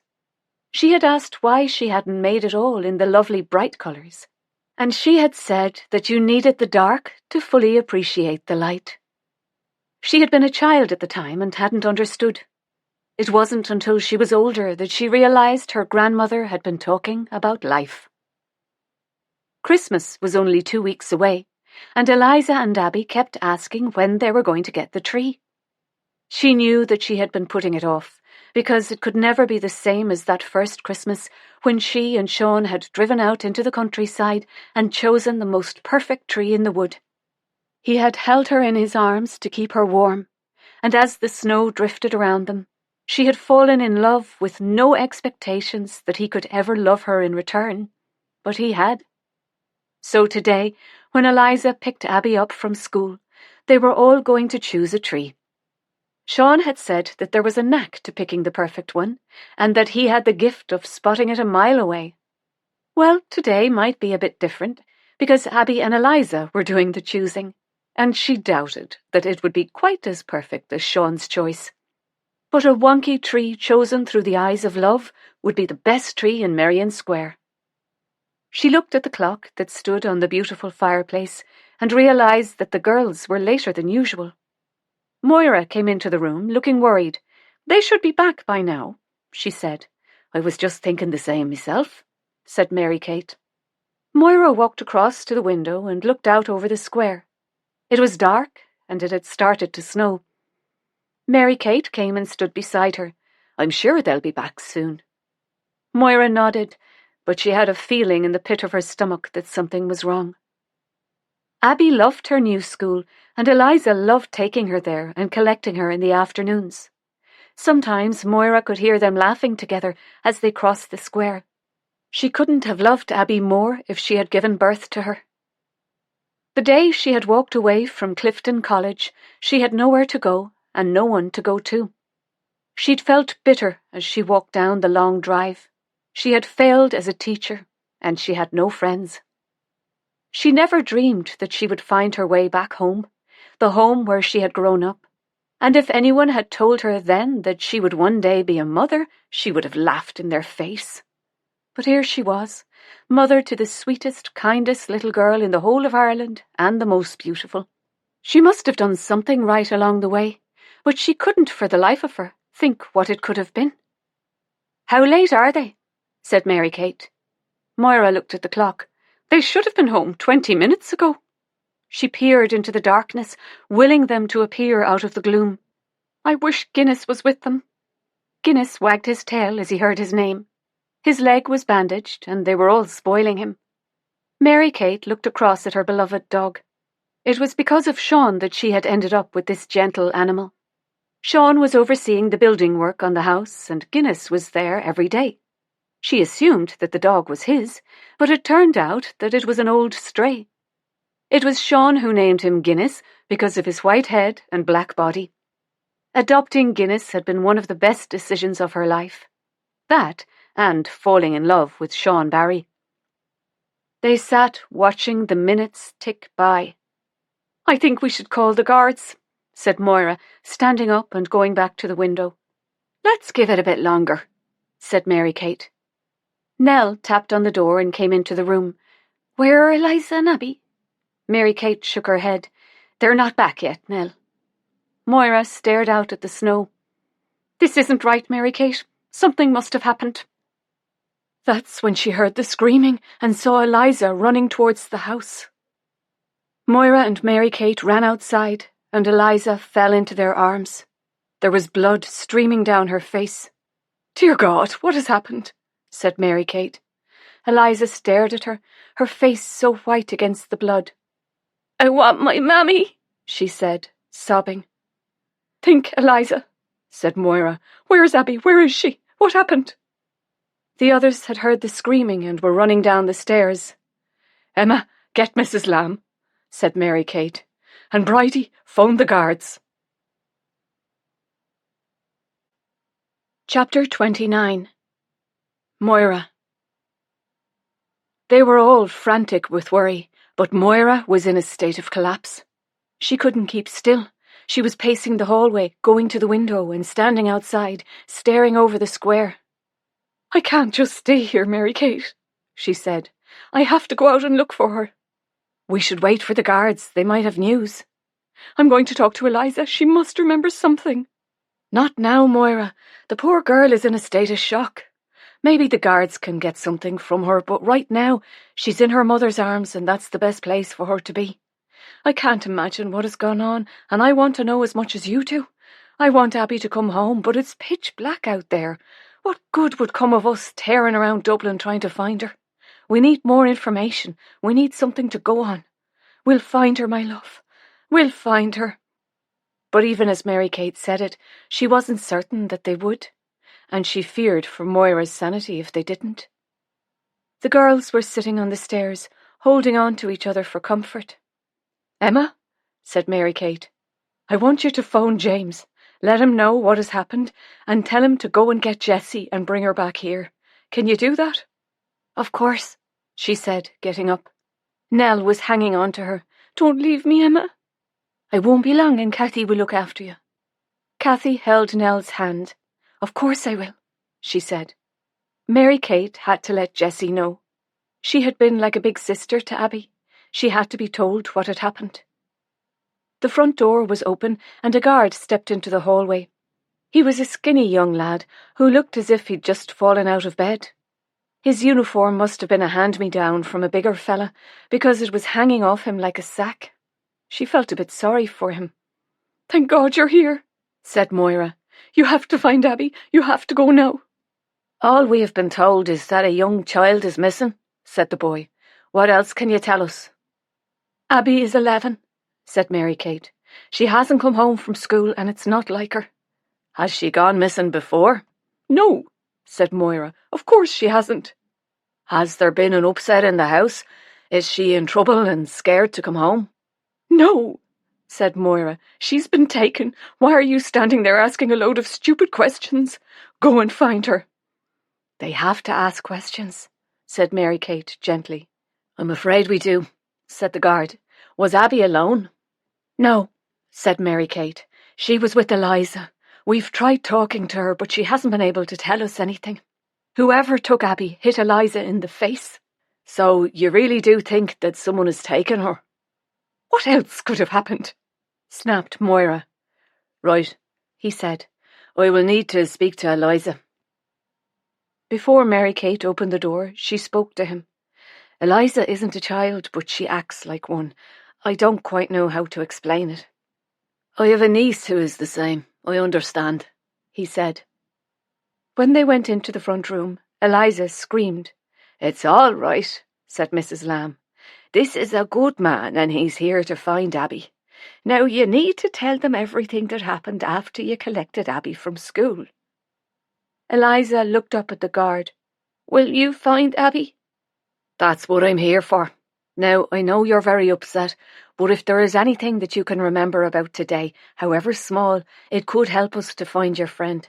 Can you do that?" She nodded. "You collected Abby from school?" "Yes, it's my job. I have to make sure she is safe." Eliza started to cry. "I tried. I kicked the man in the shin and I tried to get him away from Abby, but he hit me. He hit me really hard and then he pulled her into the car." "Can you remember what the man was like, Eliza? Was he a big man or a small man?" Eliza frowned. "He was a big man." "Bigger than me?" She nodded. "He was a giant of a man." "So he was very big." Eliza nodded again. "Did he have a beard?" "His chin was black, but I don't know if he had a beard." "And was his hair black as well?" "I think so, but it was dark."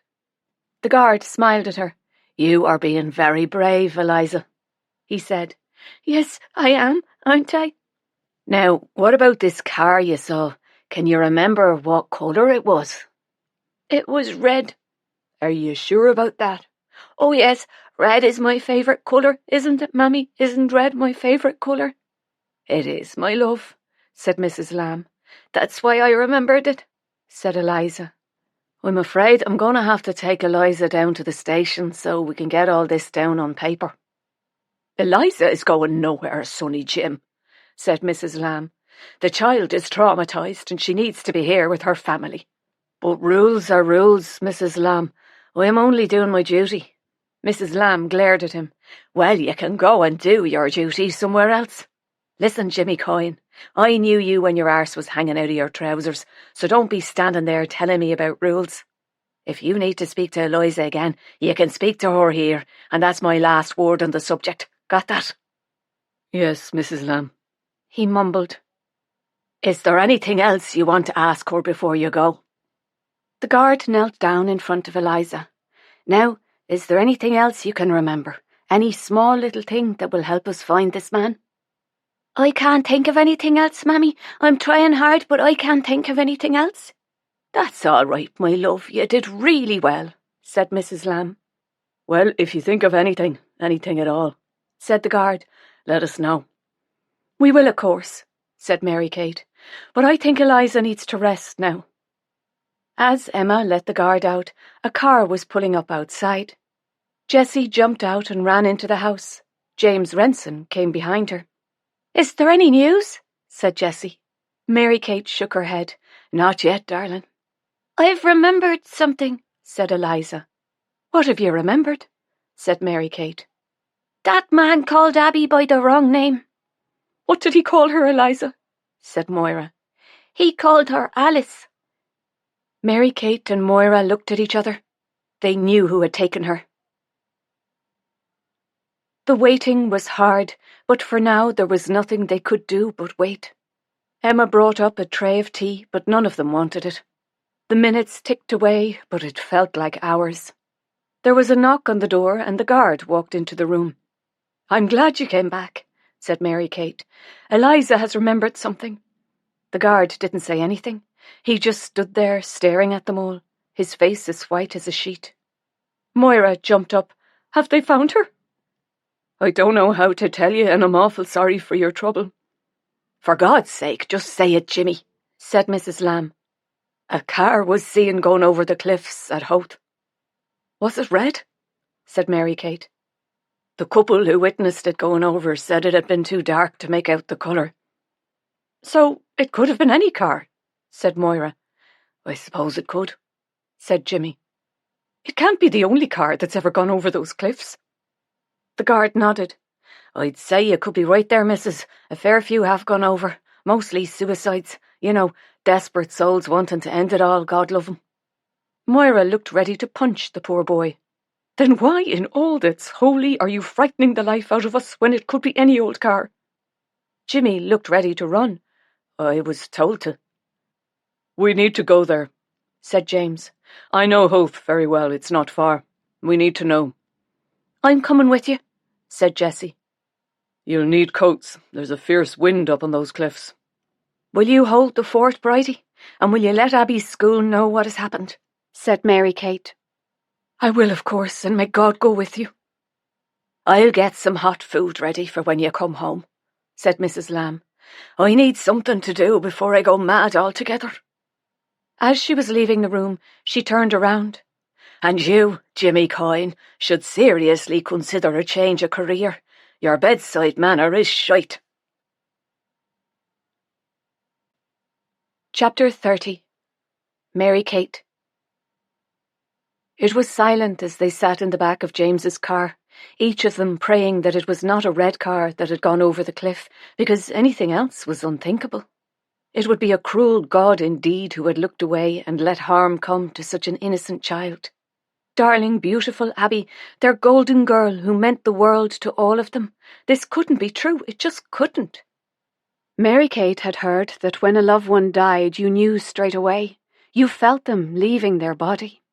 Maybe she was a fool, because in her heart, Abby was alive. They passed North Bull, an uninhabited island sitting in the bay of Dublin, and in the distance, the lighthouse at Howth shone out across the dark waters. It had begun to snow again, thick white flurries of it, sticking to the windscreen. Even the wipers weren't dealing with it. James could barely see a foot in front of him. It was dangerous to keep driving, so they abandoned the car. Mary Kate and James got out and were nearly blown away by the icy wind. Mary Kate went to help Moira and Jessie. I can't, said Moira. I don't want to see anything. I couldn't bear to see anything. You stay in the car, love, and I'll find out what I can. Jessie, please stay with Moira. I'll be back as soon as I know anything. Mary Kate and James ran towards the lights. People were gathered in huddles, watching the drama unfolding before them. They were stopped as they neared the cliff edge. You can't go any further, said one of the guards. "We are the family of the little girl who has been reported as missing," said Mary Kate. "We think that she might have been in the car." I'm awful sorry, he said, but it's not safe for you to go any closer. Can you just let us know if the car that went over was a red car? Said James. And could you tell us if there is a child? I'll see what I can find out, he said, walking away. It was freezing on the top of the cliff. The salty air blowing off the sea stung Mary Kate's eyes and grazed her cheeks. She pulled her coat closer around her and stuffed her hands into her pockets. She was shivering so much that she could hear her teeth chattering. Was Abby down there, cold, alone, and afraid? She couldn't bear to think of it. James took off his scarf and wrapped it around her neck. Let's stand back a bit, he said, or we'll both freeze to death. It felt like a lifetime before the guard returned. It's a red car, all right, he said. I'm sorry. Mary Kate walked away and fell to her knees, sobbing and retching. James ran over to her. "He's killed her, James. He's killed Abby. He's killed our girl." James put his arms around her and she sank into him. She wasn't in the car, Mary Kate, he said softly. Abby wasn't in the car. Are they sure? Are they sure, James? There are casualties, but no Abby. Oh, James, could she still be alive then? Do you think that Abby could still be alive? We know she wasn't in the car, so let's hang on to that for the moment. I'll stay here and see what more I can find out. You go back to the car, put Moira's mind at rest and get warm. There are a couple of blankets under the seats. Wrap yourself up. Mary Kate hurried back to the car, her head bent against the snow and the wind. She wrapped James's scarf around her face. She had never been so cold in her life, but she had a bit of hope in her heart, and for now, that was all that mattered. Back at the boarding house, they had all remained in the front room. Nell was keeping the fire going, and Kathy and Emma had taken over the kitchen to allow Mrs. Lamb to look after Eliza. They brought up sandwiches, but no one could eat. Nell had her hand on her tummy. "Are you okay?" said Emma. "Do you have a pain?" "Come and feel," said Nell, smiling. "He's turning somersaults in there." Emma put her hand on Nell's tummy. "I think this baby wants to come out." "How will he get out, Emma?" "The same way that Mr. Brady's sheep had their babies." "But that was awful messy." "I suppose it was." "And does it hurt? Because those poor things were making an awful racket." "I've never had a baby, Nell, but I'd say that once your child is in your arms, you'll forget about the pain." "And you will be with me, Emma?" Emma smiled. "I'll be with you, my darling girl." "Okay, then.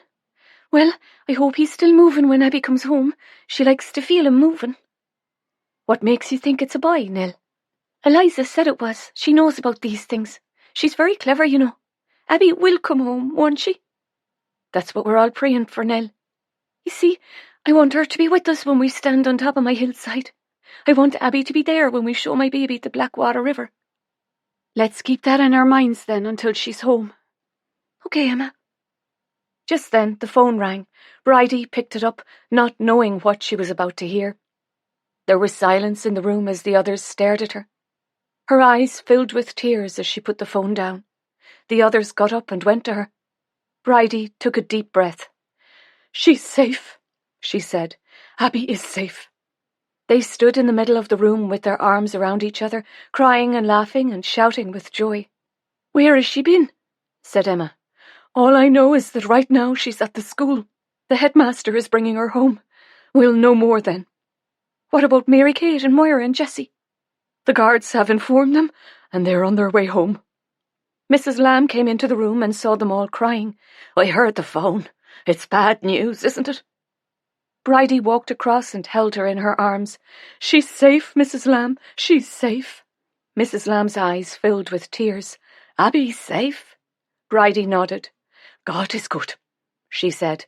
"I need to tell Eliza. She'll want to be here. She needs to be here. Oh, and I'll bring tea." "I'll tell you what," said Bridie. "Forget the tea. Let's all wrap up and sit on the steps because I can't settle in here." "I don't think any of us can," said Emma. "Coats and scarves and gloves," said Kathy. "We will welcome her home." They were waiting in the hallway as Mrs. Lamb and Eliza came down the stairs. Eliza's poor face was black and blue, but she was smiling. I knew she'd come back, she said. I get a feeling about these things, don't I, Mammy? Mrs. Lamb grinned. You do seem to, Eliza. Bridie opened the front door, and the driving snow nearly threw her back into the hallway. Gird your loins, ladies, she said, laughing. It's Arctic out there. Mrs. Lamb went into the front room and came back with a blanket, which she proceeded to spread over the stone steps. I don't mind the top half of me freezing, but a frozen bum is a step too far. Eliza giggled. You said bum, Mammy. I did, didn't I? I'll have to go to confession now. And then you'll have to say bum to the priest. I'm sure the man has heard worse, Eliza. They sat on the steps and waited and froze. I have this great ball of happiness in my chest, said Nell. I feel like dancing up and down the street. Emma pulled a face. I'm thinking it's not the done thing in Merrion Square. Well, I think it's a great idea, said Cathy. If nothing else, it will keep us warm, and who cares what people think? And so they held hands and danced. Even Guinness limped around them, barking and wagging his tail. He seemed to know that something wonderful had happened. They stopped dancing as they saw a car turning into Merrion Square. Now we mustn't overwhelm her, said Bridie. Abby has gone through something unimaginable. She needs peace now, and not the pile of us jumping all over her. The car pulled up outside the boarding house, and a man helped Abby out. Guinness ran down the steps and stood beside her. She stroked his head and looked up at the house, but didn't speak. Just then, James's car screeched to a halt and Moira jumped out. Tears were streaming down her face as she held Abby. You're safe now, my darling, she said. You're home. Abby looked up at her, and together they walked up the steps and into the house. Mary Kate was about to follow when she noticed that Bridie was still standing on the pavement. What are you doing standing there? She said. Come in out of the cold. Bridie didn't answer. She was staring at the headmaster. He reached out to her, and she walked into his arms. She was laughing and crying. Stephen, she whispered. Oh, Stephen. And as the snow fell about them, they kissed. Chapter 31. Nora. Nora had barely slept. She was meeting Thomas today, and she had to get this right. He had never hurt her, not physically anyway, and he was right when he'd said that he had always been there for her, but it had never been a healthy relationship. It had grown out of their need for the drink. It had grown out of weakness. Somehow, being together had made it all seem okay. She had needed him as much as he needed her. It was in those rare moments when they were sober that they saw themselves for what they were, a couple of lousy drunks. Thomas was a big man, and the rest of the lowlifes had left them alone. Even the guards had left them alone. He had been her protection, and she had been his warped idea of normality. So no, she hadn't been afraid of him. Not back then, anyway. But now, he was a threat to everything she held dear. His weakness was loneliness. He couldn't bear to be alone. Even as they slept side by side in a drunken stupor, he would always wrap himself around her, as if he was scared that when he woke, she would be gone. Thomas had controlled her every move, and she had let him, because she had mistaken control for love. She didn't blame him for her drinking. He hadn't held the bottle to her lips and made her swallow.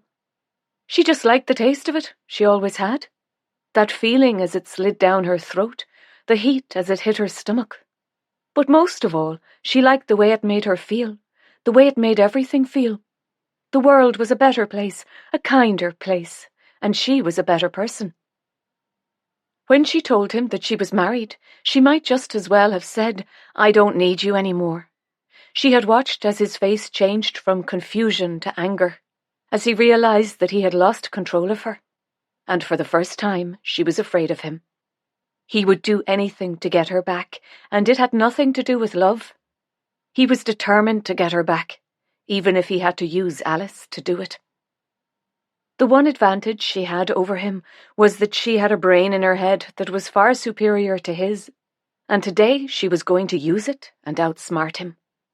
She hadn't protected Alice when she promised that she would, and she hadn't walked away from Thomas, even when the nurse begged her to.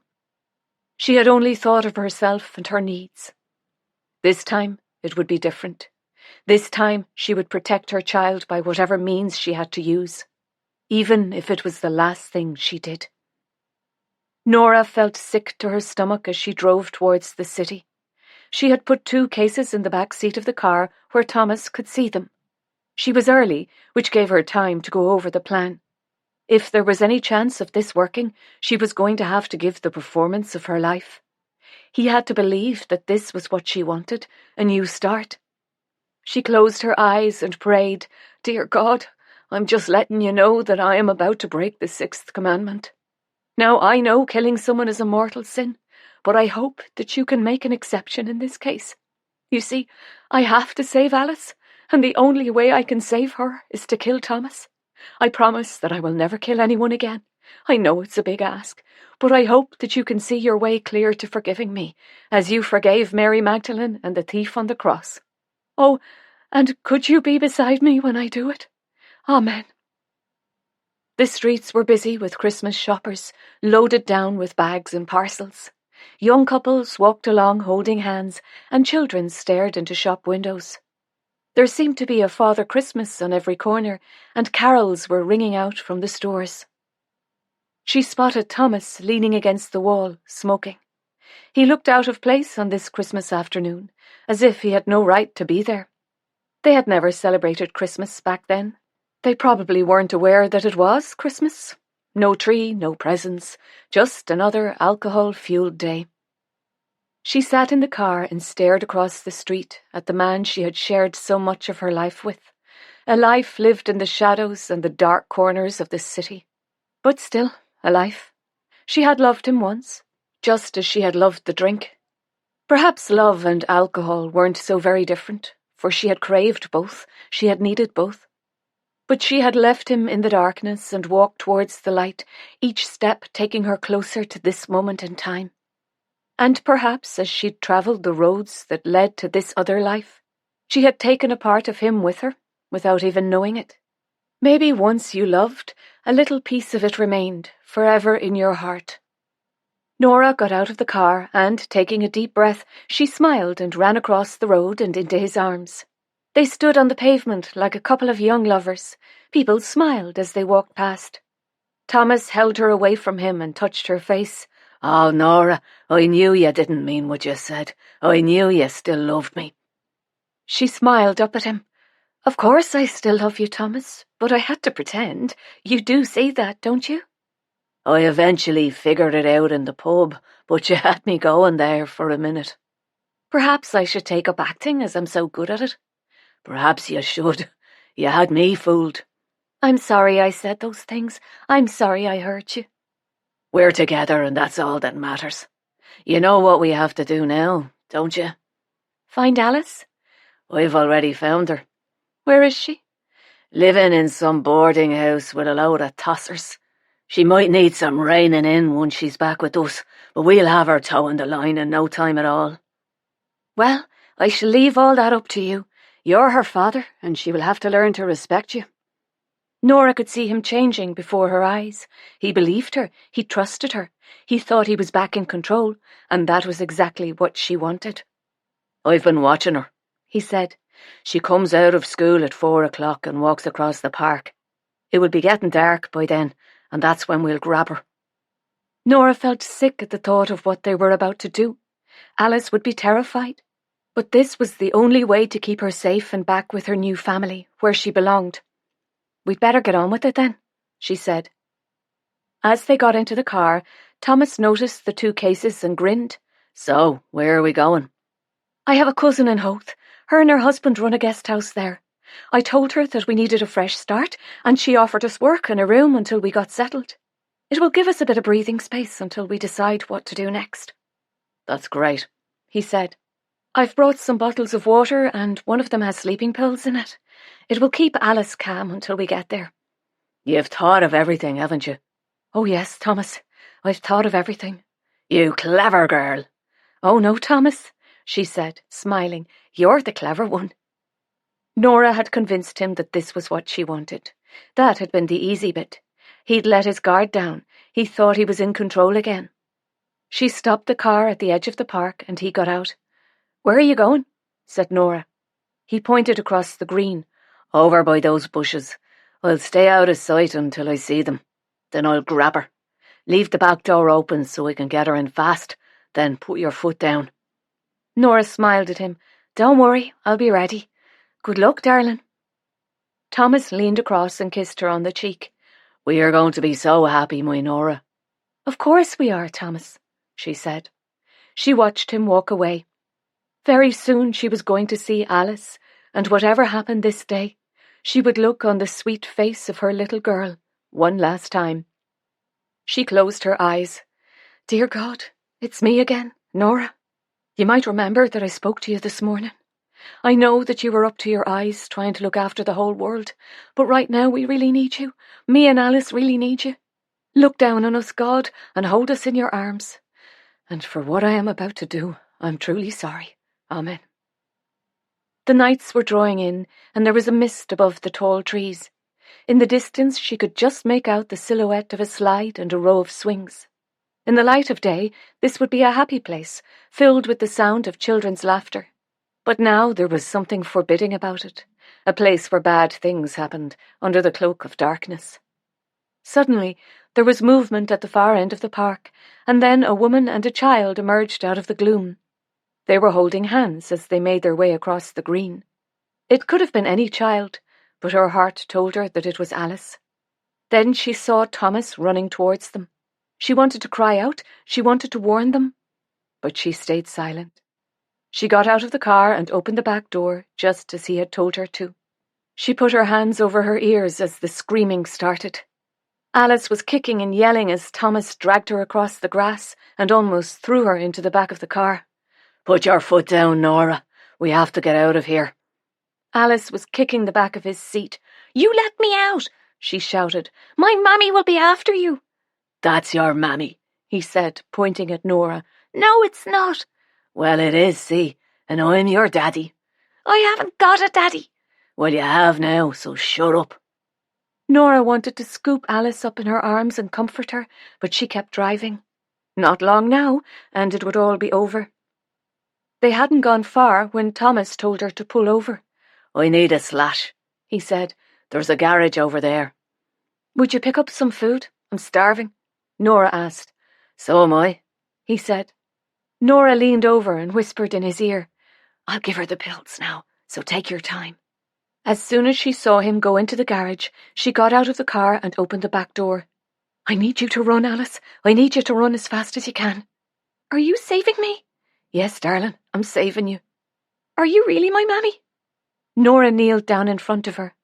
"I was your first mammy. I have always loved you, and I will always love you."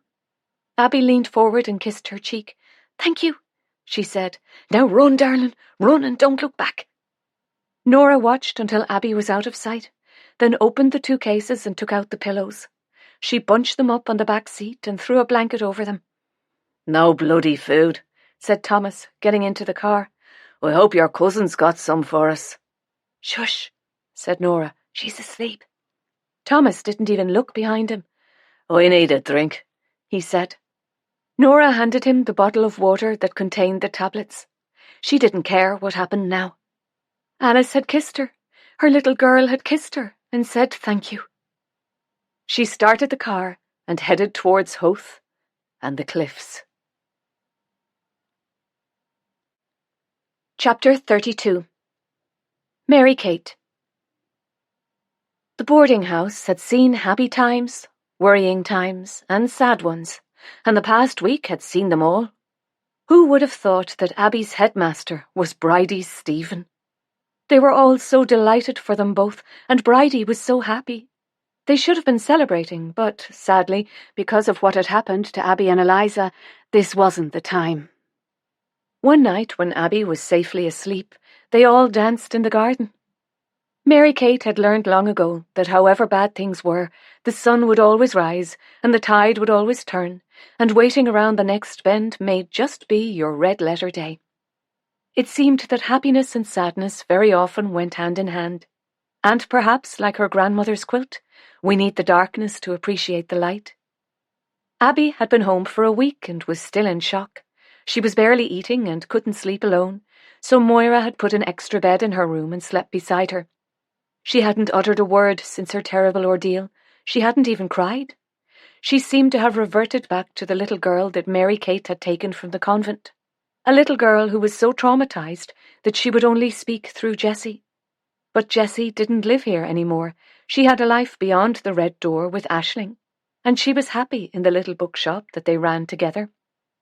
The guards had come to the house and tried to speak to Abby, but she had stared at them and turned away. Moira and Mary Kate were sitting in the front room, watching over Abby, who was asleep on the couch with her arms around Guinness. This sweet dog hadn't left her side from the moment she had come home. He had jumped up onto the couch and snuggled as close to Abby as he could get, pressing his warm body against her side and licking her hand. She had stroked his soft fur and kissed the top of his head. He seemed to sense that his friend was sad and needed comfort. They had been told that the body of a man had been found dead at the bottom of the cliffs, and a woman was in hospital, barely clinging to life. They knew that the man was Thomas, but didn't know who the woman might have been. "She needs to be thrown in prison for what she's done," said Moira. Abby suddenly stirred, sat up, and shook her head. She put her hand over her mouth, as if she was trying to say the words that were refusing to come out. "It's all right, darling," said Moira, going to her. "You don't have to say anything. You don't have to say anything at all." But Abby continued to shake her head, and then began stamping her feet. "You want to tell us something, don't you?" said Moira, taking her hand. Abby nodded. "How can we help you, Abby? We want to help you, love." Abby put her head down and started to sob. "Is there anyone you could talk to?" said Mary Kate. Abby looked up and nodded. Mary Kate knelt in front of her and held her hand. "Now, I'm going to say some names, and I want you to nod when I get to the right one, okay?" She nodded. "Good girl," said Mary Kate. "Right, is it Emma? Nell? Kathy? Jessie? Mrs. Lamb? Eliza?" Abby nodded. "You want to speak to Eliza?" She nodded again. "I'll get her," said Mary Kate, standing up. Left alone, Abby and Moira sat in silence. It was breaking Moira's heart to see her beautiful girl struggling to communicate again. Mary Kate and Eliza came into the room. Eliza smiled. "Hello, Abby. Mary Kate said that you wanted to talk to me. You can talk to me any time you want. It's no trouble at all. I like talking." "Then you're just the person, Eliza," said Moira. "Now we'll leave you alone to chat." Eliza couldn't sit next to Abby because Guinness wouldn't move, so she sat on the floor. "What do you want to talk about, Abby?" At first, Abby still couldn't say a word. "Just take your time," said Eliza. "I've all day. I've nothing planned. I'm not taking off on a holiday or anything. Try coughing. It might help to spit the words out." Abby coughed, but nothing happened. "Try harder this time," said Eliza. "As if you're choking to death and your life depends on it." Abby coughed again, and the words that had been sitting on her tongue fell out. "I want to go to the hospital, Eliza." "Are you ill?" Abby shook her head. "I want to see the lady." "What lady?" "The lady that was in the car." "With the bad man?" "Yes." Eliza frowned. "I didn't see a lady. Was she bad as well?" "No, I don't think she was. She saved me and she was kind.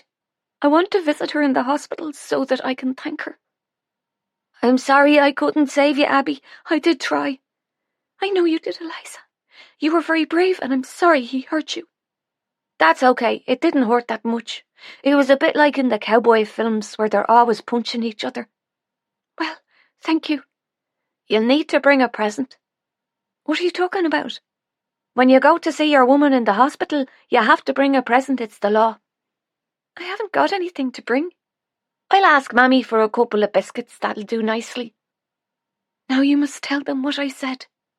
"Why can't you tell them yourself, Abby?" "I don't know." "Well, it doesn't matter. I'll be your voice until you find your own one, and I'll be glad to do it." Abby smiled at her. "You're a good friend, Eliza." Eliza grinned. "Really?" "Yes, really." "I've never had a friend before." "Well, you've got one now." I suppose I'd better come to the hospital with you then, otherwise you won't be able to thank your woman. Abby nodded. There is one more thing that I want you to tell them. Fire away, said Eliza. The woman in the hospital was my first mammy. You have 2 mammies, said Eliza. I have. I've never heard of anyone with 2 mammies. Neither have I, said Abby, but that's what she said. Ah, well, if she said it, it must be true. I mean, she's a grown-up, isn't she? There was a tap on the door, and Moira and Mary Kate came into the room. Have you finished speaking, girls? Said Mary Kate. Yes, said Eliza. And is it all right if Eliza speaks for you, Abby? Abby nodded. Moira and Mary Kate sat down. Wait a minute, said Eliza. I have to get it straight in my head. I've never talked for someone else before. It's a big responsibility, you know. Abby raised her eyes to the ceiling, which was something she had always done when Eliza said something daft. Take your time, Eliza, said Mary Kate. Eliza got up and stood with her back to the fireplace as if she was about to give a speech. Abby was shaking her head. Eliza cleared her throat. Good evening, she said. My name is Eliza Lamb and I will be speaking for Abby until she can speak for herself. So although the sound will be coming out of my mouth and you can see my lips moving, the words you're about to hear are all Abby's. She cleared her throat again. Abby Boniface says that she wants to visit your woman in the hospital to say thank you for saving her. No, said Moira, standing up. No, Abby, I'm sorry, but you could have been killed. You are not going to the hospital to visit that woman. One more thing, said Eliza. Abby said that your woman saved her life and that she was her first mammy. Moira looked sad. Her first mammy? She said softly. That's what she said. Abby beckoned to Eliza and whispered in her ear. Eliza was nodding very seriously to every word she was saying. Abby says if you won't go with her, she will go on her own. Your woman could be dying and she needs to thank her and to say goodbye. Mary Kate looked across at Moira and smiled. Well, it looks like we'll be going to the hospital, my friend. Moira nodded. Yes, it looks as if we are. I have to go as well, said Eliza, for I am the keeper of Abby's voice. Mary Kate stared at her. The keeper of Abby's voice, she said. What a wonderful thing to say. You are a very special girl, Eliza Lamb, and you never stop surprising us. You are wise and kind, and we all love you very much. Eliza grinned. Mammy says I have hidden depths, whatever that means, and anyway, it's easier to be kind than mean, don't you think? Indeed I do, said Mary Kate, and we can all learn from you. You are a beacon of light in a sometimes dark world. You've lost me now, said Eliza, and they all laughed, even Abby. Chapter 33. Bridie. Bridie would be doing something and then suddenly find herself laughing. To think that Stephen had been just down the road all the time. He hadn't let her down. He had gone to the train station instead of the bus station, and by the time he realised his mistake, he had raced across town, but she had gone. They had so much to talk about, so many dreams that they had thought were never going to come true. The cottage, the garden, the 2 gnomes, and the little dog called Hope. Silly talk, really. They were acting like 2 skitty young ones, but oh, it felt wonderful. Every little ordinary thing felt wonderful. It was like being born again. It was like seeing everything for the first time. Life can break you, but it can lift you up, and oh, what a lifting this had been. They wanted to be together, but because Stephen lived at the school, it would have been frowned upon. Once the school day was over, Bridie would go to his house and make dinner for them both. They would spend their evenings listening to the kind of music that had been denied them for so long, and then Stephen would drive her home. If they could, they would get married straight away. They had wasted so much time already, and having found each other, they were desperate to start their new life in a home of their own. Stephen understood that this wasn't the right time. Maybe the religious life that they had chosen had taught them patience. When Bridie had taken her vows, she thought it was what she wanted. Her mother and her sisters said it was ridiculous, which made her want it even more. But she had struggled, And not only was she on her knees every day praying to God to show her the way, but she had the rest of the nuns on their knees too. She doubted herself all the time. Poverty, chastity, and obedience hadn't come easily to her, and in a house full of women, her tolerance was severely tested. It was hard to be tolerant when you were roused from your bed at 5 o'clock in the morning to stand beside an old nun who was singing off-key at the top of her voice. She would look at her fellow sisters, who seemed so serene and full of the Holy Spirit, while she was thinking how she could get away with murder. Every Sunday, an old priest would come to the convent and say Mass. The poor man was very deaf, and nearly dislodged the statue of the Blessed Virgin from her pedestal with his booming voice. One Sunday he collapsed in the middle of Holy Communion, dropping the holy chalice and spilling wine all over the altar. It was said that Johnny Logan was seen licking it up. It was probably just gossip, although, knowing Johnny Logan, no one would have been too surprised. He was replaced by a young priest called Stephen, with his soft voice and kind words. And that is when it had all begun. Loving him had made her a better person, a nicer person. She even complimented the old nun on her enthusiastic singing, which on reflection might have been a mistake, as the volume increased dramatically over the next few Sundays. On the day they were due to meet in Dublin, buses were pulling in and out of the station. But she knew in her heart that Stephen wasn't going to be on any of them. She had no idea where to go. The future she thought was ahead of her had gone, and it had taken the best part of her with it. She didn't care where she lived, but she was frozen and needed shelter. After walking around for hours, she found herself in Merrion Square, and it was behind the red door that she had found acceptance, kindness, and friendship. By the time she left her childhood home, what little confidence she may have possessed had been sucked out of her by indifference and dispassion. Her mother had been a shallow, self-obsessed woman who had taken pride in the beauty and popularity of Bridie's 3 sisters, but had no time for her. She had tried so hard to make her proud, to elicit a kind word here and there, to tell her that beauty was a fleeting thing, and that being herself was enough. In the end, she knew that whatever she did, her mother was never going to love her. She would always be the plain one, the runt of the litter, only good enough to take care of her in her old age. In fact, there were times when she felt that her mother was ashamed of her. It took a long time to realize that she had been grieving almost all her life, and she thought that the religious life would help her to heal. But she had been wrong.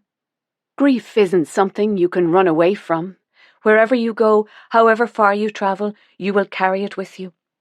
They say that grief is the price of love, but she was grieving for the love that she had never had. Mother Superior had always known she was a troubled soul. One day she called her into her office and Bridie told her story. In fact, until that moment, the Mother Superior hadn't really known how damaged she was. You carry your sadness like a penance, but you can't go back and change things. The love you were denied has to come from inside yourself, because you can't rely on anyone else to give it to you. Respect your grief, nurture it, because it is part of who you are, and in the end it will make you a stronger person. Love yourself, sister, for we all deserve to be loved. But it hadn't been the convent that had given her the peace she craved. It was the boarding house, where the people that she found became the kind of family that she had never had. She could be herself and not be judged or laughed at because of it. Being herself was enough. She would wait to marry Stephen until the boarding house was happy again. Chapter 34. Mary Kate. Mary Kate and Moira took a taxi to the hospital with Eliza chatting all the way, which was exactly what they needed, for the pair of them were too wrapped up in their own thoughts to speak. They were both anxious about meeting Abby's birth mother. Moira, because she couldn't bear to think of Abby having another mother before her. She had somehow managed to block out Abby's past life. She hated to admit it, but the truth was, she was jealous. She had known that Nora Clancy existed, and she should have talked to Abby about it. The child had a right to know. It would have been kind to tell her that her mother hadn't abandoned her on the steps of the Abbey. She had let her go to give her a better life, because she loved her. She should have told her, but she had allowed her jealousy to cloud her judgment. She had put her own insecurities above that of her daughter. Love wasn't a contest, but in her heart that was what she had made it. No one knew how much Abby remembered from her childhood, and Moira couldn't bear to think about it. But it had happened, and pretending it hadn't wasn't helping either of them. Moira should have given Abby a safe place to speak, and if indeed she still had memories, Moira could have helped her to deal with them. She had let her down, and she was ashamed. Mary Kate was also struggling with it all. The woman in the hospital was the same woman who had neglected a poor defenceless baby, a woman who had put her own addictive needs before an innocent child who needed her protection. This was the woman who had put Abby in danger for the second time. Liam was sitting beside Nora's bed, holding her hand. He should have known that she was going to do something like this. He felt that he'd let her down. He'd been with her all night, and there were times when he thought he had lost her. The doctors had given him little hope that she would survive the fall. She had been found on a ledge halfway down the cliff. It seemed she must have jumped from the car before it went over, and that gave him hope, because she hadn't wanted to die. She hadn't meant to leave him. Nora was a strong woman, and he was depending on it to get her through. He stroked her hair that was matted with blood. Now you must fight, my darling.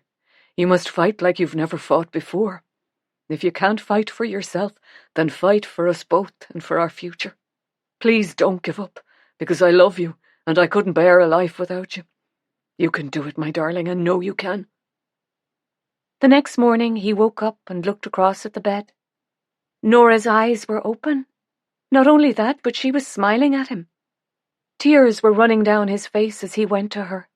She was too fragile to be hugged, but he gently kissed her cheek. Thank you for coming back to me, he said. Nora licked her lips that were cracked and dry. I never left you, she whispered. I never left you, my darling. Just then there was a tap at the door and a nurse walked in. Ah, you're awake. Now isn't that grand? I'm sure that your visitor will be pleased too. I don't think that Nora is in any fit state to see anyone, said Liam. Who is it? Said Nora. It's a little girl. Her name is Abby. She says she's your daughter. She is here? The nurse nodded. She's outside.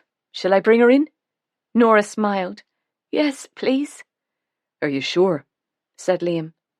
It's my Alice. Alice wants to see me. Liam knew that the little girl's name was now Abby, but he didn't correct her because he knew that in Nora's mind the baby she had given away would always be Alice. Abby and Eliza came into the room. They stood by the door, staring across at the bed. Hello, said Nora gently. Eliza stepped forward. My name is Eliza Lamb and I am the keeper of Abby's voice. That's why I am here, because I am needed. Nora smiled at her. It's lovely to meet you, Eliza. Can Abby not speak for herself? No, said Eliza. She's had a shock, you see, but you'd know all about that because you were in the car. Now, I didn't know you were in the car because I only saw the bad man, and I couldn't save Abby because he punched me in the face. I'm so sorry, Eliza. You were very brave. I know, said Eliza. Mammy says I have hidden depths, and Mary Kate says I'm a beacon of light. I think you mean beacon, said Nora, smiling at this lovely young woman. There was something childlike about her that she didn't quite understand. She looked over at Abby, who was still standing by the door. Would you come and sit beside me? She said. Her daughter nodded and walked over to the bed. May I hold your hand, dear? Would that be all right? But you don't have to if you don't want to. Abby nodded again and reached across the bed. Nora wanted to cry, but she didn't want to scare her. Abby's hand was so small in hers. She tried to recall that baby hand and the softness of her baby skin, and her heart was breaking. Eliza cleared her throat. Abby wants to say thank you for saving her, she said. That's why we're here. She was worried that you might be a deader before she had a chance to say it. Nora and Abby were staring at each other, and it felt to Nora as if they were the only two people in the room. "Do you think that you could speak to me, darling?" Abby pressed her hand to her mouth. "Yes," she said softly. "Well, would you believe it?" said Eliza, smiling. "My work here is done, so I leave the pair of you to chat." "I'll come with you," said Liam, standing up. "Is that all right with you, Nora?" "Yes, my love. Abby and I have a lot of catching up to do."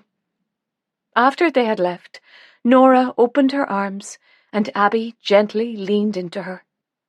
Nora stroked the silky blonde hair and breathed in the scent of the little girl. Her daughter was breathtakingly beautiful, and deserved so much more than she had ever given her. "I'm sorry," she whispered. "I'm so very sorry." Abby didn't speak. Instead, she lifted her hand and stroked her mother's face. Nora took a deep breath. Oh, to stay like this forever, just the two of them. So many years had passed by. So many years when this lovely child could have been hers. To be given another chance to love and protect her baby. She closed her eyes and listened to her child's breath against her heart. But she knew that very soon life would step in and Alice would walk away, back to her other life and her other mother. She could almost feel the pain of that separation, and it was tearing her apart. Nora hadn't realized that she was crying until she felt a little hand wiping the tears away. She had her baby in her arms again, and there was no need for words. Chapter 35. Mary Kate. On a grey, windy day, Bridie and Stephen were married in the little church beside the waters of Glendalough, where almost 3 years before Mary Kate and Sean had made their vows. They had gathered outside the little church, waiting for Bridie and the girls to arrive. It had been raining all night, but as James drove slowly up the drive, a rainbow appeared above the Wicklow hills. It had been a simple, beautiful ceremony. The church was packed with friends and pupils from Stephen's school. Not only was the church filled with well-wishers, it was filled with so much love, as they all came together to celebrate this very special wedding. Mary Kate thought that this would be a difficult day for her, but she'd been so wrong. Just looking at the faces of Bridie and Stephen as they promised to love and cherish each other was the most beautiful thing, and she was so happy for them both. James had given Bridie away, and Guinness had been Stephen's best man. Abby, in a cornflower blue dress, had been the flower girl, followed down the aisle by Eliza, who wore lemon. Even Guinness was resplendent in a red bow tie around his neck. The girls had taken their duties very seriously, solemnly walking up and down the hall for weeks, holding teacups in their hands instead of posies. Bridie had protested that she was too old for a formal wedding gown, but they had taken no notice and marched her off to Cleary's, the beautiful department store in the middle of Dublin, where she chose a classic A-line dress in pale ivory. She looked beautiful. "I can't believe it's me," she'd said, standing in front of the mirror. "It's you, all right," said Eliza. "It's you. Who else would it be?" Bridie started laughing. "What's funny?" said Eliza. "Nothing," said Bridie. "Nothing at all." Eliza frowned. "Why were you laughing then if it wasn't funny?" "Oh, Eliza," she said, "I do love you." Eliza had smiled. "That's all right then."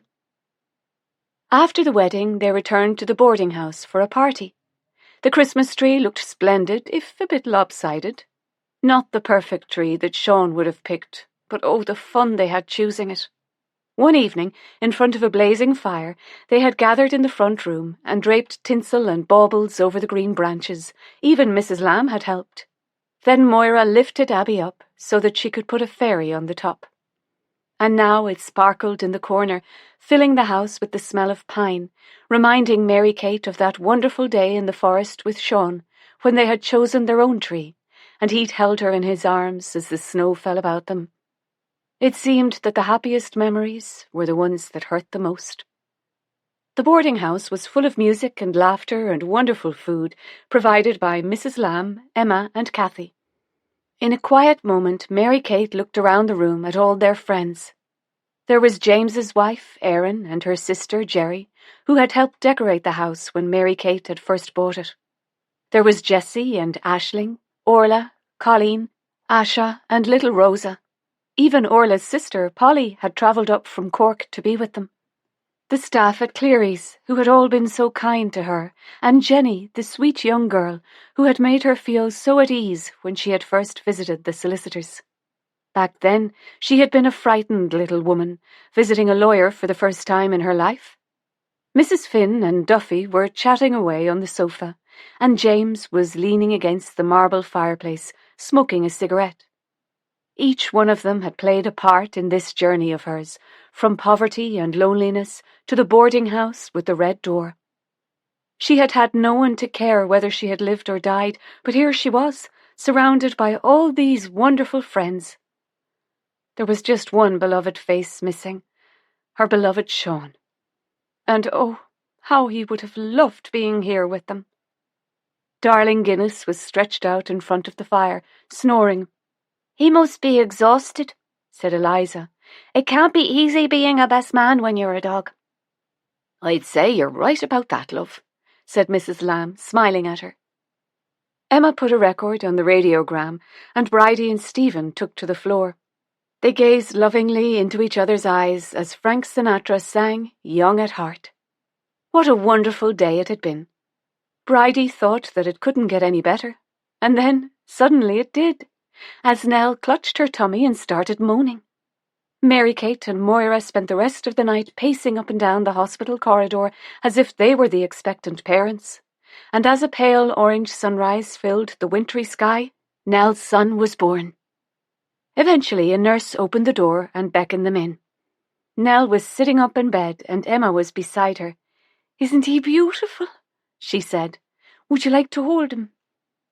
Mary Kate carefully took him from Nell's arms. He was staring up at her, his tiny hands worrying at the white towel he was wrapped in. "Look at him, Moira," she said. "He's adorable." "He has your eyes, Nell," said Moira.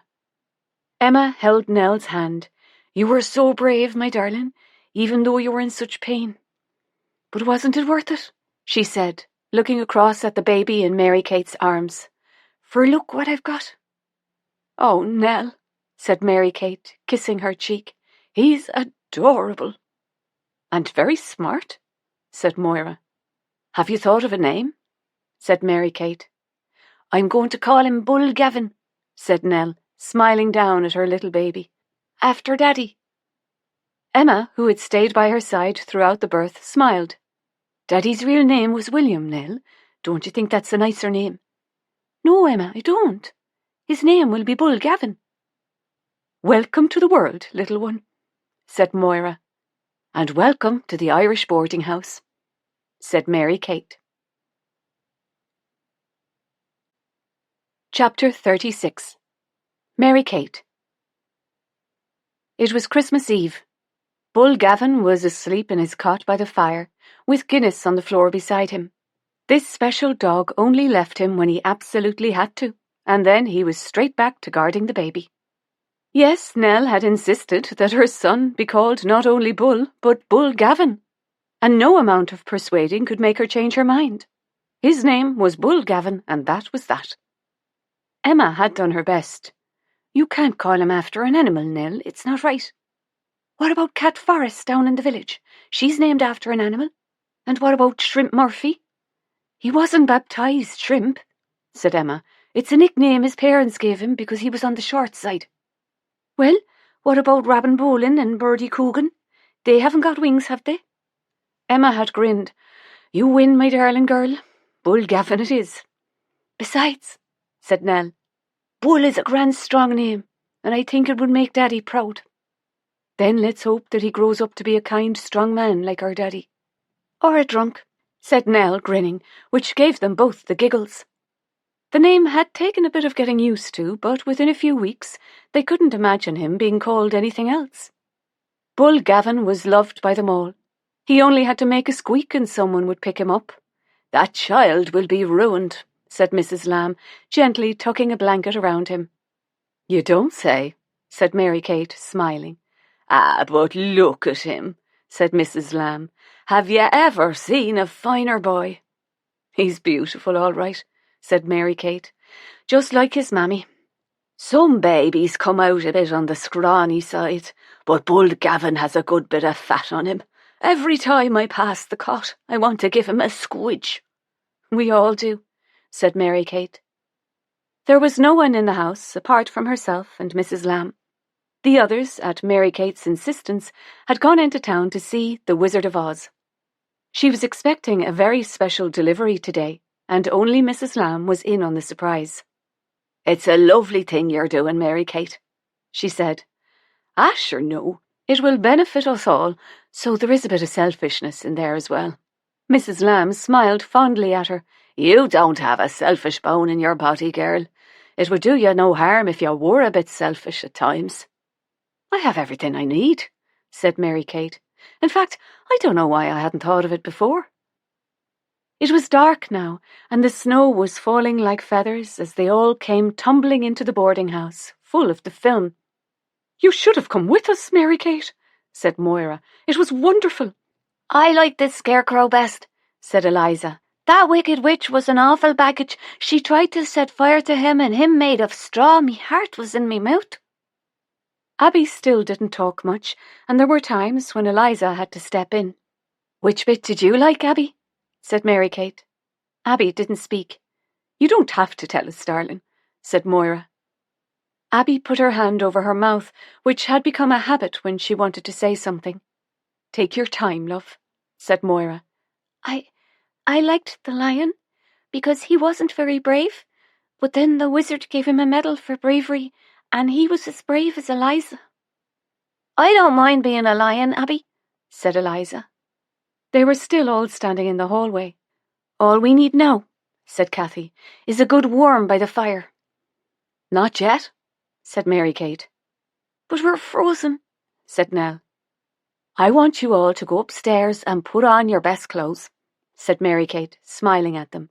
Is it a surprise? Said Eliza. I like surprises, don't I, Mammy? Don't I like surprises? You do, Eliza, said Mrs. Lamb. But right now you must do as Mary Kate says and put on your best clothes. The girls ran upstairs. Me too, said Moira. Definitely you two, said Mary Kate, grinning. Now what are you up to, Mary Kate Barry? You'll see soon enough, Moira Kent. Mrs. Lamb and Mary Kate sat on the stairs waiting for them. My stomach feels like it's full of frogs, said Mrs. Lamb. I can't wait for her to see it. Isn't life just wonderful sometimes? Mary Kate smiled at her. It is, isn't it? She said. Eventually they came down the staircase. You all look wonderful, said Mary Kate. Once they were all there, Mary Kate opened the door. You go first, Moira, she said, holding her hand. One by one they stepped through the door. The lights from the tree shone out across the room, and in the corner, wrapped in a big red bow, stood a beautiful grand piano. There wasn't a sound as Moira walked over and sat down. She lifted the lid and stroked the keys. There were tears running down her face as she turned and looked at Mary Kate. Mary Kate smiled at her. Happy Christmas, my dear friend. Happy Christmas. Moira wiped her eyes, placed her fingers on the keys, and began playing Tchaikovsky's Romeo and Juliet. The fire blazed away in the hearth as they sang carols, accompanied by Moira on the piano, and as the snow covered Merrion Square and the Christmas bells rang out across the city, Mary Kate felt blessed. Chapter 37. Megan. Megan Jones looked nervously at her watch. The train should have pulled out 10 minutes ago.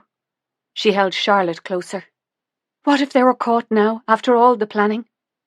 She lifted Charlotte off her lap and sat her on the seat. Then she pulled down the window and peered anxiously along the platform. She was mad to have left from Paddington Station. It was the first place they'd look. She should have caught the bus and put a few more miles between her and the Schwartzes.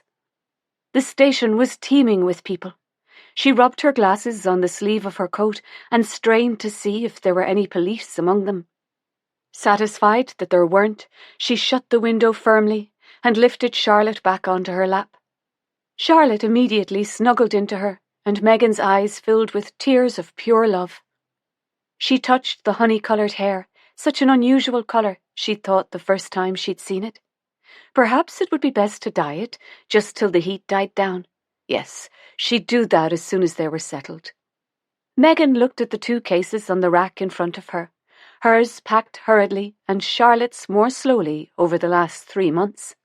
Things that wouldn't be missed, but special things that Charlotte loved. Her favourite blanket, and the soft, brightly coloured ball that Megan had given her for her first birthday. She looked down at Charlotte, whose eyes were now closed. She looked so contented and peaceful. It was obvious to Megan that she didn't miss the Schwartzes at all. She, Megan Jones, a childless spinster, was Charlotte's mummy now, and she'd never let her down or put her into the care of strangers. Satisfied that she was doing the right thing, she closed her eyes and let her mind drift back to the Rhondda Valley and home. Megan had been an only child, born unexpectedly late in life to Gareth and Bronwyn Jones, almost an embarrassment to the fiercely religious couple. Megan felt that her mother never quite forgave her husband for thrusting this unwanted child upon them. There seemed to have been no colour in Megan's childhood home, a narrow miner's cottage perched on the slopes of the Rhondda Valley. It was always cold, battered by the biting winds that seeped into every crack and through every window frame, her own room at the top of the house seeming to catch most of it. Yet it was in this room that Megan dreamed of a life beyond the valleys, to a place of pinks and blues and yellows, the sort of place she saw on the screen of the tiny cinema in the town. She knew that other children found her odd, and she had no friends. She was a plain child, with an almost permanently anxious look on her face, dressed in clothes that her mother had cut down from her own. She drifted through school, overlooked by children and teachers alike, excelling only at needlework, where her quiet patience produced beautiful pieces of work. Her one friend was Mrs. Davies, the needlework teacher, who brought her in pieces of brightly coloured material that Megan made into a quilt for her bed. It was the one piece of colour in the house, looking almost obscene against the browns and greys. Megan left school at 15 and went to work in the local council office. She hated it, but it got her out of the house, and she could put bits of money away into a savings account for the day she would leave.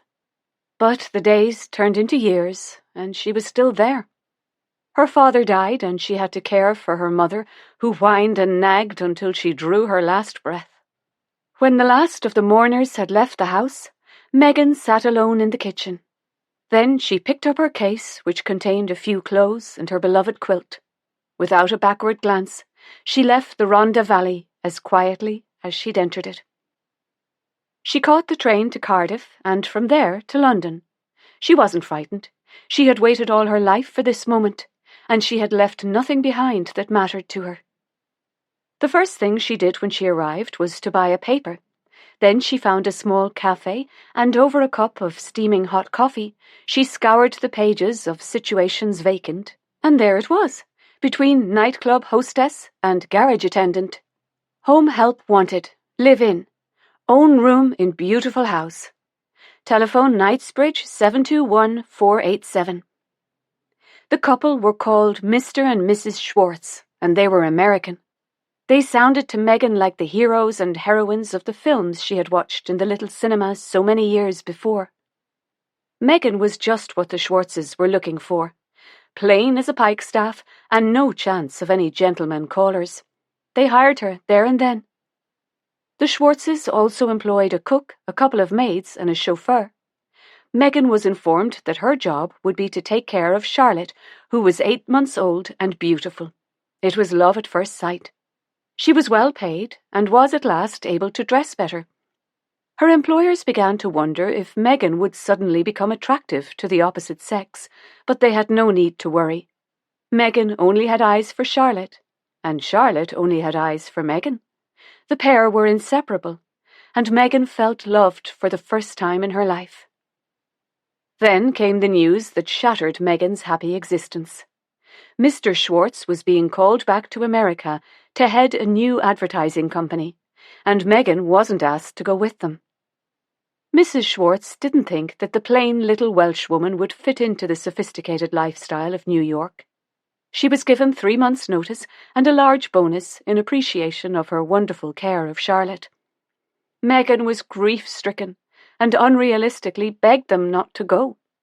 She embarrassed them with her tears and pleas, and they wished they had given her shorter notice. Megan demanded to know who would take over the care of Charlotte, and Mrs. Schwartz, whose patience was wearing thin, told her that was not Megan's concern. They would find someone. Megan went to Charlotte and held her close, her tears falling on the honey-coloured hair. She couldn't bear the thought of Charlotte being put into the care of a stranger. It was then that Megan made the decision. She would steal Charlotte and run away. They would start a new life together. Charlotte was Megan's whole world, and she wasn't going to let her go. She began to make plans. The most important thing was to get out of London. She wouldn't go back to Wales, that's the first place they'd look. Megan's favourite film of all time was The Quiet Man, starring John Wayne and Maureen O'Hara. It was set in Ireland, and she'd fallen in love with the beautiful scenery and its gentle people. They would be taking the night sailing. Suddenly a whistle blew, and doors were being slammed. Megan opened her eyes as Charlotte stirred in her lap. "We've done it," she whispered in her ear. "From now on, it's just you and me, my beautiful girl." Luckily, Charlotte slept most of the way, but Megan stayed awake. She had come too far to let her guard down now. Any minute, the train could come to a halt, and police would be searching the carriages looking for Charlotte. She had to stay alert, even though she was exhausted. She wouldn't rest until they were sailing towards Ireland and safety. It was crowded on the boat as everyone was going home for the Christmas holidays. Most of the men were rolling drunk, singing rebel songs at the tops of their voices and staggering all over the place. They were bumping into her, and she was worried that Charlotte might come to harm. She picked up her case and went outside, but the freezing cold wind took her breath away. She didn't want to go back inside, but she couldn't stay out here either. "Are you lost, love?" Megan looked up at the young sailor. "I need to find somewhere warm for the night," she said. "You see, I can't go back in there." The sailor smiled at her. "I'd say there'll be some sore heads in the morning, but sure, there's no harm in them." "Of course not," said Megan, wrapping her coat closer around Charlotte. "It's just that—" "Follow me," said the sailor, picking up her case. Megan followed him down 2 staircases and along a corridor. He stopped outside a door and beckoned her inside. "I'm on nights," he said, "so I won't be using the cabin. You're very welcome to it if you don't mind the mess." He opened a cupboard and handed her a blanket. "This is clean, and it will keep you warm." "You've been so kind," said Megan. "You remind me of me mammy," he said, grinning, "and a good Irish boy would never see his mammy without a bed for the night. Now, sleep well. I'll give you a shout in the morning." Cuddled up under the blanket, they slept right through the night, and Megan only stirred when the sailor tapped on the door and came into the cabin. "We're coming into Dunleary," he said. "Did you sleep well?" "We did, and I can't thank you enough," said Megan. "Can I ask your name?" "Eddie," he said, "after the daddy." "Well, your mother would be very proud of you this day. By the way, my name is Teresa." "Then I wish you both well, Teresa." She felt quite proud of herself for thinking so fast. No one was looking for a woman called Teresa, were they? The quayside was crowded with people, welcoming the travellers home. There would be no welcome for her and Charlotte, but as long as they had each other, nothing else mattered. She had decided on Dublin, a city big enough to get lost in. What she hadn't taken into account was that it was Christmas Day. Nowhere would be open, and the boarding houses would probably be full of visitors. But she'd cross that bridge when she got to it. The hardest part was behind them, and it was time to look forward. "We can do this, Charlotte," she said as she picked up her case and headed for the bus station. Chapter 38. Mary Kate. It was Christmas Day and the bells were ringing out across the city. A wreath of holly hung on the red door, and everywhere smelled of pine and the mouth-watering aroma of turkey wafting up from the kitchen. Emma and Cathy had been up since the crack of dawn, helping Mrs. Lamb with the dinner, while Nell, Eliza and Abby had spent the morning decorating the dining room table. They had put so much foliage on it that there was barely any room left for the plates. The house was full of laughter and music, and Mary Kate felt blessed. "Mary Kate," said Moira, "has it occurred to you that most of the boarding houses in Dublin will be empty?" Mary Kate frowned. "Now, why would they be empty? Sure, it's Christmas Day." "Exactly, and the majority of guests will have gone home to celebrate with their families." Mary Kate smiled. "I hadn't thought of that." "It seems that it has been the homeless who have found their way to our door." "Then aren't we the lucky ones, Moira Kent?" "We are, Mary Kate Barry." Bull Gavin was happily sucking away on a blue dummy, surrounded by so many soft toys that there was hardly room in the cot for himself. As the morning went on, more of their friends turned up. James and his wife, Erin, had collected Mrs. Finn from Tanner's Row to join them for this Christmas Day. Jessie and Aisling arrived, followed by Orla and her lovely fiancé, Donal. The boarding house was bursting at the seams, and it was exactly as it should be. Mary Kate hoped that her beloved grandparents were looking down on her this day and could see her now, surrounded by so many good friends and so much love. She knew that this was what they had wanted for her, not fame or fortune or fancy clothes, but happiness and peace and love. She could almost hear her grandfather's voice. "Red letter days, Mary Kate. Didn't I tell you that they were just around the corner?" "And you were right, Granddaddy," she thought. "You were so right." "I hope you don't mind, Mary Kate," said Emma. "I've said that Rooney can come round this evening." "Of course he can. It'll be grand to see him. Why didn't you invite him for dinner?" "Because he has to look after his mammy, but a neighbour has offered to stay with her tonight." Mary Kate had noticed that Emma and Rooney had been spending a lot of time together. The weather had been too bad for gardening, and so Rooney had been doing odd jobs around the house. Rooney whistled a lot, so you would always know which part of the house he was working in.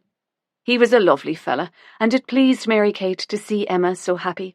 She had been like a mother to Nell for almost all her life, and she deserved some happiness of her own. Nell didn't rely on her so much these days, for she had found friendships with Abby and Eliza. These days, Nell hardly mentioned her home or her beloved hillside, which gave Mary Kate hope that she was happy here in the boarding house with her friends, and of course baby, Bull Gavin, who she adored. Just then, Eliza came bursting into the front room. "It's snowing, Mary Kate," she said. "Isn't that wonderful?" "It is, Eliza. It really is," said Mary Kate. "Oh, and Mammy said the dinner's ready, so could we all help to bring the dishes up?" As she was about to leave the room, she turned back. "Imagine that! Snow on Christmas Day!" "Imagine," said Mary Kate, smiling. Dish after dish of steaming hot food were brought up from the kitchen and placed on the table. "Now, girls," said Mrs. Lamb, "would you be kind enough to put this lovely greenery on the dresser, which is rather bare and deserves jollying up, just like the table?" "Of course we can, Mammy," said Eliza. "We can do that, can't we, girls? We can put the greenery on the dresser." Abby did her usual eye-rolling, but she smiled. "Of course we can, Eliza," she said. "Now," said Mary Kate, "who will say grace for us?" Eliza's hand went up immediately. "Anyone else?" said Moira. "Would you like to, Abby?" Abby shook her head. "Right then, Eliza," said Mary Kate, "and thank you, dear." Eliza joined her hands in prayer and bowed her head, and everyone else did the same. "Dear Lord Jesus, thank you for our dinner, which I'm sure will be very nice. We haven't eaten it yet, but Mammy is a grand cook, and even if it's rotten, it was very kind of Mammy to cook it for us." "Very nice, Eliza," said Mrs. Lamb. "Now let us all tuck in before it gets cold." "I haven't finished yet, Mammy." "Be quick then, love," she said, smiling at everyone. Eliza cleared her throat and started again. Dear Lord Jesus, thank you for making Bull Gavin, because we all love him very much. Amen. Amen, said everyone. The food was delicious and the company perfect. They ate, they drank, they pulled crackers and told silly jokes. Guinness was lying beside Bull Gavin's cot. Nell had fed the baby, and despite all the noise, he was fast asleep. Guinness knew that he wasn't allowed to beg for food, but was gratefully accepting any titbits that came his way. Jessie tapped her glass. Aisling and I have some news, she said. Is it exciting? Said Eliza. Jessie grinned. We'll let you be the judge of that, but we think it is. Do tell us, said Mrs. Finn. Well, as you know, there is a small cafe next to our bookshop, and now it's up for sale. You want to buy it? Said James. We've already put in an offer that's been accepted. Well, anything I can do, said James. Thank you, said Aisling. We were going to ask you. Whenever you're ready, said James. So are you thinking of running the cafe as well? Said Mary Kate. What we'd like to do, said Jessie, is knock down the wall and have a bookshop come cafe. It's a dream that Aisling and I have had for a long time, and when the cafe came up for sale, we didn't think twice about buying it. It sounds wonderful, said Erin.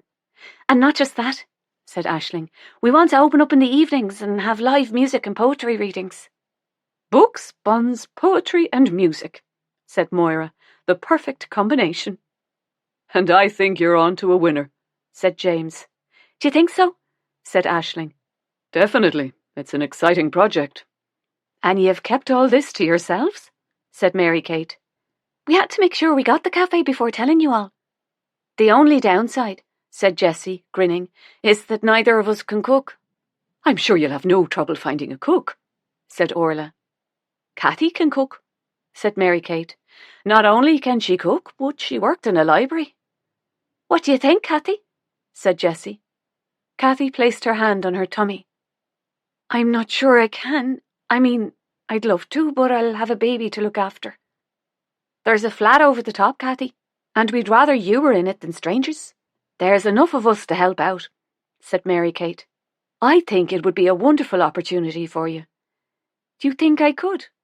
Of course you could, and it will be a great chance for you to meet new people. I could help with the baby, said Eliza. Couldn't I, Mammy? I could wheel it out like I wheel Bull Gavin out, and I know how to change a nappy. I couldn't feed it, though, because I don't have milk in me titties. As everyone at the table convulsed with laughter, the doorbell rang and Guinness started barking. Mary Kate stood up and looked out of the window. Well, it's not carol singers, she said. I'll get it, said Moira. I'm up now, said Mary Kate. You eat your pudding. Mary Kate went into the hallway and opened the door to see a small, anxious woman looking up at her. Can I help you, dear? She said. I'm looking for lodgings, missus, said Megan. A small room would do. I've been walking around all day, but I haven't found anything suitable, and then I saw an advertisement for this place. The poor woman looked desperate, and even if there hadn't been a vacancy, Mary Kate would have made her up a bed in the airing cupboard. How long were you wanting it for? Forever. Mary Kate smiled. You've come at the right time, for one of our guests has moved out, so the room is vacant and you are very welcome to it. Really? Said Megan. If you would like it. Oh, I would, said Megan. But what, dear? Would you take Charlotte as well? Mary Kate stroked Charlotte's beautiful fair hair. How could I resist? She's beautiful. Megan's eyes filled with tears. You'll take us both, then? Mary Kate smiled at her. Of course. Now, let's get you warm. But first, come and meet our residents and friends.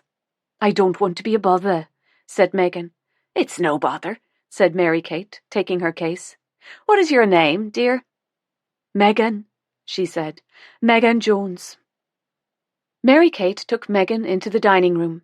We have a new guest, she said. Let me introduce you to Megan Jones and her beautiful little dog, Charlotte.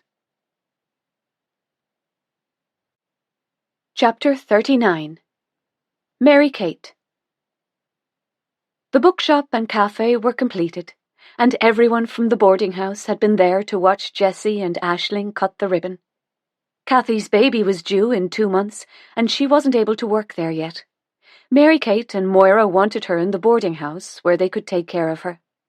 Having chatted about it, Mrs. Lamb volunteered to run the cafe, while Kathy and Emma took over the kitchen in the boarding house. Eliza wasn't so happy about it. Does that mean me and my mammy have to sleep there? I don't want to sleep there. I want to sleep here with my friends, and who's going to wheel Bull Gavin out? I'm not sure about all this at all. Don't you worry, Eliza, said Mary Kate. Once the shop is closed, your mammy will come home every evening. But how will she get home? I don't want her walking through the park. Bad things happen in that park. I shall arrange for a taxi to pick her up. Can I help her with the washing up? Mammy says I'm good at washing up. I've only smashed a few glasses. Then she wouldn't have to come home on her own. Would you like to? Eliza nodded. I need to look after my mammy. Well, I think that is a wonderful idea, and very thoughtful. I know my proper job is to take Abby to school and bring her home, but I'd be too feared to do that again. All their concern had been for Abby on that awful night, and in the midst of it all, Eliza had been forgotten. Mary Kate now saw, to her shame, that it had affected Eliza more than they had realized, and she felt she had let her down. Come into my room, Eliza, she said. I think it's time that you and I had a little chat. What are we going to chat about? This and that, said Mary Kate, smiling. As they opened the door, Guinness and Charlotte, who were lying beside Bull Gavin, thumped their tails on the carpet, but didn't bother looking up. The 2 dogs had taken to each other from the moment they met. Mary Kate had worried that Guinness might have been jealous of this new addition to the house, but they loved each other, and Charlotte followed Guinness everywhere. Megan now walked the pair of them every day. Mary Kate had always known that this boarding house was special. She knew because of all the rotten ones she had stayed in. No matter who came through the red door, they became part of the family, and she knew this was unusual, but she didn't question it. When she decided to buy the wreck of the building, this was exactly the sort of boarding house that she had wanted. Everyone deserved to have warmth and comfort in their lives, a safe place to lay their head among people who cared about them. So, what shall we chat about? Said Eliza, cuddling up on the couch. I thought we could talk about the night that Abby went missing. If you don't want to, we shall talk about something else. But I get the feeling that you are still worrying about it. I do get scared at night when it's dark. Sometimes I have to go into Mammy's bed. And what does your mammy say about it? She says I don't need to be scared anymore because your man fell down the cliff and he won't be climbing up again. Did she tell you that he was dead, Eliza? Said Moira gently. Mammy said he was deceased, but people get better, don't they? He could still come back when he's better. Mary Kate smiled. I think that your mammy probably said he was deceased, Eliza. And that means he's dead, and he won't ever be coming back, not ever again. So you can stop worrying, okay? He's never coming back? That's right, my love. He's never coming back. Well, I'm glad about that, but... Is something else worrying you? Eliza sighed. I didn't save Abby. Mary Kate went across and sat down next to Eliza. But you couldn't, could you? Because that man was much bigger than you. Most people would have run for their lives, but you stayed, and you tried your very best to save her. What you did that day was the stuff of heroes. By rights, we should have been down on our knees thanking you. Eliza's eyes filled with tears. I've never been a hero before. You have always been a hero, Eliza. Not every hero wears a cape. But I'm still not rolling Bull Gavin round the park. You can never be sure with deaders. Darling Eliza, said Mary Kate, people don't come back from the dead. Eliza got up, and as she was about to leave the room, she turned round. Jesus did, she said. Moira was coming in as Eliza was going out. Jesus did what? She said, grinning. Came back from the dead, said Mary Kate. And I feel we've let her down. Both of us? All of us. Not intentionally, but when Abby went missing, we were out of our minds with worry. We were terrified, of course we were. And when she was found, we cared for her. We gave her space to talk about her feelings. But she wasn't able to. But we tried, said Mary Kate. And Eliza got forgotten? Mary Kate nodded. All this time she thought that the bad man, as she calls him, was still alive and will come back and get her and Abby. Has no one told her that he's dead? Mrs. Lamb told her that he was deceased, but poor Eliza thought she meant that he was diseased and that he would get better. That's why she only wheels Bull Gavin round the square. She gets so scared at night that she sometimes sleeps with Mrs. Lamb. Moira shook her head. I feel terrible. All my thoughts were of Abby, and I suppose I gave very little thought to what Eliza had gone through. Neither of us did. So that's what you've been talking about? Mary Kate nodded. I told her that people don't come back from the dead. Moira grinned. But Jesus did. And only Eliza could have thought of it. So, we need to keep an eye on her and help her where we can. Of course we will, said Moira. Now, is there anything else we should be worrying about? Have you noticed something odd about Megan? Moira lifted her eyes to the ceiling. Not again, Mary Kate. Mary Kate laughed. So, what's odd about her? Said Moira. I've watched her walking the dogs. And is that a crime? Well, no, but she was acting very strangely. In what way? Looking around her all the time, as if she thought that she was being followed. She's a nervous little thing, all right. A couple of days ago, a guard was crossing the square and she actually hid behind a tree. Really? Said Moira. Really? Said Mary Kate. I think she might be on the run. Moira laughed. Megan Jones? On the run? Well, what else could it be? She's not even from Ireland. Unless someone followed her here. Well, if Megan Jones were in a lineup, she's the last person I'd pick out. I agree, Moira, but something's not right. Do you think that I should say something? You might be opening a can of worms. I might, but if she's scared, she might need our help. Moira sighed. Well, what do you propose we do about it? I think we should come right out and ask her. Wouldn't it be better if she came to us? Of course it would, said Mary Kate. But if she's running away from something, she's hardly going to tell us. Why don't we join her on her walks? The exercise would do us no harm. That's a great idea. We could watch and observe. Listen to yourself, Mary Kate Barry. You sound like Sherlock Holmes. I've told you before, this ought to be a detective agency, not a boarding house. Mary Kate laughed. I think that maybe I like solving puzzles. The next morning, when Megan came into the front room to collect the dogs, Moira and Mary Kate were all ready. Would you mind if we joined you this morning? Said Mary Kate, smiling. I'd be glad of the company, Mrs. Barry. You never know who you might come across out there. Guinness and Charlotte were already pawing at the door. Well, these two are raring to go, said Moira. It was a perfect spring day as they set off across Merrion Square. The sky was a clear blue, and snowdrops were scattered across the grass. I love spring, said Moira. Was there somewhere nice to walk, Charlotte, when you lived in London? Said Mary Kate. There was a lovely park, said Megan. We went there every day. Charlotte loved her walks, and she was so good, she never ran off. She's a lovely dog, said Mary Kate. You must be very proud of her. Oh, I am, said Megan. I don't know what I would do without her. I love her very much. And it's very obvious that she loves you too, said Moira. I'm very lucky, said Megan. That's how I feel about Guinness, said Mary Kate, smiling. He was a stray when I first saw him, and he seemed to take to me. Just like Charlotte, said Megan. Was Charlotte a stray too? Megan ignored the question. How old is Guinness? Like I said, he was a stray, and he wasn't a puppy then. I just hope that we have him for a good while yet. Oh, I'm sure you will. He's as lively as a puppy. It's such a lovely day, said Moira. Why don't we take a walk to the park? We could wander through the woods. The daffodils will be beautiful. Megan stopped walking. I'd rather not, if you don't mind, she replied. I'm not feeling so well. I think I'll just go on home. I'll go with you, Megan. Do you mind walking the dogs on your own, Moira? No, I'm enjoying the fresh air. I have to bring Charlotte with me, said Megan.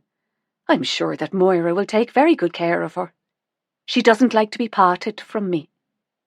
As far as Mary Kate could see, Charlotte looked quite happy to stay with Moira and Guinness, but she didn't say anything.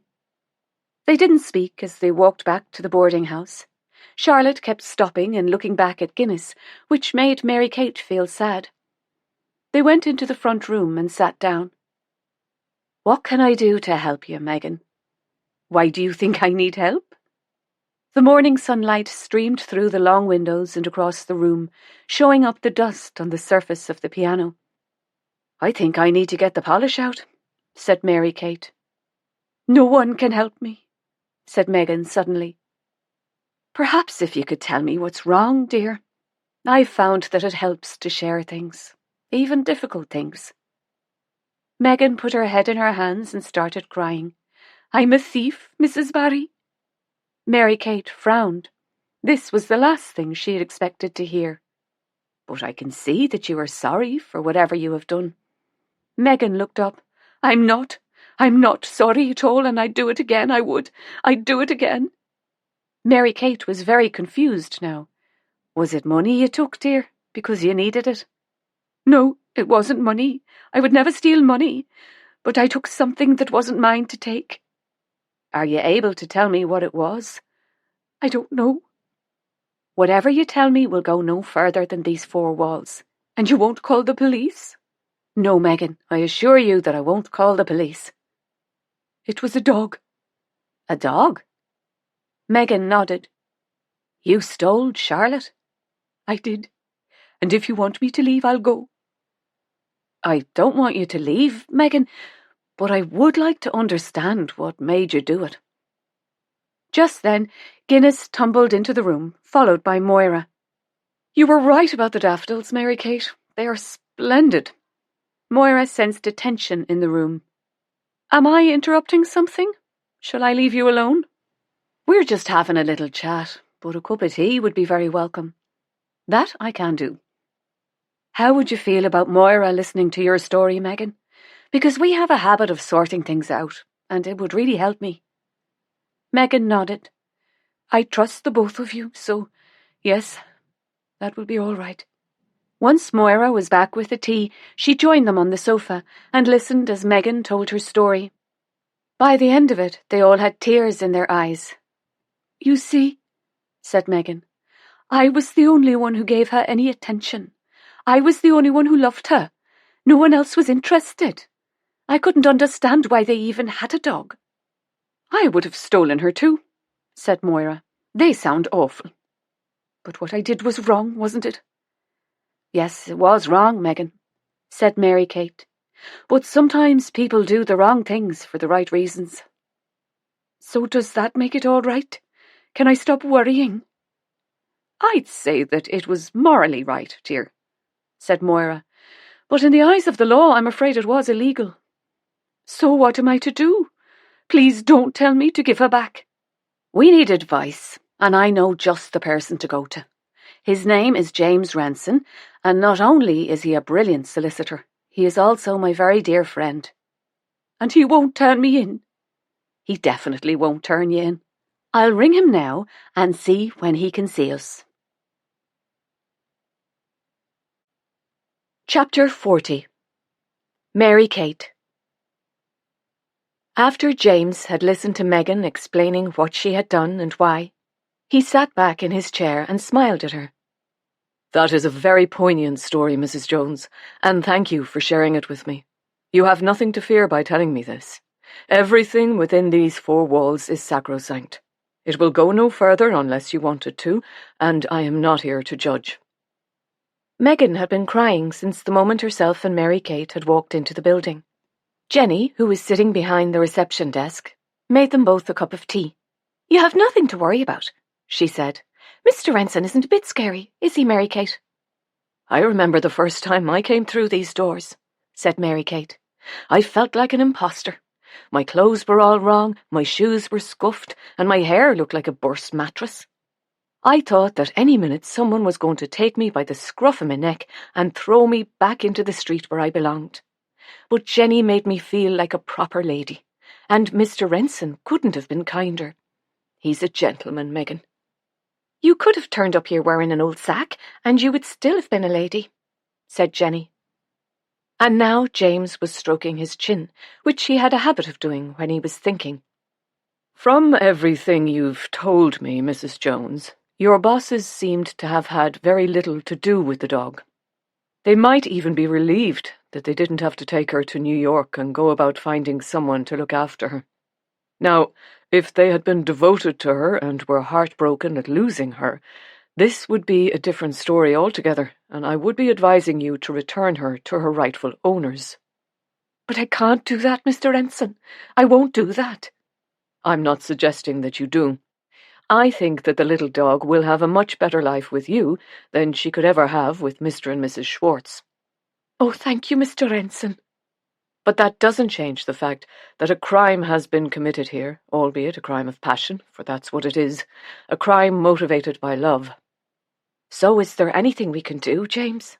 Said Mary Kate. Oh, yes. It will just need a bit of thought and a drop of skullduggery.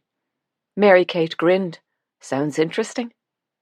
Well, the first thing we must do, Mrs. Jones, is to give you some peace of mind. This has to be resolved, but not, I'm afraid, by me. I don't understand, James, said Mary Kate. We don't know anyone else who can help us. But I do. When your mother, Agnes Ryan, first came to me, I couldn't understand how she knew that I was your solicitor. She lived in London, and yet she tracked me down. I found out that she had the help of a solicitor by the name of Francis Mallory, who, in the words of your mother, was the dodgiest solicitor in London. Your mother gave me his details in case I ever needed him. Until this moment I doubted very much that I ever would, but he's the only one I know who can help us with this rather delicate situation. But why can't you deal with it, James? Said Mary Kate. I don't much like the sound of your man. Well, you see, if I started making inquiries into the whereabouts of the Schwartzes, they would know immediately that I am a solicitor with offices in Dublin, and we don't want that, do we? Oh, no, Mr. Renson, said Megan quickly. We don't want that. So, with your permission, I shall contact Mr. Mallory and see if he can locate the people you worked for. And then what? Said Mary Kate. Well, then, we offer to buy the dog. But how much will that cost, Mr. Renson? I'm afraid I'm not a wealthy woman. Don't you worry your head about that, Mrs. Jones. You see, we have a special fund for people like yourself. Oh, Mr. Renson, said Megan, you are a wonderful man. I have never met such a wonderful man. How can I ever thank you for your kindness? My thanks will be to see you and your little dog happy. You're very kind. Just then there was a tap on the door, and Jenny came in, carrying a tray of tea and biscuits. You must have read my thoughts, Jenny, said James. This is just what we need. I'm glad, said Jenny, going out. James smiled at Megan. I note that you have a very lovely Welsh accent. Can I ask which part of Wales you are from? I'm from the Rhondda, but I left to go to London. And do you have family there? My parents are dead. And they had a house? Yes, my mother grew up in that house, and so did my grandparents, but I never liked it. I left after my mother's funeral. You just left? Megan nodded. I couldn't get away quick enough. What about the house? I suppose it's still there. I've never been back. I don't ever want to go back. I'm not prying, Mrs. Jones, but did your parents own the house, or was it rented? I'm afraid I don't know. Did you ever see a rent book? No. And were you ever sent out to pay the rent, or do you remember a rentman calling to the house? I don't think so, Mr. Renson. Not that I can recall, anyway. Would you mind if I looked into this? Because if they owned the house, then the house is still yours and could be sold, which would give you a nice little nest egg. Really? Said Megan. It's certainly worth finding out, don't you think? I had a good payoff from the Schwartzes, but it's running out. I have to find a job. Well, Mrs. Jones, if you could leave details of the house with Jenny, I will find out what I can. Megan's eyes filled with tears. You would do that for me? If I can be of assistance to a friend of Mary Kate Barry, it will be a pleasure, and I will do all I can to help. James stood up and shook Megan's hand. It has been an absolute pleasure to meet you, Mrs. Jones, and hopefully we can get you some peace of mind. May I say that it was very brave of you to leave Wales and travel to London on your own. If I hadn't left, I wouldn't have met Charlotte. James smiled at this lovely woman. Then it was meant to be, wasn't it? Now, leave everything to me, and I will contact you when I have some news. Oh, and Mary Kate. Yes? There is something I want to run past you. Megan, said Mary Kate, why don't you give those house details to Jenny while I have a chat with Mr. Renson? Mary Kate held the door for Megan, then turned to James. You have a vacant house in Tanner's Row, at least you will have, said James. Oh no, who's died? No one has died, Mary Kate. Mrs. O'Keefe is going to live with her daughter and grandchildren in America. It's where your cottage used to be. Next door to Mrs. Finn? He nodded. So, what do you want to do with it? I do have an idea. James grinned. Megan Jones? Are you a mind reader now, James Renson? I am when it comes to you, Mary Kate Barry. She grinned. But I think we must sort little Charlotte out first. And we will. I mean, what could go wrong? We're dealing with the dodgiest solicitor in London. Mary Kate laughed. Thank you for helping, James. Please give my love to Aaron. I'll be in touch, Mary Kate. Oh, he's lovely, isn't he? Said Megan as they left the building. I can't believe he's doing all this for me when I'm nothing but a stranger to him. I don't know what I would have done without him in my life, said Mary Kate. He's always been there for me, no matter what I've needed. I've been lucky. So have I, said Megan. I could have walked into any boarding house in Dublin, but I walked into yours. Mary Kate smiled at her. Let's go and visit Mrs. Finn. I noticed that the pair of you were getting on fine at Christmas. She's bound to have the kettle on. That would be lovely. Walk or bus? Shall we walk? I'm still trying to find my way around Dublin. You seem so much happier in yourself, Megan, and it's nice to see. Your Mr. Renson has put my mind at rest, and he didn't even look shocked when I told him that I was a thief. Well, you didn't exactly rob the Bank of England. You did what your heart told you to do, and I, for one, am a great believer in following your heart. And you have a big heart, said Megan. As you have yourself, said Mary Kate. The sun was warm on their backs as they walked through the park, past Cleary's and on to Tanner's Row. Mary Kate stopped at the bottom of the lane. This is where I grew up, she said. In these lovely houses, said Megan. Oh, they weren't lovely back then. In fact, they were falling down. No water or electric, no toilet, just a bucket behind a curtain. Times were hard, but sure, we were happy enough. You don't hanker after something you've never had, and besides, everyone was in the same boat. They were happy times, Megan. I was loved, clothed and fed. What more could I want? What more indeed? Said Megan, smiling. As they got close to Mrs. Finn's house, Mary Kate stopped. This was where our cottage used to stand. And it has a red door, said Megan, just like the boarding house. Mary Kate smiled, remembering that it had been darling Sean who had made sure that the door was painted red. It was the only red door in Tanner's Row. Let's have that tea, she said. Mrs. Finn was delighted to see them. How have you settled in, Miss Jones? She said. And how is that lovely little dog of yours? We've both settled in very well, Mrs. Finn. Thank you for asking. Sit yourselves down and I'll put the kettle on. You have a lovely home, said Megan, looking around her. I thank God every day for the angel who made it possible, she said, smiling at Mary Kate. Mary Kate returned the smile and changed the subject. I've just heard that Mrs. O'Keefe is off to America. Her daughter has been trying to get her over there for years, said Mrs. Finn, but she was having none of it.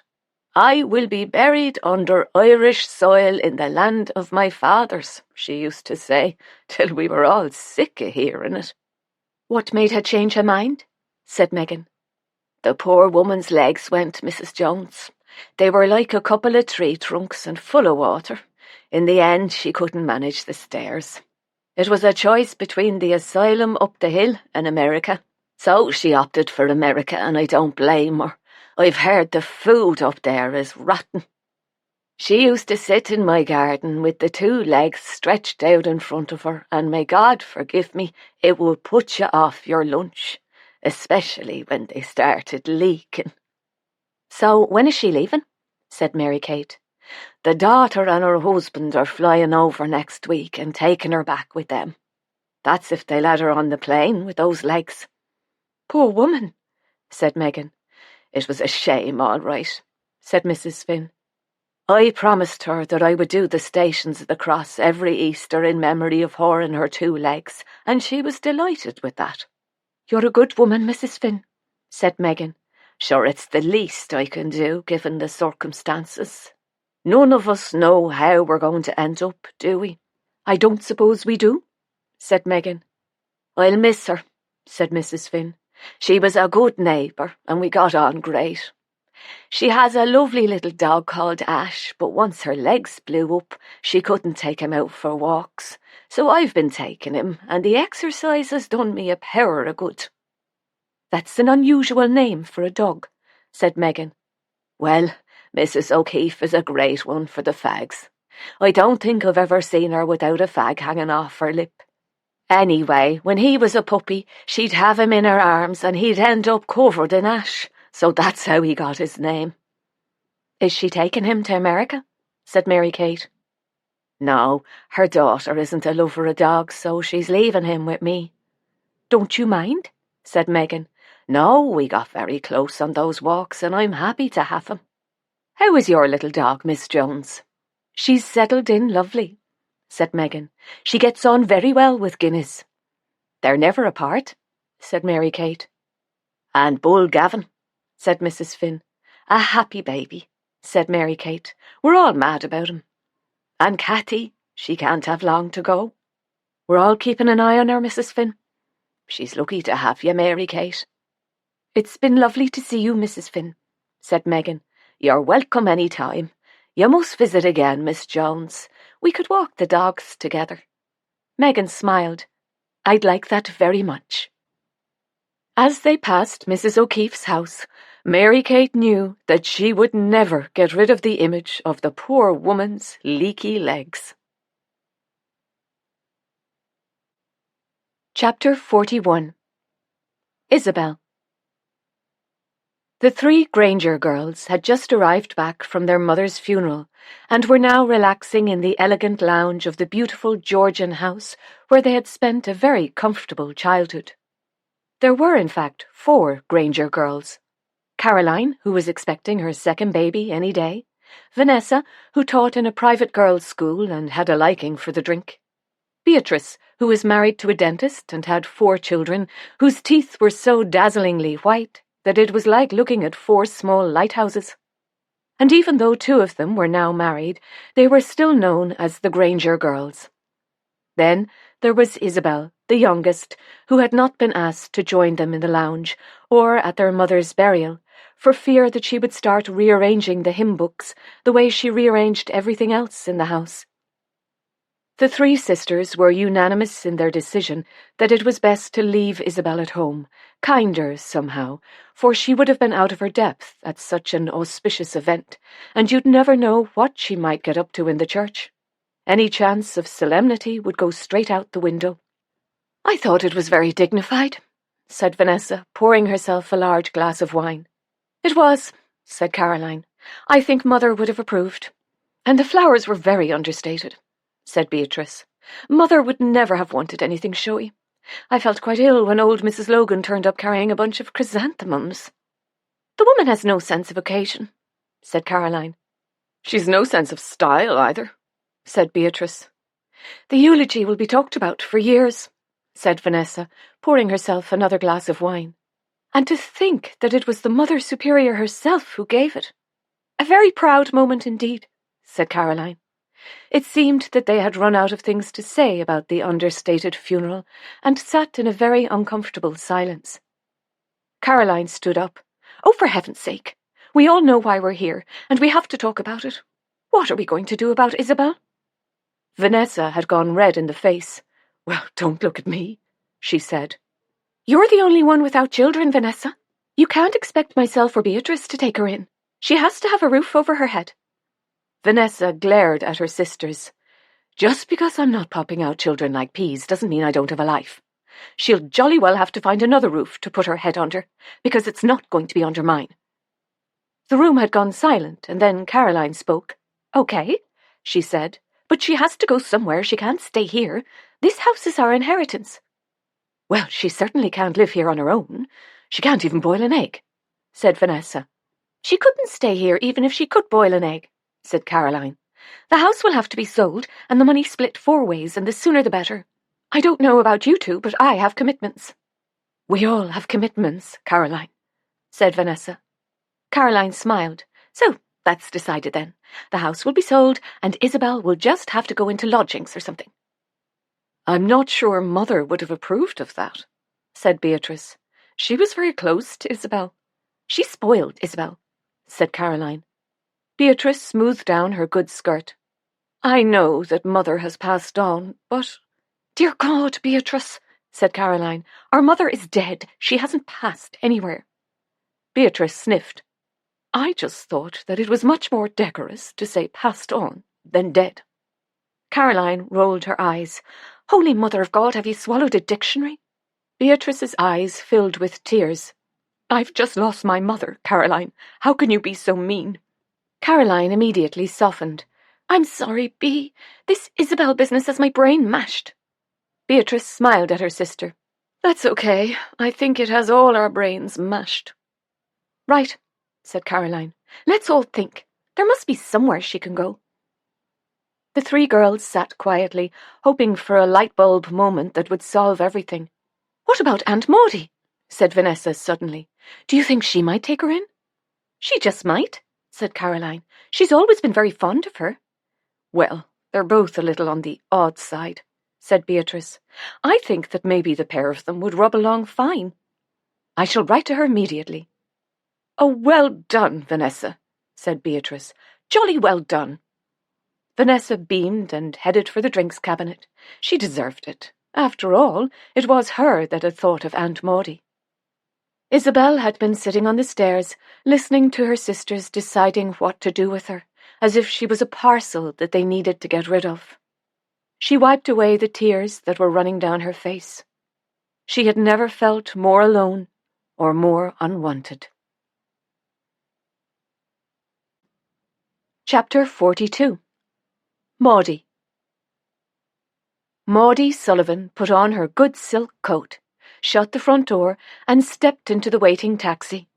She settled herself in the back seat. She had decided long ago that taxis were by far the best way to travel. No hanging about for buses or getting choked to death in a train carriage full of smoke. Maudie had nothing against people smoking. She enjoyed the odd cigarette herself, but in the privacy of her own home, where she didn't impose it on anyone else. Yes, taxis were the way to travel. She smiled as she thought of the letter she'd received from Caroline.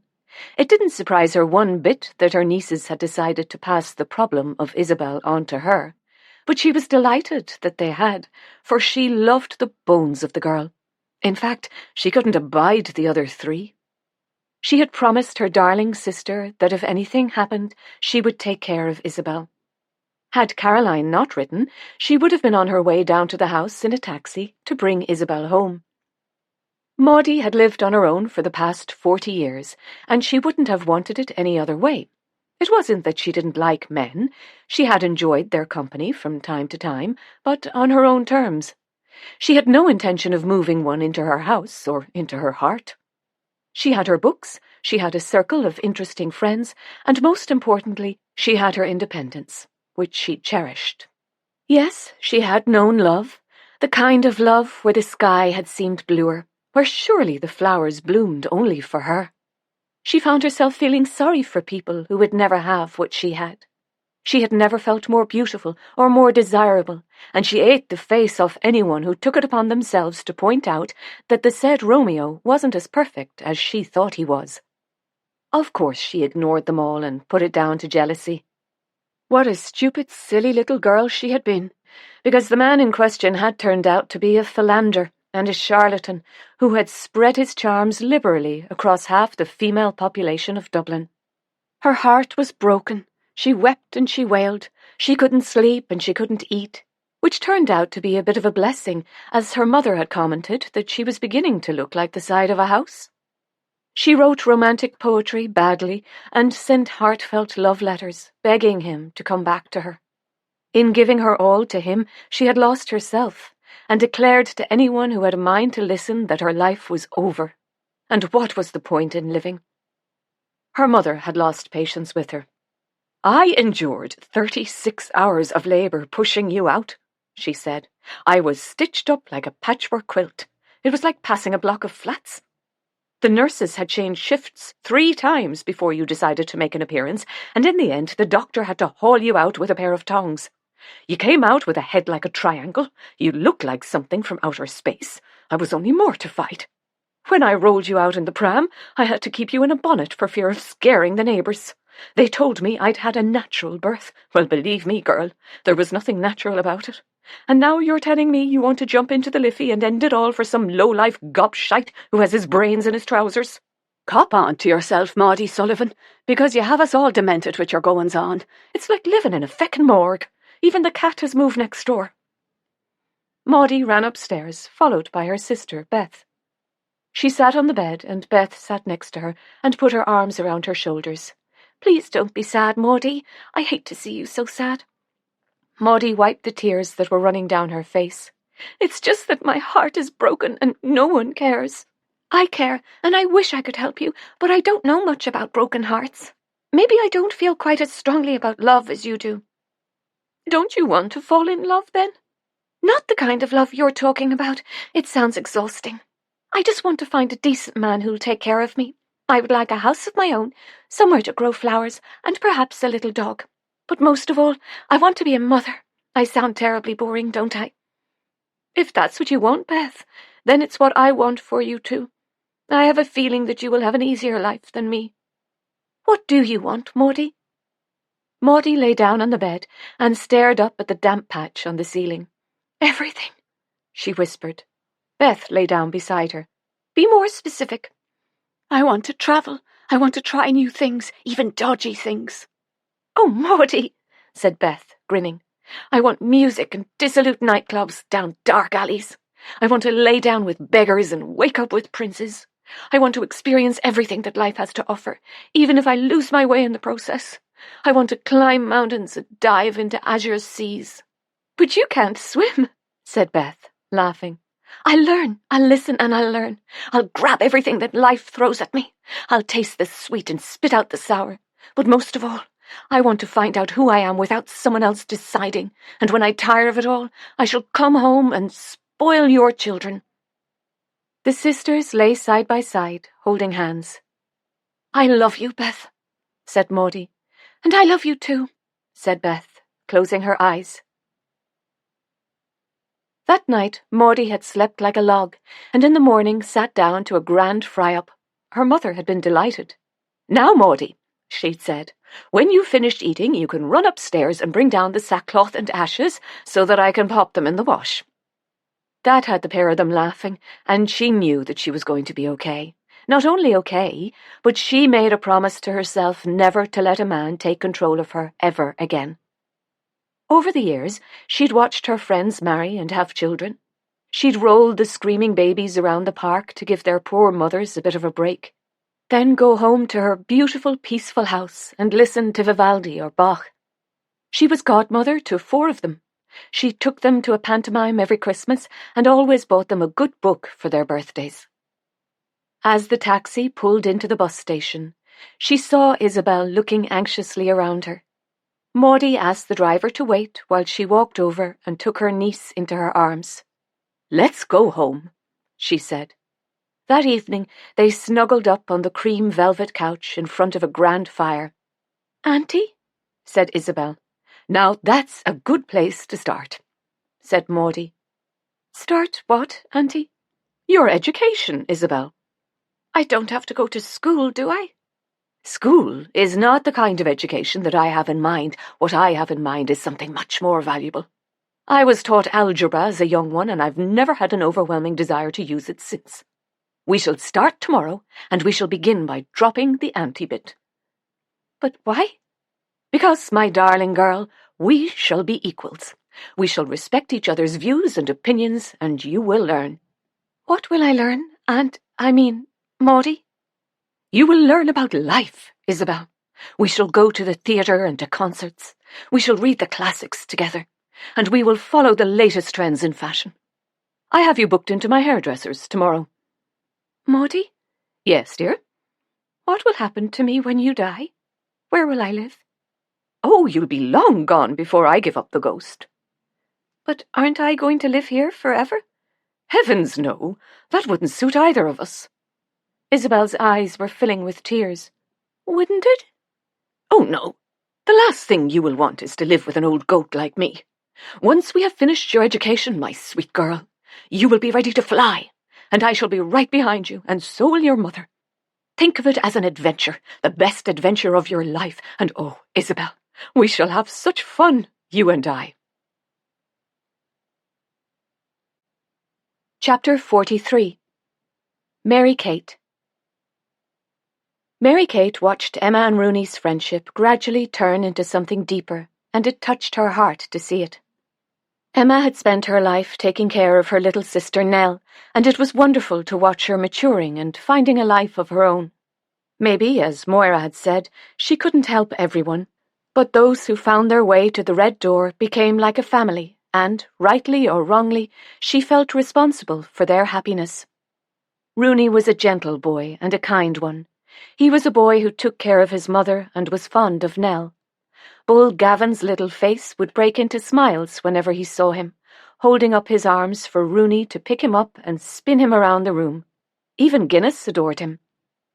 It was early days for these two young people, but Mary Kate had no doubt that this was a relationship that would last the course of time.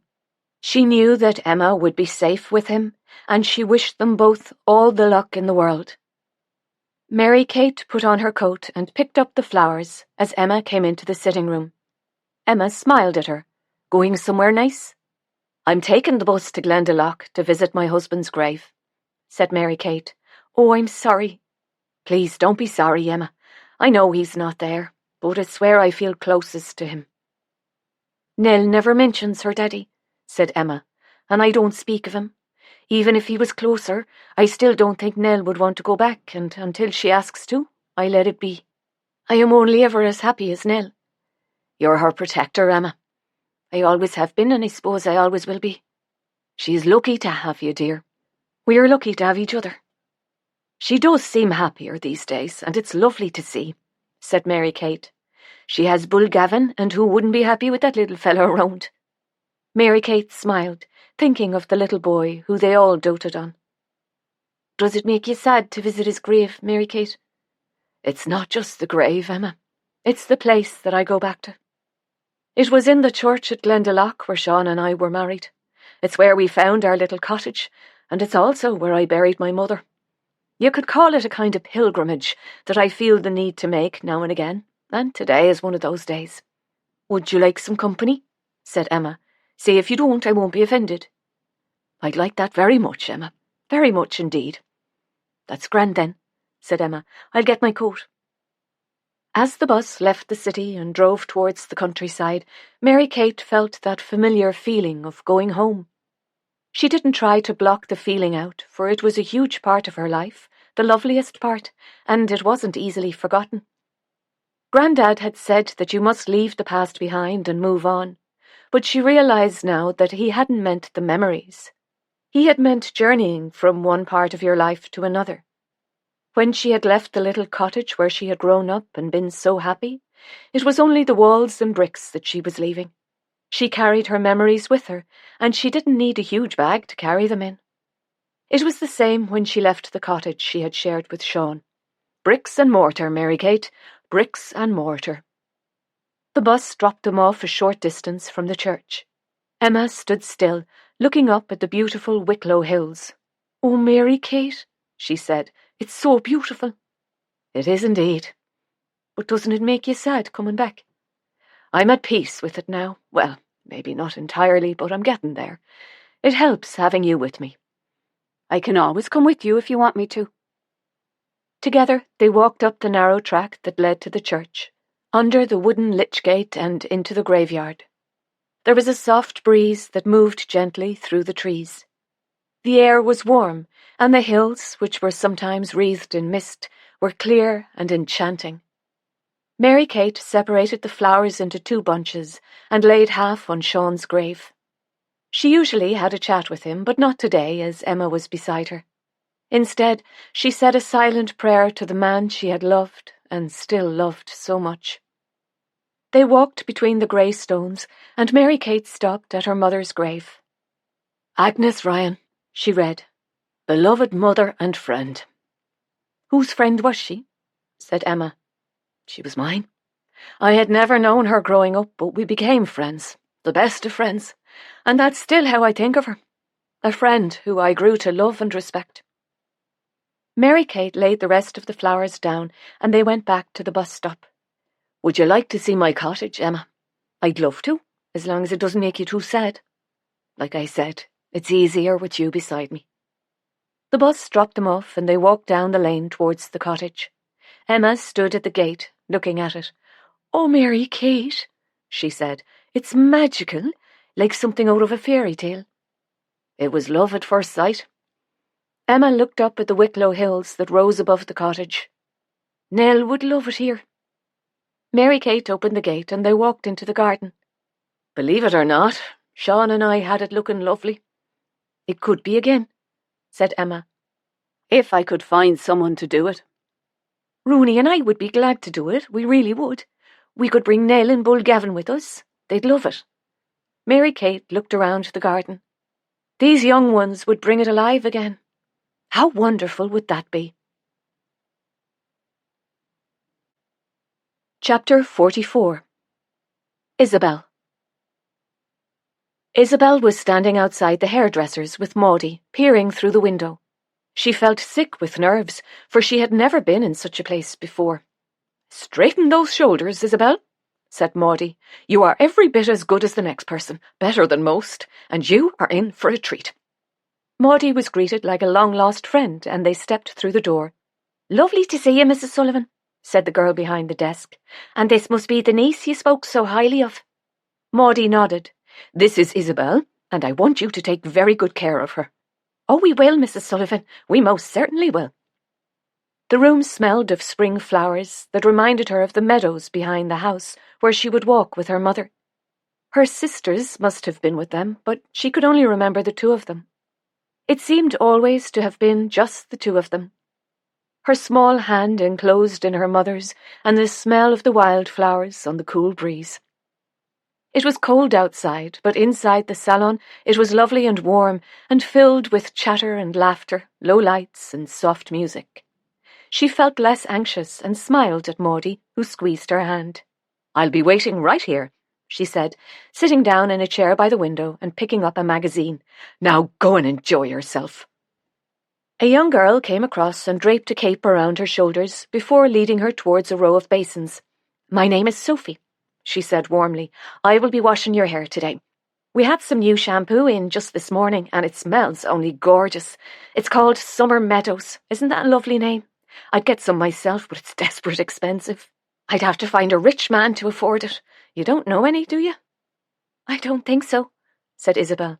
"But then, wouldn't it be more satisfying if you saved up and bought it yourself? That way you wouldn't feel obligated to anyone."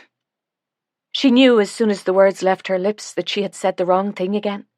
Caroline said that it would do no harm if she could manage to engage her brain before opening her mouth. Luckily, Sophie didn't seem in the least bit offended. "You're probably right, miss, but there's no harm in dreaming, is there?" Isabel smiled at her. "I have a habit of saying the wrong thing at the wrong time." "And I have a habit of talking too much. I'm usually told to put a sock in it. My mammy says it's a wonder they keep me on." "Well, I'm glad they have, for you have put me at my ease." "Ah, that's nice, miss." Isabel sat down and leaned her head backwards over the sink. "I'd only die to have lovely thick hair like yours," said the young girl. "You must be the envy of all your friends." Isabel had never had any friends that would be envious. It was only her mother who had ever remarked on her hair. Every night before she went to bed, she would sit her down in front of the dressing-table mirror. Then she'd pick up the special silver brush and gently run it through her hair.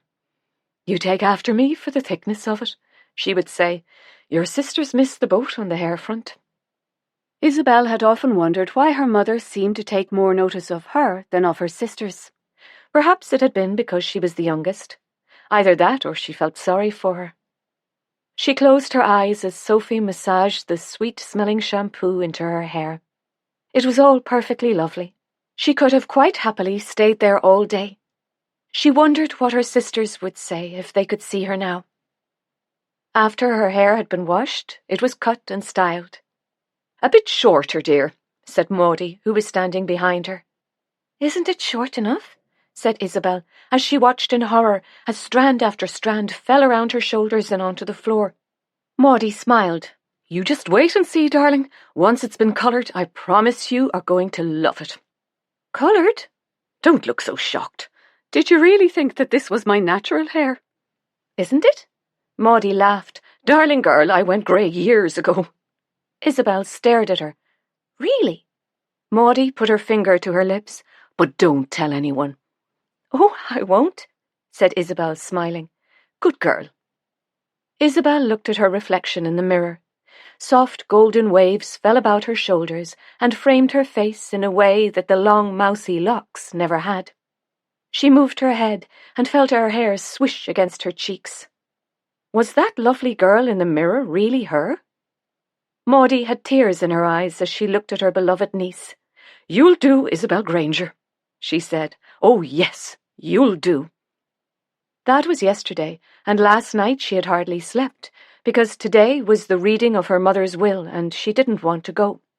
She wouldn't understand what was being said, and she was worried about seeing her sisters again. She slipped the soft grey dress over her head. "There's nothing like the feel of silk against your skin, Isabel," Maudie had said. "I don't think of it as a luxury but a necessity, like a good face cream, but we will get on to that another day." Isabel added a pale cream jacket to the outfit and went into the lounge. Maudie looked up and smiled at her. "Give me a spin, dear," she said. Isabel did as she was told and spun around. "You look beautiful, my darling. Ready to face the Inquisition?" Isabel grinned. "Do I have a choice?" "Not really," said Maudie, laughing. Just then the doorbell rang. "That will be our taxi," she said, picking up her handbag. It wasn't far to the centre of Dublin, but Isabel wished it was miles away. She would say the wrong thing, she just knew she would. She always said the wrong thing. She felt a hand slip into hers and turned to Maudie. "I don't think that I can do this. Do I have to be there?" Maudie smiled at her. "I'm afraid you do. In fact, you are today's star turn, and you won't want to miss that." "Do I have to speak?" Maudie shook her head and smiled. "But you may have some questions." "I won't have any questions," said Isabel quickly. "I definitely won't have any questions." "As you wish, my darling girl, as you wish." Maudie leaned forward in her seat. "Stop here, please," she said. "Is this the place?" said Isabel. "Not quite," said Maudie. "It's just along the road." "Then why are we stopping?" "Patience, child." They sat in silence, and then Maudie spoke. "There they are." "Who?" "Your sisters, standing on the steps. Patrick, would you mind taking us round the block, please?" The driver started the engine and pulled away. "The scenic route, Mrs. Sullivan." "Always, Patrick." "Aren't we going in?" "Of course we're going in," said Maudie, smiling. "But we are going to be fashionably late." Having driven around the block, Patrick helped them out of the car. "I'll wait for you here," he said. At the top of the steps, Maudie stopped. "Now, listen carefully, Isabel, for this is important." "I'm listening." "I want you to walk in there as if you own the place. No shuffling and no looking down at the floor. Can you do that?" Isabel took a deep breath. "Yes, Maudie, I believe I can." "Okay, let's do it," said Maudie, opening the door. Isabel wasn't sure what she had been expecting, but it wasn't this lovely room with soft sofas and low tables. If she had imagined anything at all, it would have been a courtroom where she'd have to swear on the Bible to tell the truth, the whole truth, and nothing but the truth. This was more like someone's front room, and she began to relax. She had been so busy looking around that she hadn't noticed her 3 sisters staring at her. "Oh, hello, Caroline. Hello, Vanessa. Hello, Beatrice," she said, smiling. "Isabel," said Caroline. "Is that you?" "Don't be ridiculous, Caroline," said Maudie. "You know perfectly well it's Isabel." "But she looks "Different," said Vanessa. "I think you look lovely," said Beatrice. Isabel smiled. "It's all Maudie's doing." "Well, it suits you. I love your hair." "Thank you, Beatrice. I could introduce you to my hairdresser if you like. She's very nice." While this was going on, Maudie was looking at the 3 girls. This was exactly the response she had wanted. They hadn't allowed their sister to attend her own mother's funeral, and she found that very hard to forgive. Just then, the door opened, and Tim Bennett, the family solicitor, came into the room and sat down in front of them. "Good morning," he said, taking a seat. "First, I would like to say how very sorry I am for your loss. I have known your mother for many years. She was a great lady, kind and wise, and it has been a privilege to call her my friend. She loved her family and was very proud of you all." He shuffled some papers on the desk and then looked up. "So we are here today to read the last will and testament of Anne-Marie Granger. Your mother came to see me a year ago with the intention of writing a new will." "A new will?" said Caroline. "Why did she need a new will?" "It's not unusual, Caroline. Things change, situations change, and she felt the will needed updating. Her old will was made before she was blessed with grandchildren." "Oh, I see," said Caroline, looking satisfied with this explanation. Tim took a sip of water before carrying on. He knew that what he was going to say next was not going to go down very well. "Your mother's main asset is the house in Fitzwilliam Drive where you grew up, and she has left this to her daughter Isabel." There was complete silence. Then Vanessa stood up. "What do you mean, she has left it to Isabel?" "That was her wish, Vanessa, and she was very clear about it. Her wish was that the house was to be left to Isabel." "What about us?" said Beatrice. "The contents of the house are to be divided equally between yourself and your 2 sisters." "This isn't fair," shouted Caroline. "I want this will to be annulled." "Your mother was of sound mind when she came to see me. Her signature was witnessed by myself and my colleague. It is perfectly legal and above board, and there is no question that it can be revoked. Those were her wishes, and I would hope that you can respect them." "Well, we can't," said Vanessa. "Well, I can't, anyway." "And what about her grandchildren?" said Caroline. "Or did she forget she had any?" "A very generous trust fund has been set up for them. They will be able to access their inheritance when they reach the age of maturity, which in this case is 21. "What about me?" said Vanessa. "I don't have any bloody children." "As I said, Vanessa, the contents of your family home are to be divided equally between the 3 of you." "What if I don't want a load of old furniture?" "That is entirely up to you, dear." Caroline glared at Maudie. "And I assumed that you knew all about this?" "Then you assume wrong. I am as surprised as you." "Really? Isn't that why you were so quick to offer my sister a home? Because you knew that she was going to be wealthy?" "In case you've conveniently forgotten, I offered her a home at your request, Caroline, because the rest of you couldn't, or wouldn't."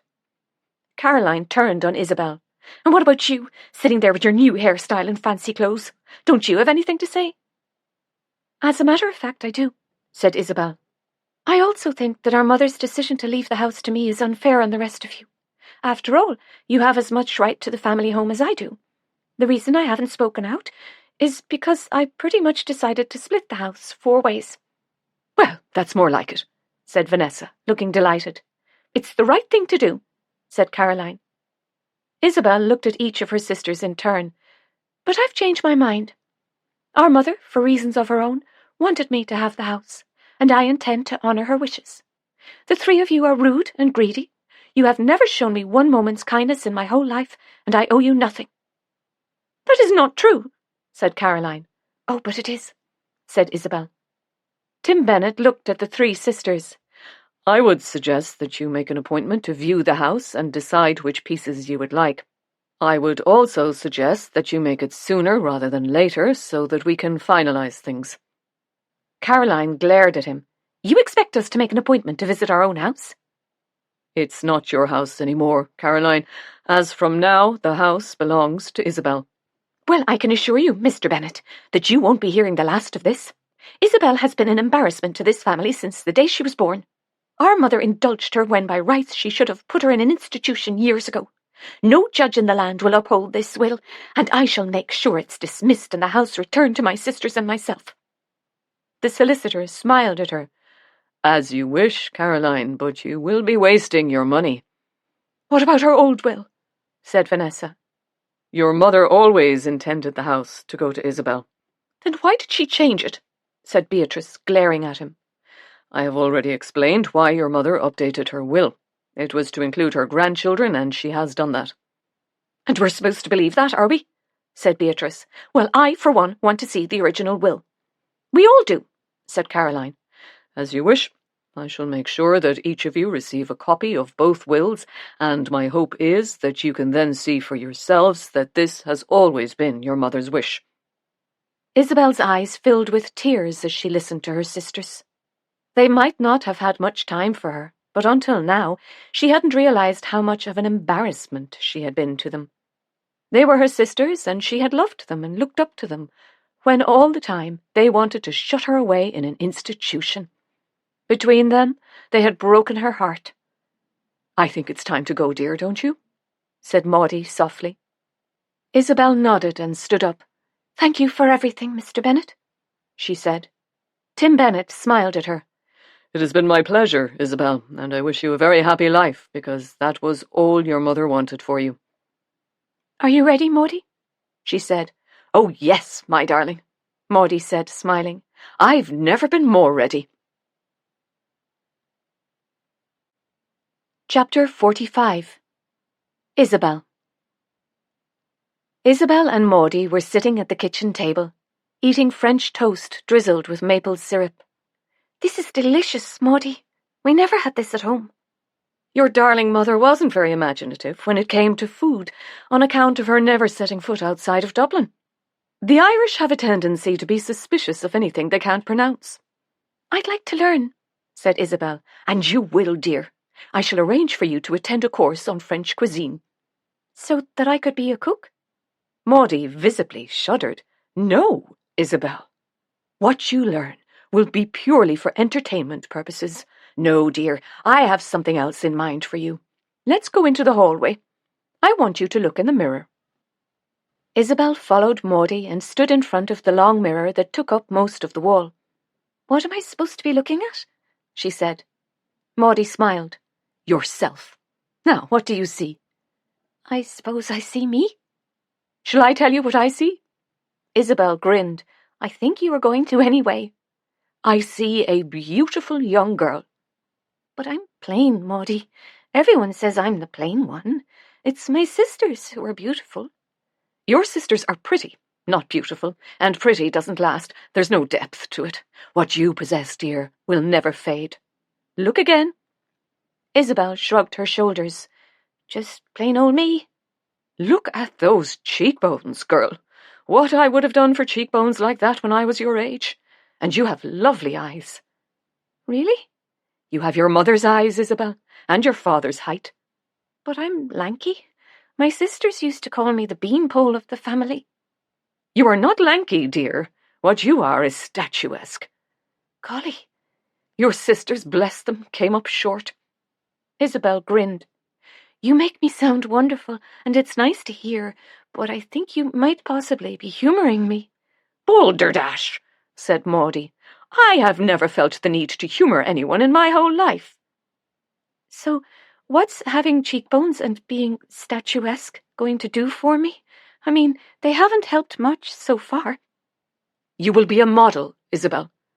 I couldn't possibly be a model. Don't look so alarmed, dear. I wasn't suggesting carting you off to the runways of Milan after lunch. Isabel grinned. You are marvellous, Maudie. And you, my darling girl, are quite spectacular. I know you only want the best for me, and I am so grateful. But I don't think that I want to be a model. I couldn't bear to have all those strangers looking at me. They won't be looking at you, dear. They will be looking at the clothes. You will merely be a clothes horse. Isabel started giggling, which set Maudie off. They flopped down on the sofa and put their arms around each other. Well, of all the things I thought I might be, said Isabel, a clothes horse who's not one of them. Of course it wasn't, darling. But I have made up my mind, and I very rarely change my mind once it's made up. You shall be a model, Isabel. Isabel jumped up, took a book from the bookcase, and started walking up and down the lounge, balancing it on her head. Look at me, Maudie. I'm queen of the runway. Maudie smiled at her. You will be, if I have anything to do with it. Isabel looked at her beloved aunt. Now, why am I beginning to believe you? Because you know that I know best. Do I have any say in it all? Probably not, dear, said Maudie, grinning. The fire blazed in the hearth as Maudie and Isabel cuddled up on the beautiful velvet sofa. Isabel loved it here. She had never felt so happy or so loved, and she wished she could stay forever. But she trusted the plans that Maudie had in mind for her. You said I had a lot to learn, Maudie. What sort of things? Where on earth to start? Said Maudie. At the beginning, said Isabel. Well, dear, I shall start by telling you some of the things that I learned in this old life of mine. Yes, please, said Isabel, leaning back against the soft cushions. When you are invited to a party or a meal, drink the wine, but only drink enough to keep your dignity, even when those around you lose theirs. You will wake up the next morning and enjoy the memories of your night out, and not wonder whether you might have spoken out of turn or flirted with someone's husband. Plenty of people love the sound of their own voices, so be the listener, and believe me, Isabel, your silence will be the loudest thing in the room. Never let others define who you are. This is your journey and no one else's. If someone hurts you, hold your tongue.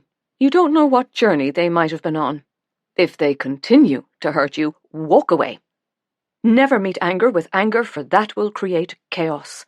Be the voice of reason, even when others are unreasonable. They have to live with their anger, not you. Focus on yourself, but be mindful of those in need, and when truth and kindness collide, always choose kindness. Lesson over.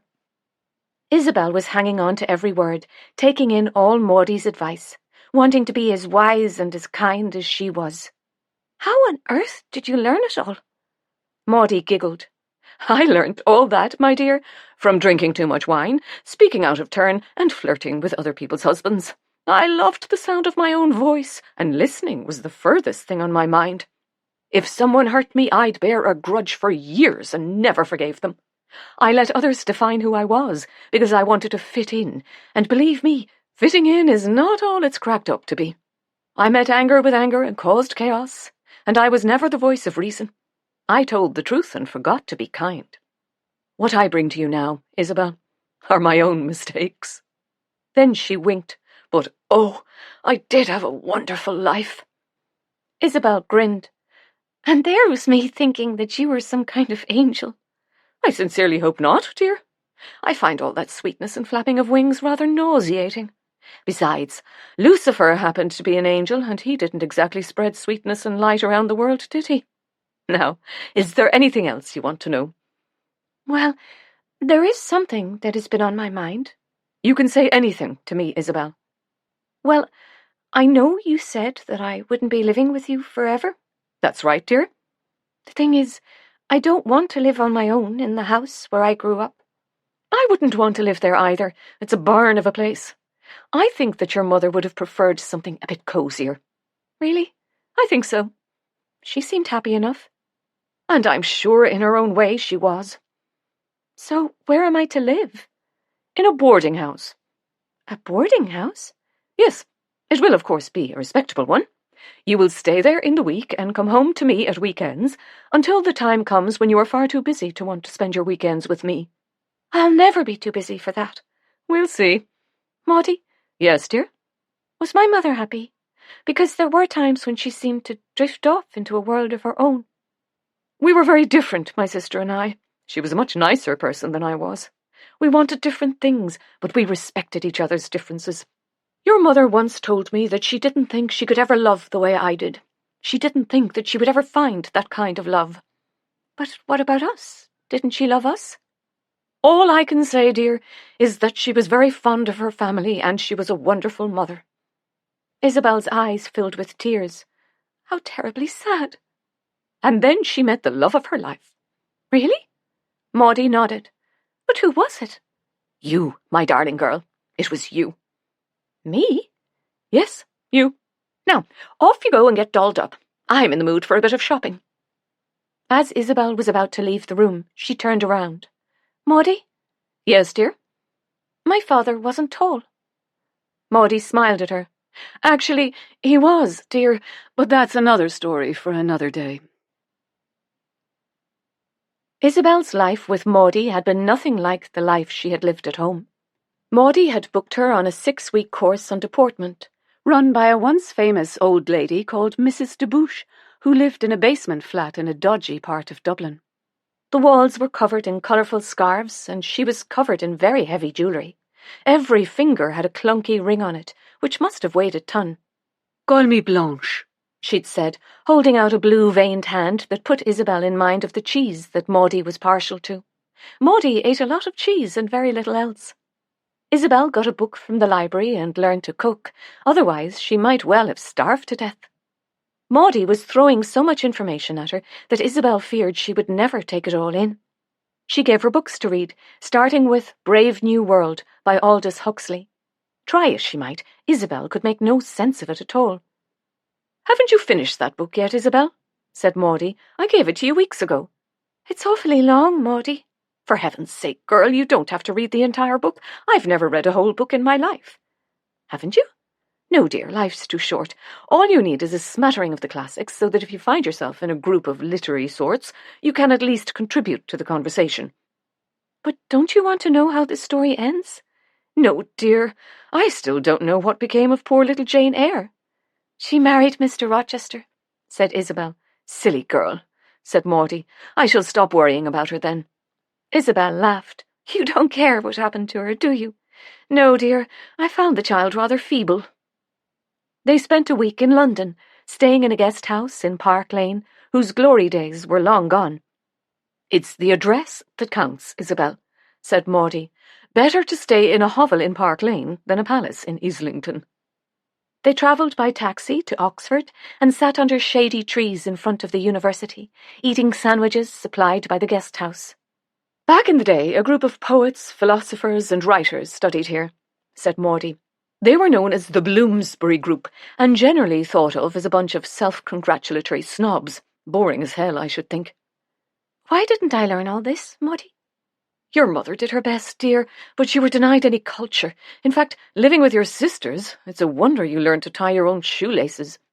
Isabel nodded. Our very own Oscar Wilde also graced these hallowed halls, said Maudie. What did he write? Quite wonderful plays, but the poor man ended up in prison. Why? That, Isabel, is another story for another day. They saw plays and musicals and concerts and ballets. Isabel liked the musicals best. The King and I, Kiss Me Kate, and her favourite, Carousel. But it was a performance of The Sleeping Beauty that would stay with her forever. As the orchestra swelled and echoed around the beautiful space, it touched something inside of her that she had never felt before. It didn't make her feel happy. It made her feel sad and angry and gave her a kind of yearning for something she had never known. All her life, her sisters had made her feel as if she was nothing, and that is what she came to believe. They would pass her on the stairs and not acknowledge her. There were times when she thought she was disappearing, and there were times when she wished she would. The music broke her heart, and she didn't understand why. She had cried in Maudie's arms as they travelled across London and back to the guest house. She was still crying as Maudie tucked her into bed and sat beside her. Why did my sisters dislike me so much? She asked. Maudie held her hand. I thought you would ask me that one day, my darling. I was never unkind to them. I wanted to be their friend, but they just ignored me as if I wasn't even there. I was so lonely in that house, Maudie. I know you were, my dear. The truth is, Isabel, that it wasn't really all their fault. Was it mine? Maudie shook her head. No, my darling girl, it wasn't your fault. It was never your fault. Whose then? I'm afraid it was your mother's. But she loved me. She was the one who loved me. She was obsessed with you, Isabel, and that is not a very healthy kind of love. I don't understand. Since the moment you were born, your mother loved you to the exclusion of everything and everyone else. She had no time for your sisters. They were 3 young girls who were deprived of a mother's love. They were fed and they were clothed, but their mother was so full of love for you that there was none left for her other children. The 3 of them clung together because they only had each other, and the sad thing was that they blamed you. Oh, Maudie, said Isabel. I never knew. If I'd known, things might have been different. They might have liked me. Jealousy is such a negative thing, my dear. And so sometimes it's the wrong sort of love. I want to go home, Maudie. Then we shall, my dear. Now, go to sleep. Tomorrow is another day. Chapter 46. Isabel. Today, Isabel, said Maudie, we are going to meet a very good friend of mine. His name is Mr. Kieran Walsh, and he is the manager of Cleary's. Why are we going to meet him? To have a little chat, dear. Does it concern me, Maudie? Oh, yes. I have already spoken to him, and he is expecting us. He is looking forward to meeting you. Isabel frowned. I don't understand. Of course you don't, dear, but you will, said Maudie. The taxi's due any minute, so run along and change into something understated but classy. And when we step into Cleary's, I want you to walk tall. No shuffling or bowing your head. Own your height, Isabel. Because if I'm right, and I usually am, your height is going to be your fortune. Good heavens, said Isabel. As they walked into Cleary's department store, Maudie turned to Isabel. Now don't forget, dear, head up. They were greeted with a smile from the young girl behind the reception desk. Mr. Walsh is expecting you, Mrs. Sullivan. I'll take you upstairs. I know the way, dear, said Maudie. Save your feet. The young girl smiled at her. Thanks, she said, picking up the phone. I'll let him know you're here. Isabel followed Maudie up the beautiful staircase. A man was standing at the top, smiling down at them. Lovely to see you, Maudie, and this must be your niece, he said, shaking Isabel's hand. It is, Kieran. It's a pleasure to meet you, Isabel. Maudie has spoken about you in such glowing terms, and if I may say so, she hasn't been wrong. Now, before we have a chat, I've arranged a bit of a treat for you both. Come along with me. The room they walked into was beautiful. The curtains and carpet were of the palest blue, and a crystal chandelier hung from the ceiling, sparkling in the morning sunshine that shone through the long windows. It had a narrow strip down the centre, surrounded by rows of chairs, most of which were occupied. Soft music was playing in the background, amid muted conversation from the spectators. Mr. Walsh escorted them to the front row, where they sat down.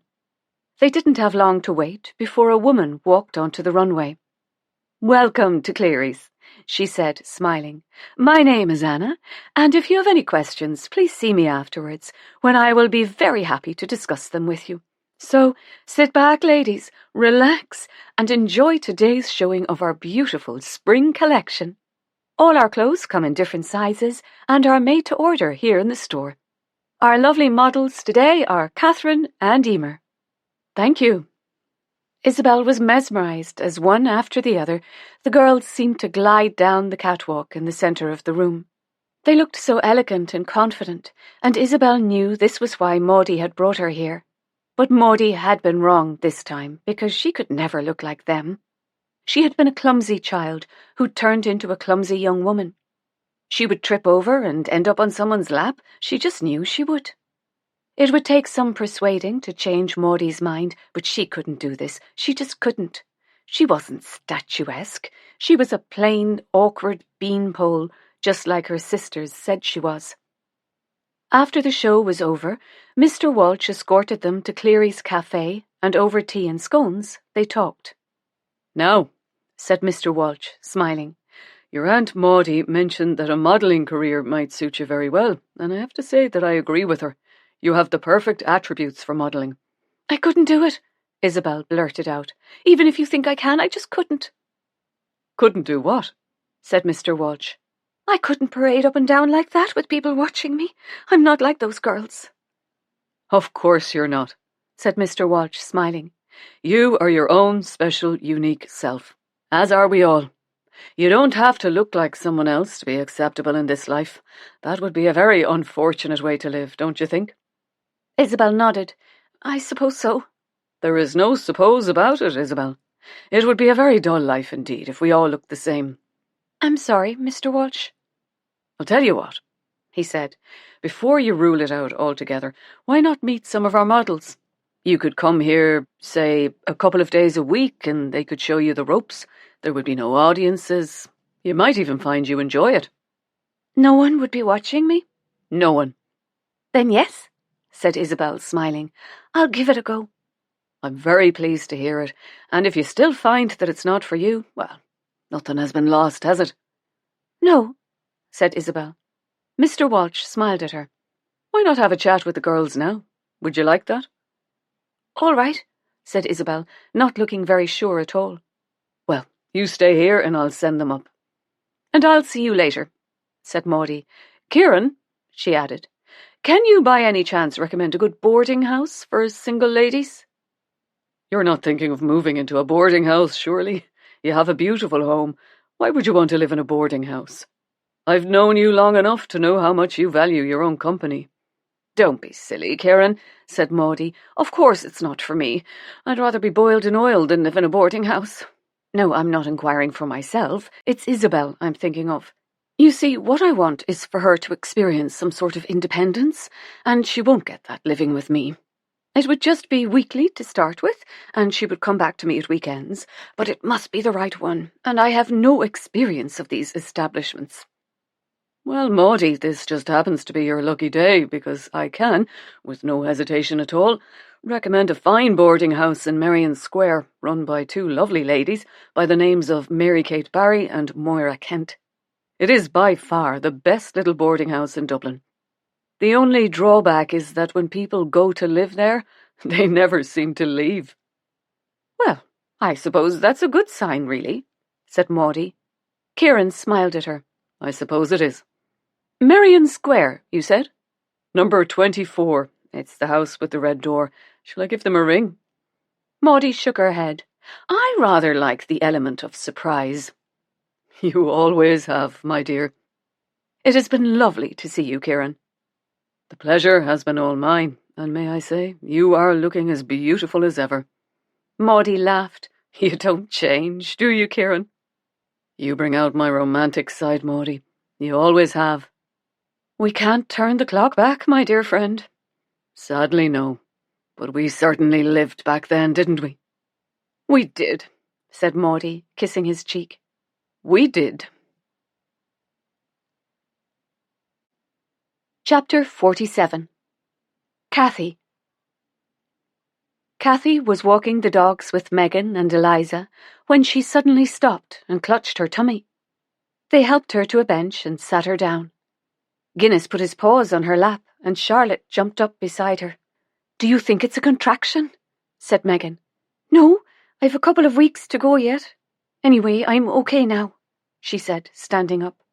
They had only gone a few steps when she doubled over and screamed in pain. Do you think you can walk, Cathy? Said Megan. We need to get you home. Cathy moaned again. I'll try, she said. Eliza, said Megan, run back to the boarding house and let Mary Kate know what is happening. Eliza started running. She passed the row of bushes where Thomas had jumped out on them, but she kept going because she had to get home. People don't come back from the dead, she muttered as she ran. People don't come back from the dead. She raced up the steps and into the house, yelling, Help! At the top of her voice. Mary Kate and Moira ran into the hallway. Eliza was as white as a sheet and looked as if she was about to faint. Moira caught her and sat her on the stairs. Nell came down behind her, struggling to hold on to Bull Gavin, who now weighed a ton. Give him to me, Nell, said Emma, and fetch a glass of water for Eliza. What's wrong with her? Said Nell. We don't know yet, love. Take some deep breaths, Eliza, said Moira. Eliza started to cry. Take your time, darling, said Mary Kate. Has someone hurt you, dear? We can't help if we don't know what has happened, said Moira. Nell appeared carrying a glass of water, but Eliza was shaking so hard she couldn't hold it.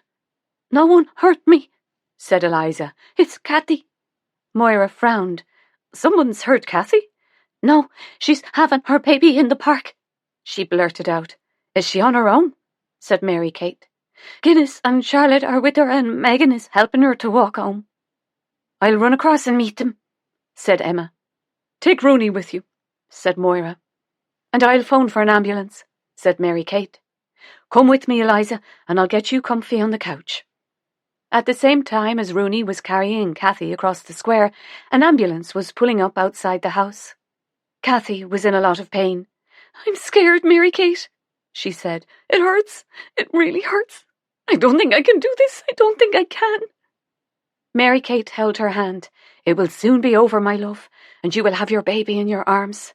I promise I won't leave you. You won't be on your own. Moira, ring the bookshop and get Mrs. Lamb home. Of course, said Moira. I'll take her place in the cafe and get her a taxi. Good girl. Kathy was lifted into the ambulance and Mary Kate climbed in after her. I'll ring as soon as I have news, she said as the doors closed behind them. The others stood on the steps and watched until they were out of sight, then went back into the house. Eliza was lying on the couch. Will Kathy be all right now? She said. She'll be grand, said Moira. She's in good hands and she has Mary Kate with her. You have nothing to worry about. Eliza sat up. I was scared, she said. Moira sat down beside her. What scared you? The trees. I thought the bad man was there. Moira felt awful. It hadn't occurred to her that Eliza had run back through the park on her own, in the very place where Abby had been snatched away. Well, I think it was a very brave thing you did, Eliza. I don't think I'll be scared again. Moira smiled. Don't you?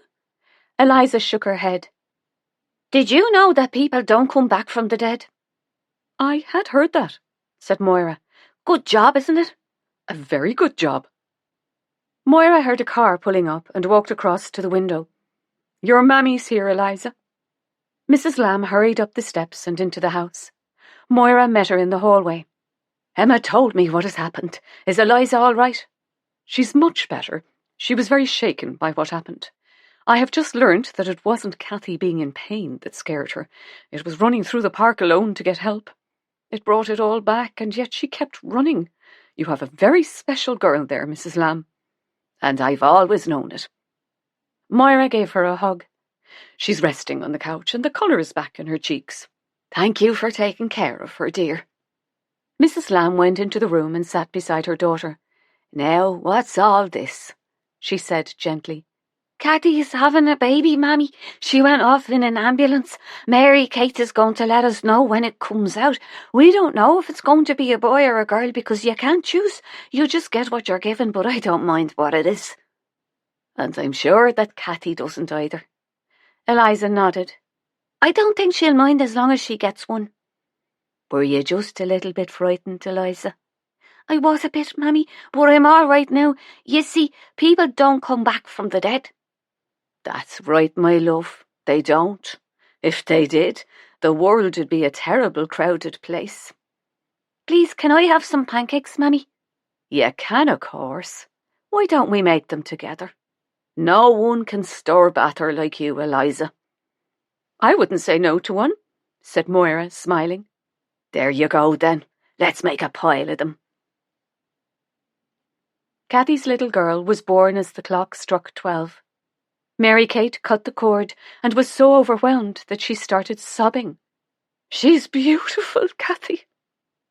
Bull Gavin had been a big, strong baby, but she was tiny, an amazing little person in miniature, from her perfectly round head to her button nose. Her fists were scrunched up by her cheeks, and now and again her pink tongue tapped against her lips. Mary Kate gently traced the outline of her face with her finger and smiled at the tiny toes peeking out from below the blanket. She was fascinated by this beautiful little girl. This child is going to be ruined when we get her home. Cathy smiled. Well, I hope Bull Gavin won't be jealous. Have you thought about what you're going to call her? Said Mary Kate. I'm going to call her Nancy, said Cathy, looking down at her baby. I've always loved that name, said Mary Kate. Have you named her after someone? My best friend, Nan, said Cathy. We grew up together in the orphanage. I wish she could see her. Is she still in the orphanage? She might be, but I don't know. She couldn't get fostered because of her gammy leg, and I couldn't get fostered because I was a baggage of a child. Oh, Cathy, said Mary Kate, smiling. I'm sure you weren't. Oh, I was. A few families took me in, but they all sent me back. How sad, said Mary Kate. Cathy grinned. I didn't mind. They were a load of Egypts who thought they were doing me a favour. You have to be grateful and humble if you want to get fostered, but I wasn't, so I didn't. I preferred the orphanage, where I could be with Nan and Sister Breda. It was Sister Breda who taught me to cook. So you were happy there? It was all I knew. It was home, and I had Nan, who was like a sister. Yes, I was happy there. Would you like to see your friend again, Cathy? I'd love to see her again. Mary Kate leaned down and kissed the baby's soft little cheek. Cathy needed her help, just as Colleen had. She smiled. I've just had a thought, she said. Chapter 48. Isabel. Isabel had been terrified at the thought of living in a boarding house, but Maudie insisted that it was high time she learnt to be independent. But I won't know anyone, she'd said.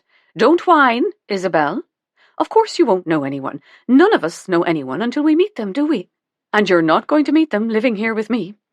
They might not like me, Maudie. And you might not like them, dear. It's called life. But until you dip your toe in the water, you'll never know, will you? Her aunt had, of course, been right, and Isabel had been living happily in the boarding house for over a month and loving it. She wondered what on earth she had been so worried about, because everyone was friendly. She felt as if she had known them all her life. Mrs. Lamb gave her cookery lessons down in the kitchen, which Maudie paid for. She fell in love with Bull Gavin and Guinness. Sometimes she went to the cinema with Cathy, who she had got very close to. In fact, there were times when she was just too busy to go back to Maudie's at the weekend, and she knew that was exactly what Maudie had hoped for. With help from Catherine and Emer, she watched and she learned, and today was her first day as a Cleary's model. Isabel gave a last twirl and disappeared back behind the curtain. Catherine and Emer were waiting for her with huge smiles on their faces. You did it, darling, and you were wonderful, said Emer, giving her a huge hug. Catherine grinned. And you did it in front of real live people, with eyes and ears and arms and legs and— Stop, said Isabel, laughing. You're teasing me. I'm sorry, darling, but you have to admit that you were very easy to wind up. Isabel had grown very fond of them both. It was the first time in her life that she had friends of her own age. She realized that she had a lot of growing up to do, but she was learning and loving it. Seriously, though, said Emer, you're a natural model, Isabel. It took me ages to walk in a straight line without wobbling, but you can just do it. Well, I did have a few lessons. Who with? A French lady called Mrs. Debouche. Catherine started laughing. She's no more French than my cat. Don't tell me that old crone is still touting herself around. She was a bit odd, said Isabel, grinning, but she did teach me to walk. At least, I think she did. She must be 90 if she's a day, poor old thing, said Emer. I'm sorry I teased you, said Catherine. Sometimes I forget what a sensitive little soul you are. My sisters used to tease me a lot. I think that's why I don't have much confidence. I hate them, said Emer. So do I, said Catherine, and I promise never to tease you again, ever. Oh, I don't mind it coming from you, because I know you don't mean to hurt me. The thing is, my sisters did hurt me. When our mother died, they wanted to put me into an asylum. Why? Isabel shrugged her shoulders. I suppose it was because I wasn't like them. Good job, too, I should think, said Emer. They sound perfectly awful. Catherine screwed up her face. Please don't tell me you live with them. Gosh, no, said Isabel. They didn't want me living with them. I live with my Aunt Maudie at weekends, and I stay in a boarding house during the week. Didn't she want you either? Isabel laughed. Maudie is very fond of me, but she decided that it was time I had some independence. She says it's an essential part of my education. What a boarding house, said Catherine. How dreadful. It's not dreadful at all, said Isabel. It's really rather lovely. It's full of babies and dogs and the sweetest people. I help Rooney in the garden and Mrs. Lamb in the kitchen, and sometimes I take Bull Gavin out in his pram. Who on earth is Bull Gavin? Said Emer. Nell's baby boy. She called her baby Bull? Isabel nodded. Isn't it lovely? It's unusual, all right, sort of alternative. On reflection, there's nothing wrong with alternative. It suits him, said Isabel. I couldn't imagine him being called anything else. Do you two live at home with your parents? Good Lord, no, said Catherine. We share a flat the size of a postage stamp in the dodgy part of Dublin. At least we do for now, said Emer. We're getting chucked out next week. We've been looking for somewhere else to lay our weary heads. But the places we've seen aren't fit for human habitation, said Catherine, let alone two beautiful young girls like us, so maybe we will have to move back home. We might not have a choice. I'd rather be eaten by ravenous dogs than move back there, said Emer. My twin brothers are barely one step up from Neanderthals. I have a house, said Isabel. Your aunt's? No, I own a house. In Dublin? Said Catherine. Isabel nodded. Fitzwilliam Drive. It was left to me by my mother. The girls stared at her. You actually own a whole house in Fitzwilliam Drive? Isabel laughed. Yes, I actually do. What, swanky Fitzwilliam Drive? I suppose it is, said Isabel. I've never really thought about it. So why in heaven's name don't you live there? Said Catherine. You're going to think me very childish, but, well, I didn't want to live there on my own. We don't think you're childish, do we, Emer? Not at all, said Emer, grinning. But isn't it a shame you couldn't find someone to share it with you? I'm sure there are lots of poor homeless girls who would be delighted to live in a whole house in Fitzbloody-William Drive. You mean you two? Said Isabel, laughing. You'd really share the house with me? Well, said Emer, I mean, if it would help you out, I suppose we could. Then she threw her arms around Isabel. Of course we'd love to live with you, you daft girl. Unless, of course, something better comes up, said Catherine, grinning. It was Saturday, so Maudie had sent a taxi to collect Isabel for the weekend. She couldn't wait to tell her the news. Well, you look pleased with yourself, Isabel, said Maudie as she walked into the house. I'm guessing that the show went well. It did, Maudie, and I'm sorry you weren't there, but I couldn't have coped if you'd witnessed me making a complete idiot of myself. But you didn't? No, I didn't, and I have news. You're going to be whisked off to Milan? Better than that. I'm intrigued, dear, said Maudie, going over to the drinks cabinet. But first, let's have some wine. I find that whether the news is good or bad, it is significantly easier to swallow with a glass of something sparkling in your hand. The floor is yours. I'm going to move back into my house. Now that is good news, and I couldn't be more pleased. So you feel ready to live on your own now? That's the best bit. I won't be on my own. Catherine and Emer are going to share with me. This is what I have always wanted for you, Isabel, and I can't tell you how proud I am of all you've achieved. I couldn't have done it without you, Maudie. I have a feeling that you could. It might just have taken a bit longer. Now, when are you thinking of moving in? The girls have to get out of their flat in a week's time. So we have a lot to do. Your sisters took very little from the house, just your mother's jewellery and some paintings. The house will need cleaning and a good airing. I'll get someone in to do all that. I shall also order new bedding from Cleary's. Thank you so much, Maudie, for everything. Tish-tosh, said Maudie. I enjoyed the ride. So did I. But I'd like to make things up with my sisters. Really? Said Maudie, making a face. Well, I don't really like them very much, but they are my sisters, and I still love them. If you must. So, why don't we have a big moving-in party and invite them? But wouldn't that be rubbing their noses in it? I mean, they did grow up there. You are a much better person than I ever was. I might have taught you a few things, Isabel, but you have taught me a whole lot more. Isabel smiled. In your own words, all I have to say about that is tish-tosh. Touché, said Maudie, grinning. Now, the first thing we must do is let Mrs. Barry know that you will be moving out of the boarding house. I shall miss it, and I didn't think that I would say that. But they have all been so lovely to me, and I've grown very fond of them all. You can always visit, my darling. I'm sure they will welcome you back with open arms. I can't quite believe how wonderful my life has become. Of course you can't, my pet. And I have a feeling this is just the beginning. Maudie? Yes, Isabel? About my father? Let's not spoil things, dear, said Maudie. We need more than a glass of wine for that conversation. Chapter 49. Cathy. Hurry up, Cathy, shouted Mary Kate, or we'll miss the train. Coming, said Cathy, running down the stairs. Aren't you going to tell me where we're going? It's a surprise. But I can't leave Nancy for long. We won't be long, and Emma will take good care of her. I wish you'd tell me what the surprise is, said Cathy. I'm not that fond of surprises. Mary Kate smiled. I think you're going to like this one. Now we have to go. Our taxi is outside. They arrived at the station just as the train was coming in. Mary Kate sat down on a bench. Aren't we getting on it? Said Cathy. Not today. Then why are we here? You'll see. Just then, a young girl stepped off the train and onto the platform. Nan! Screamed Cathy, running towards her. Nan dropped her case and fell into Cathy's arms. They were both laughing and crying. Is it really you, Nan? I do hope so, said Nan. Oh, Cathy, you look wonderful. So do you. Oh, Nan, I've missed you. I thought you'd forgotten me.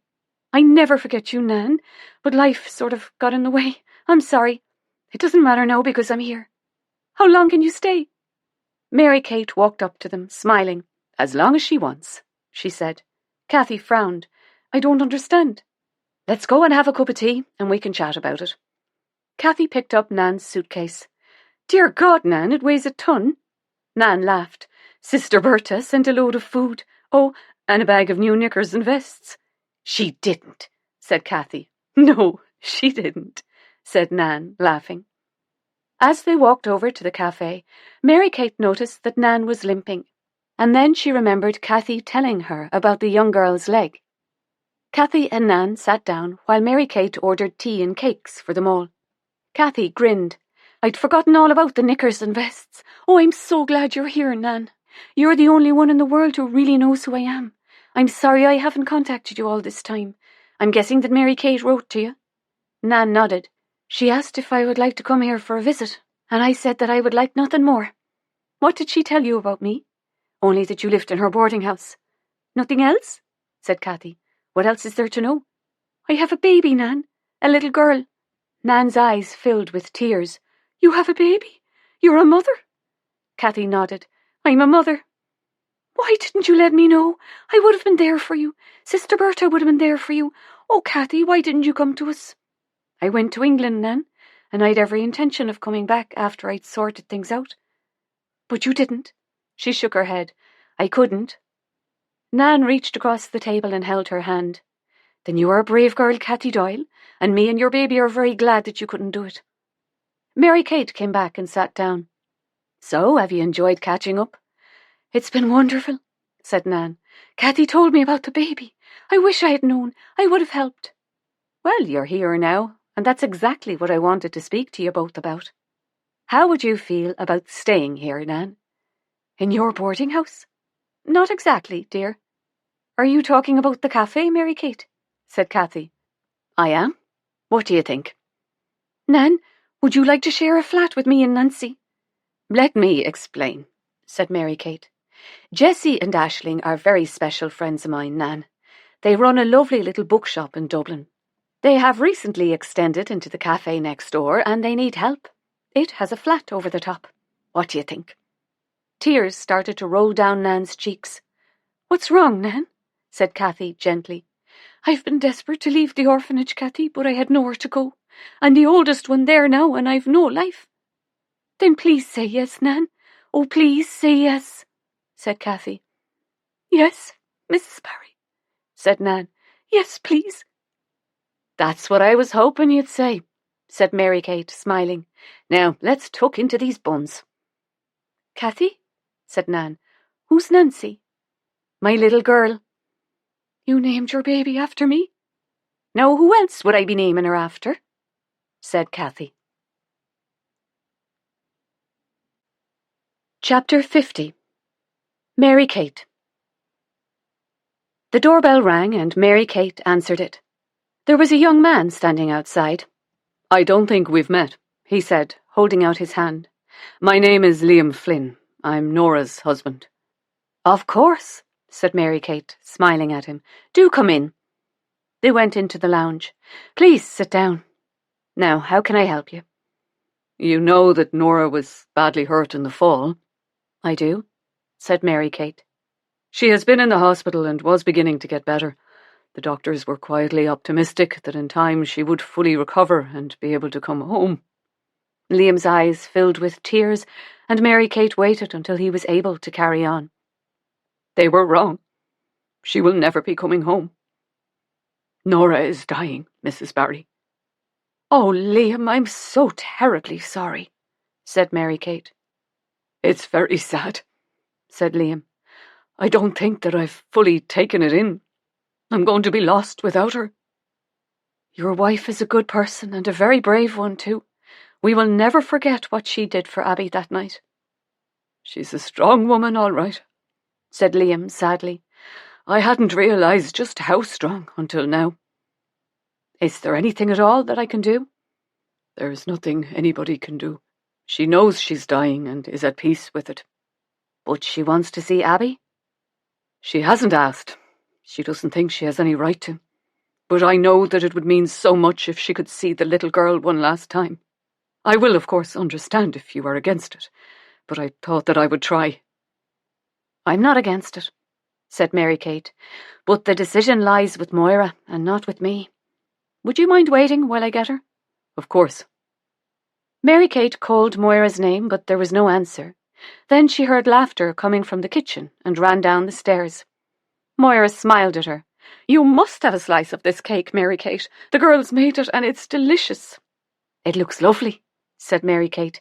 Can I have a word, Moira? She nodded and they went upstairs. What's wrong? Nora's husband, Liam, is in the front room, said Mary Kate quietly. What does he want? Said Moira.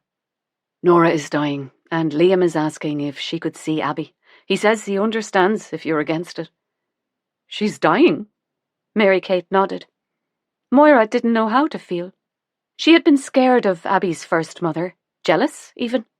She wanted to be the only mother that Abby had ever had. Now she was dying, and what she felt was shame. What do you think, Mary Kate? It doesn't matter what either of us thinks, Moira. The important thing is what Abby wants, and I feel she would like to see her. In fact, I think she needs to see her. We have never lied to her, have we? And if she finds out later that Nora has died and we've kept it from her, she might feel that we've let her down. You're her mother, Moira, and the decision is yours. But I think you should leave it up to Abby to decide. You're right, Mary Kate. Of course you're right. Moira took Abby into the garden, and they sat together on the bench. You look sad, Mammy. Why are you sad? I'm afraid that we've had some bad news, Abby. What news? It's about your first Mammy. Abby frowned. Did she die? No, but she's very poorly. Is she still in the hospital? Yes. Can I go and see her? Is that what you want? Yes, I think she likes me. She definitely likes you, Abby. Abby stared down at the grass and didn't speak. Is there something you want to say? Said Moira. Abby sighed and looked up. It's my fault that she's poorly, isn't it?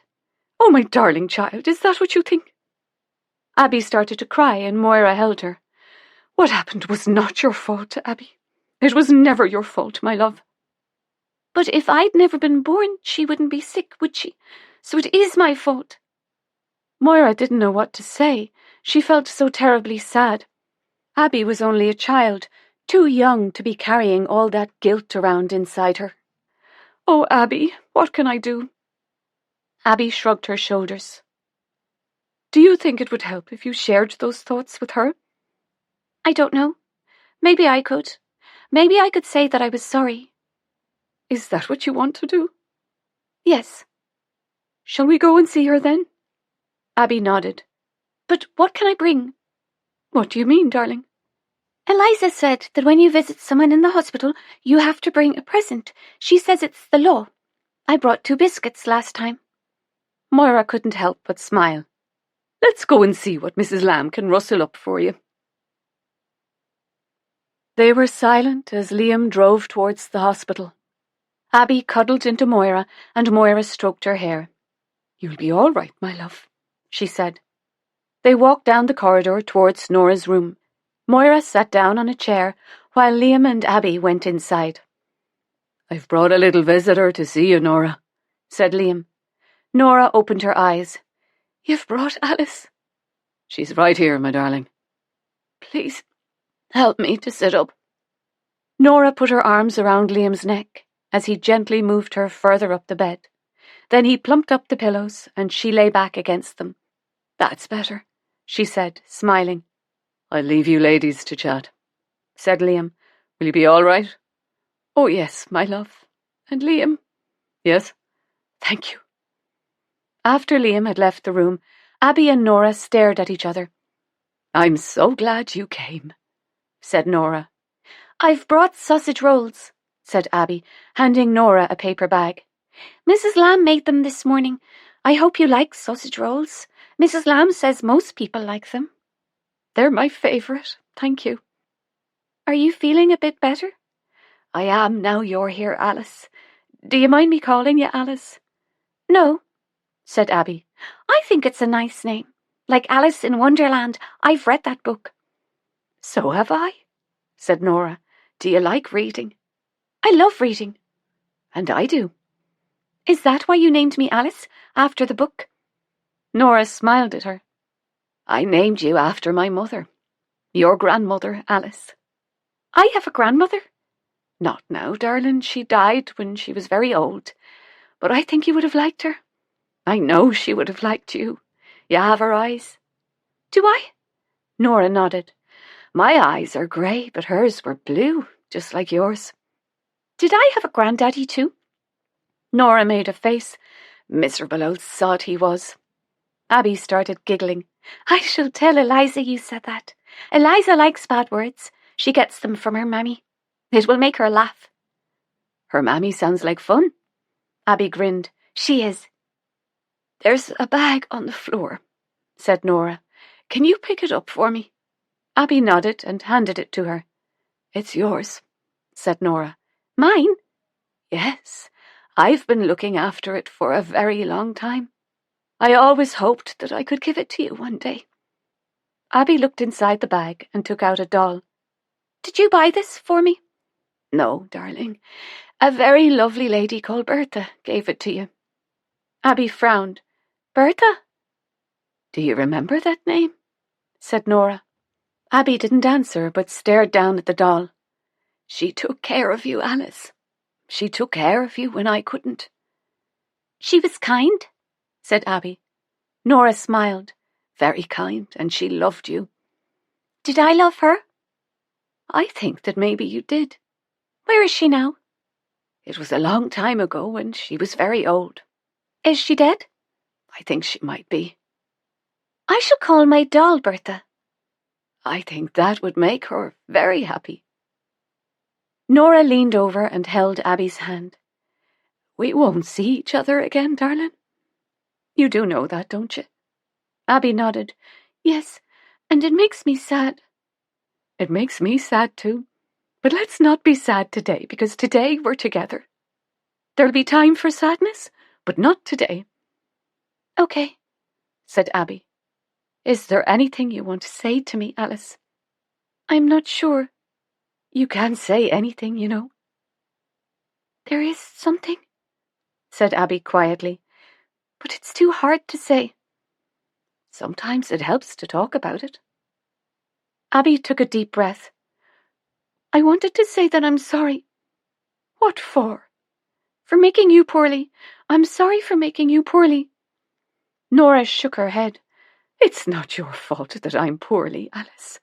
How could it be your fault? If you hadn't had me, you wouldn't be sick.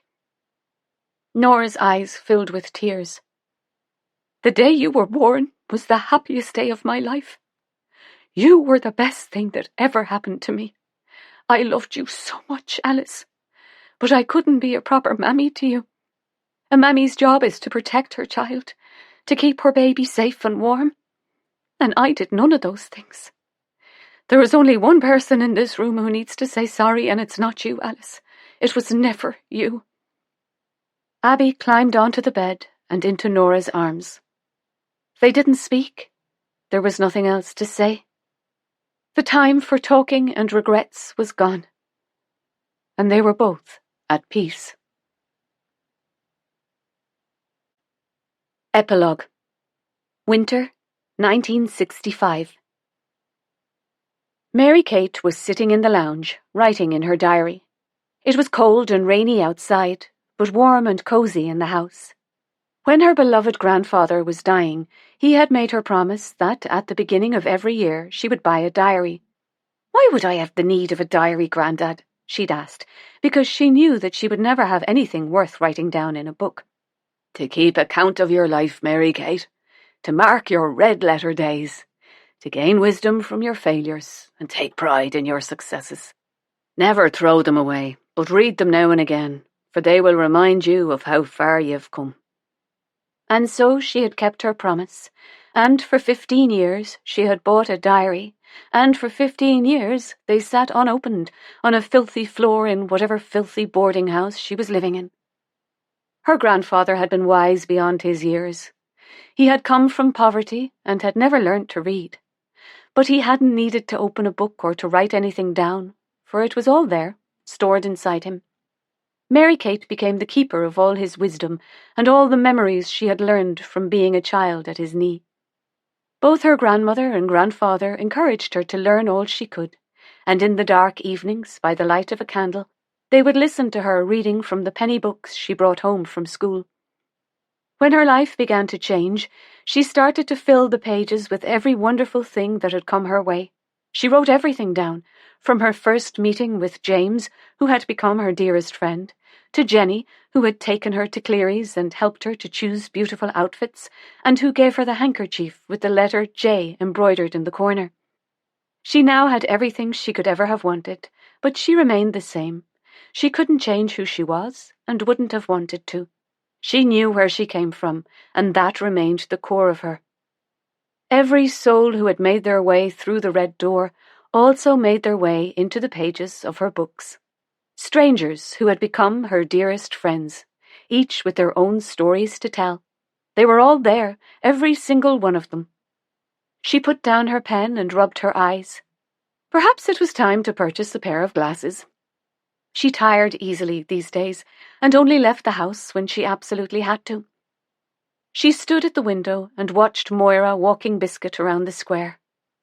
Losing Guinness had been like losing another piece of Sean, for that beautiful dog had been there at the beginning, and she still missed him every day.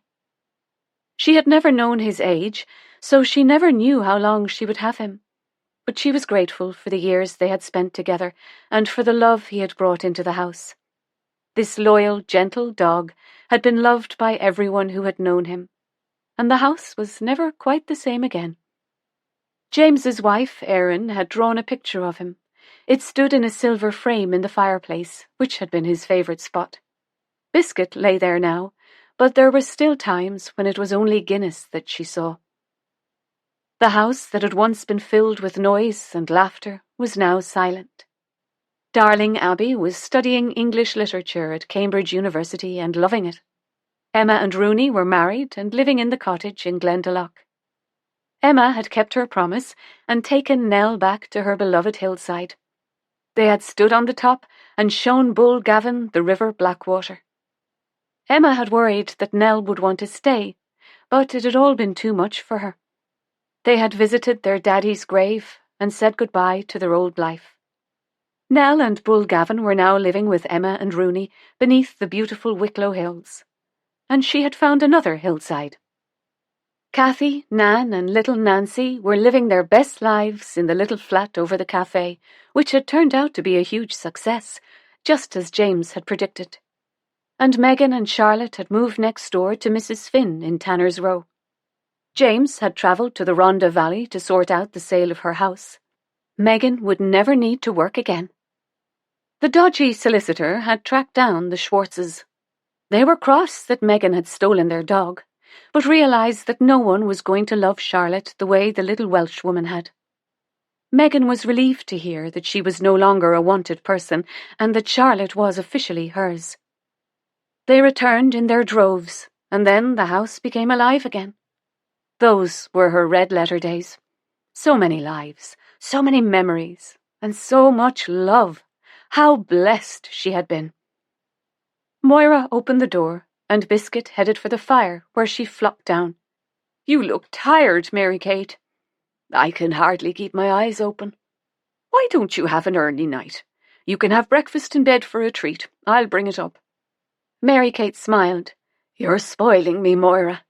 "Well, if anyone deserves spoiling, you do, Mrs. Barry." "I think I will go up. Right now, I could sleep on a clothesline." "I'll see you in the morning," said Moira. "We can have breakfast together." "That will be lovely." Mary Kate lay down, pulled the covers around her shoulders, and sank into the soft pillows. It was still dark when she opened her eyes. She tried to focus, but it was hard to see anything at all. She wasn't worried. In fact, she had never been more at peace. Her body felt heavy, as if something was weighing it down, but she welcomed the heaviness, for she was warm and cozy and safe. Her heart was filled with such complete joy and happiness, as if all her red-letter days had come at once.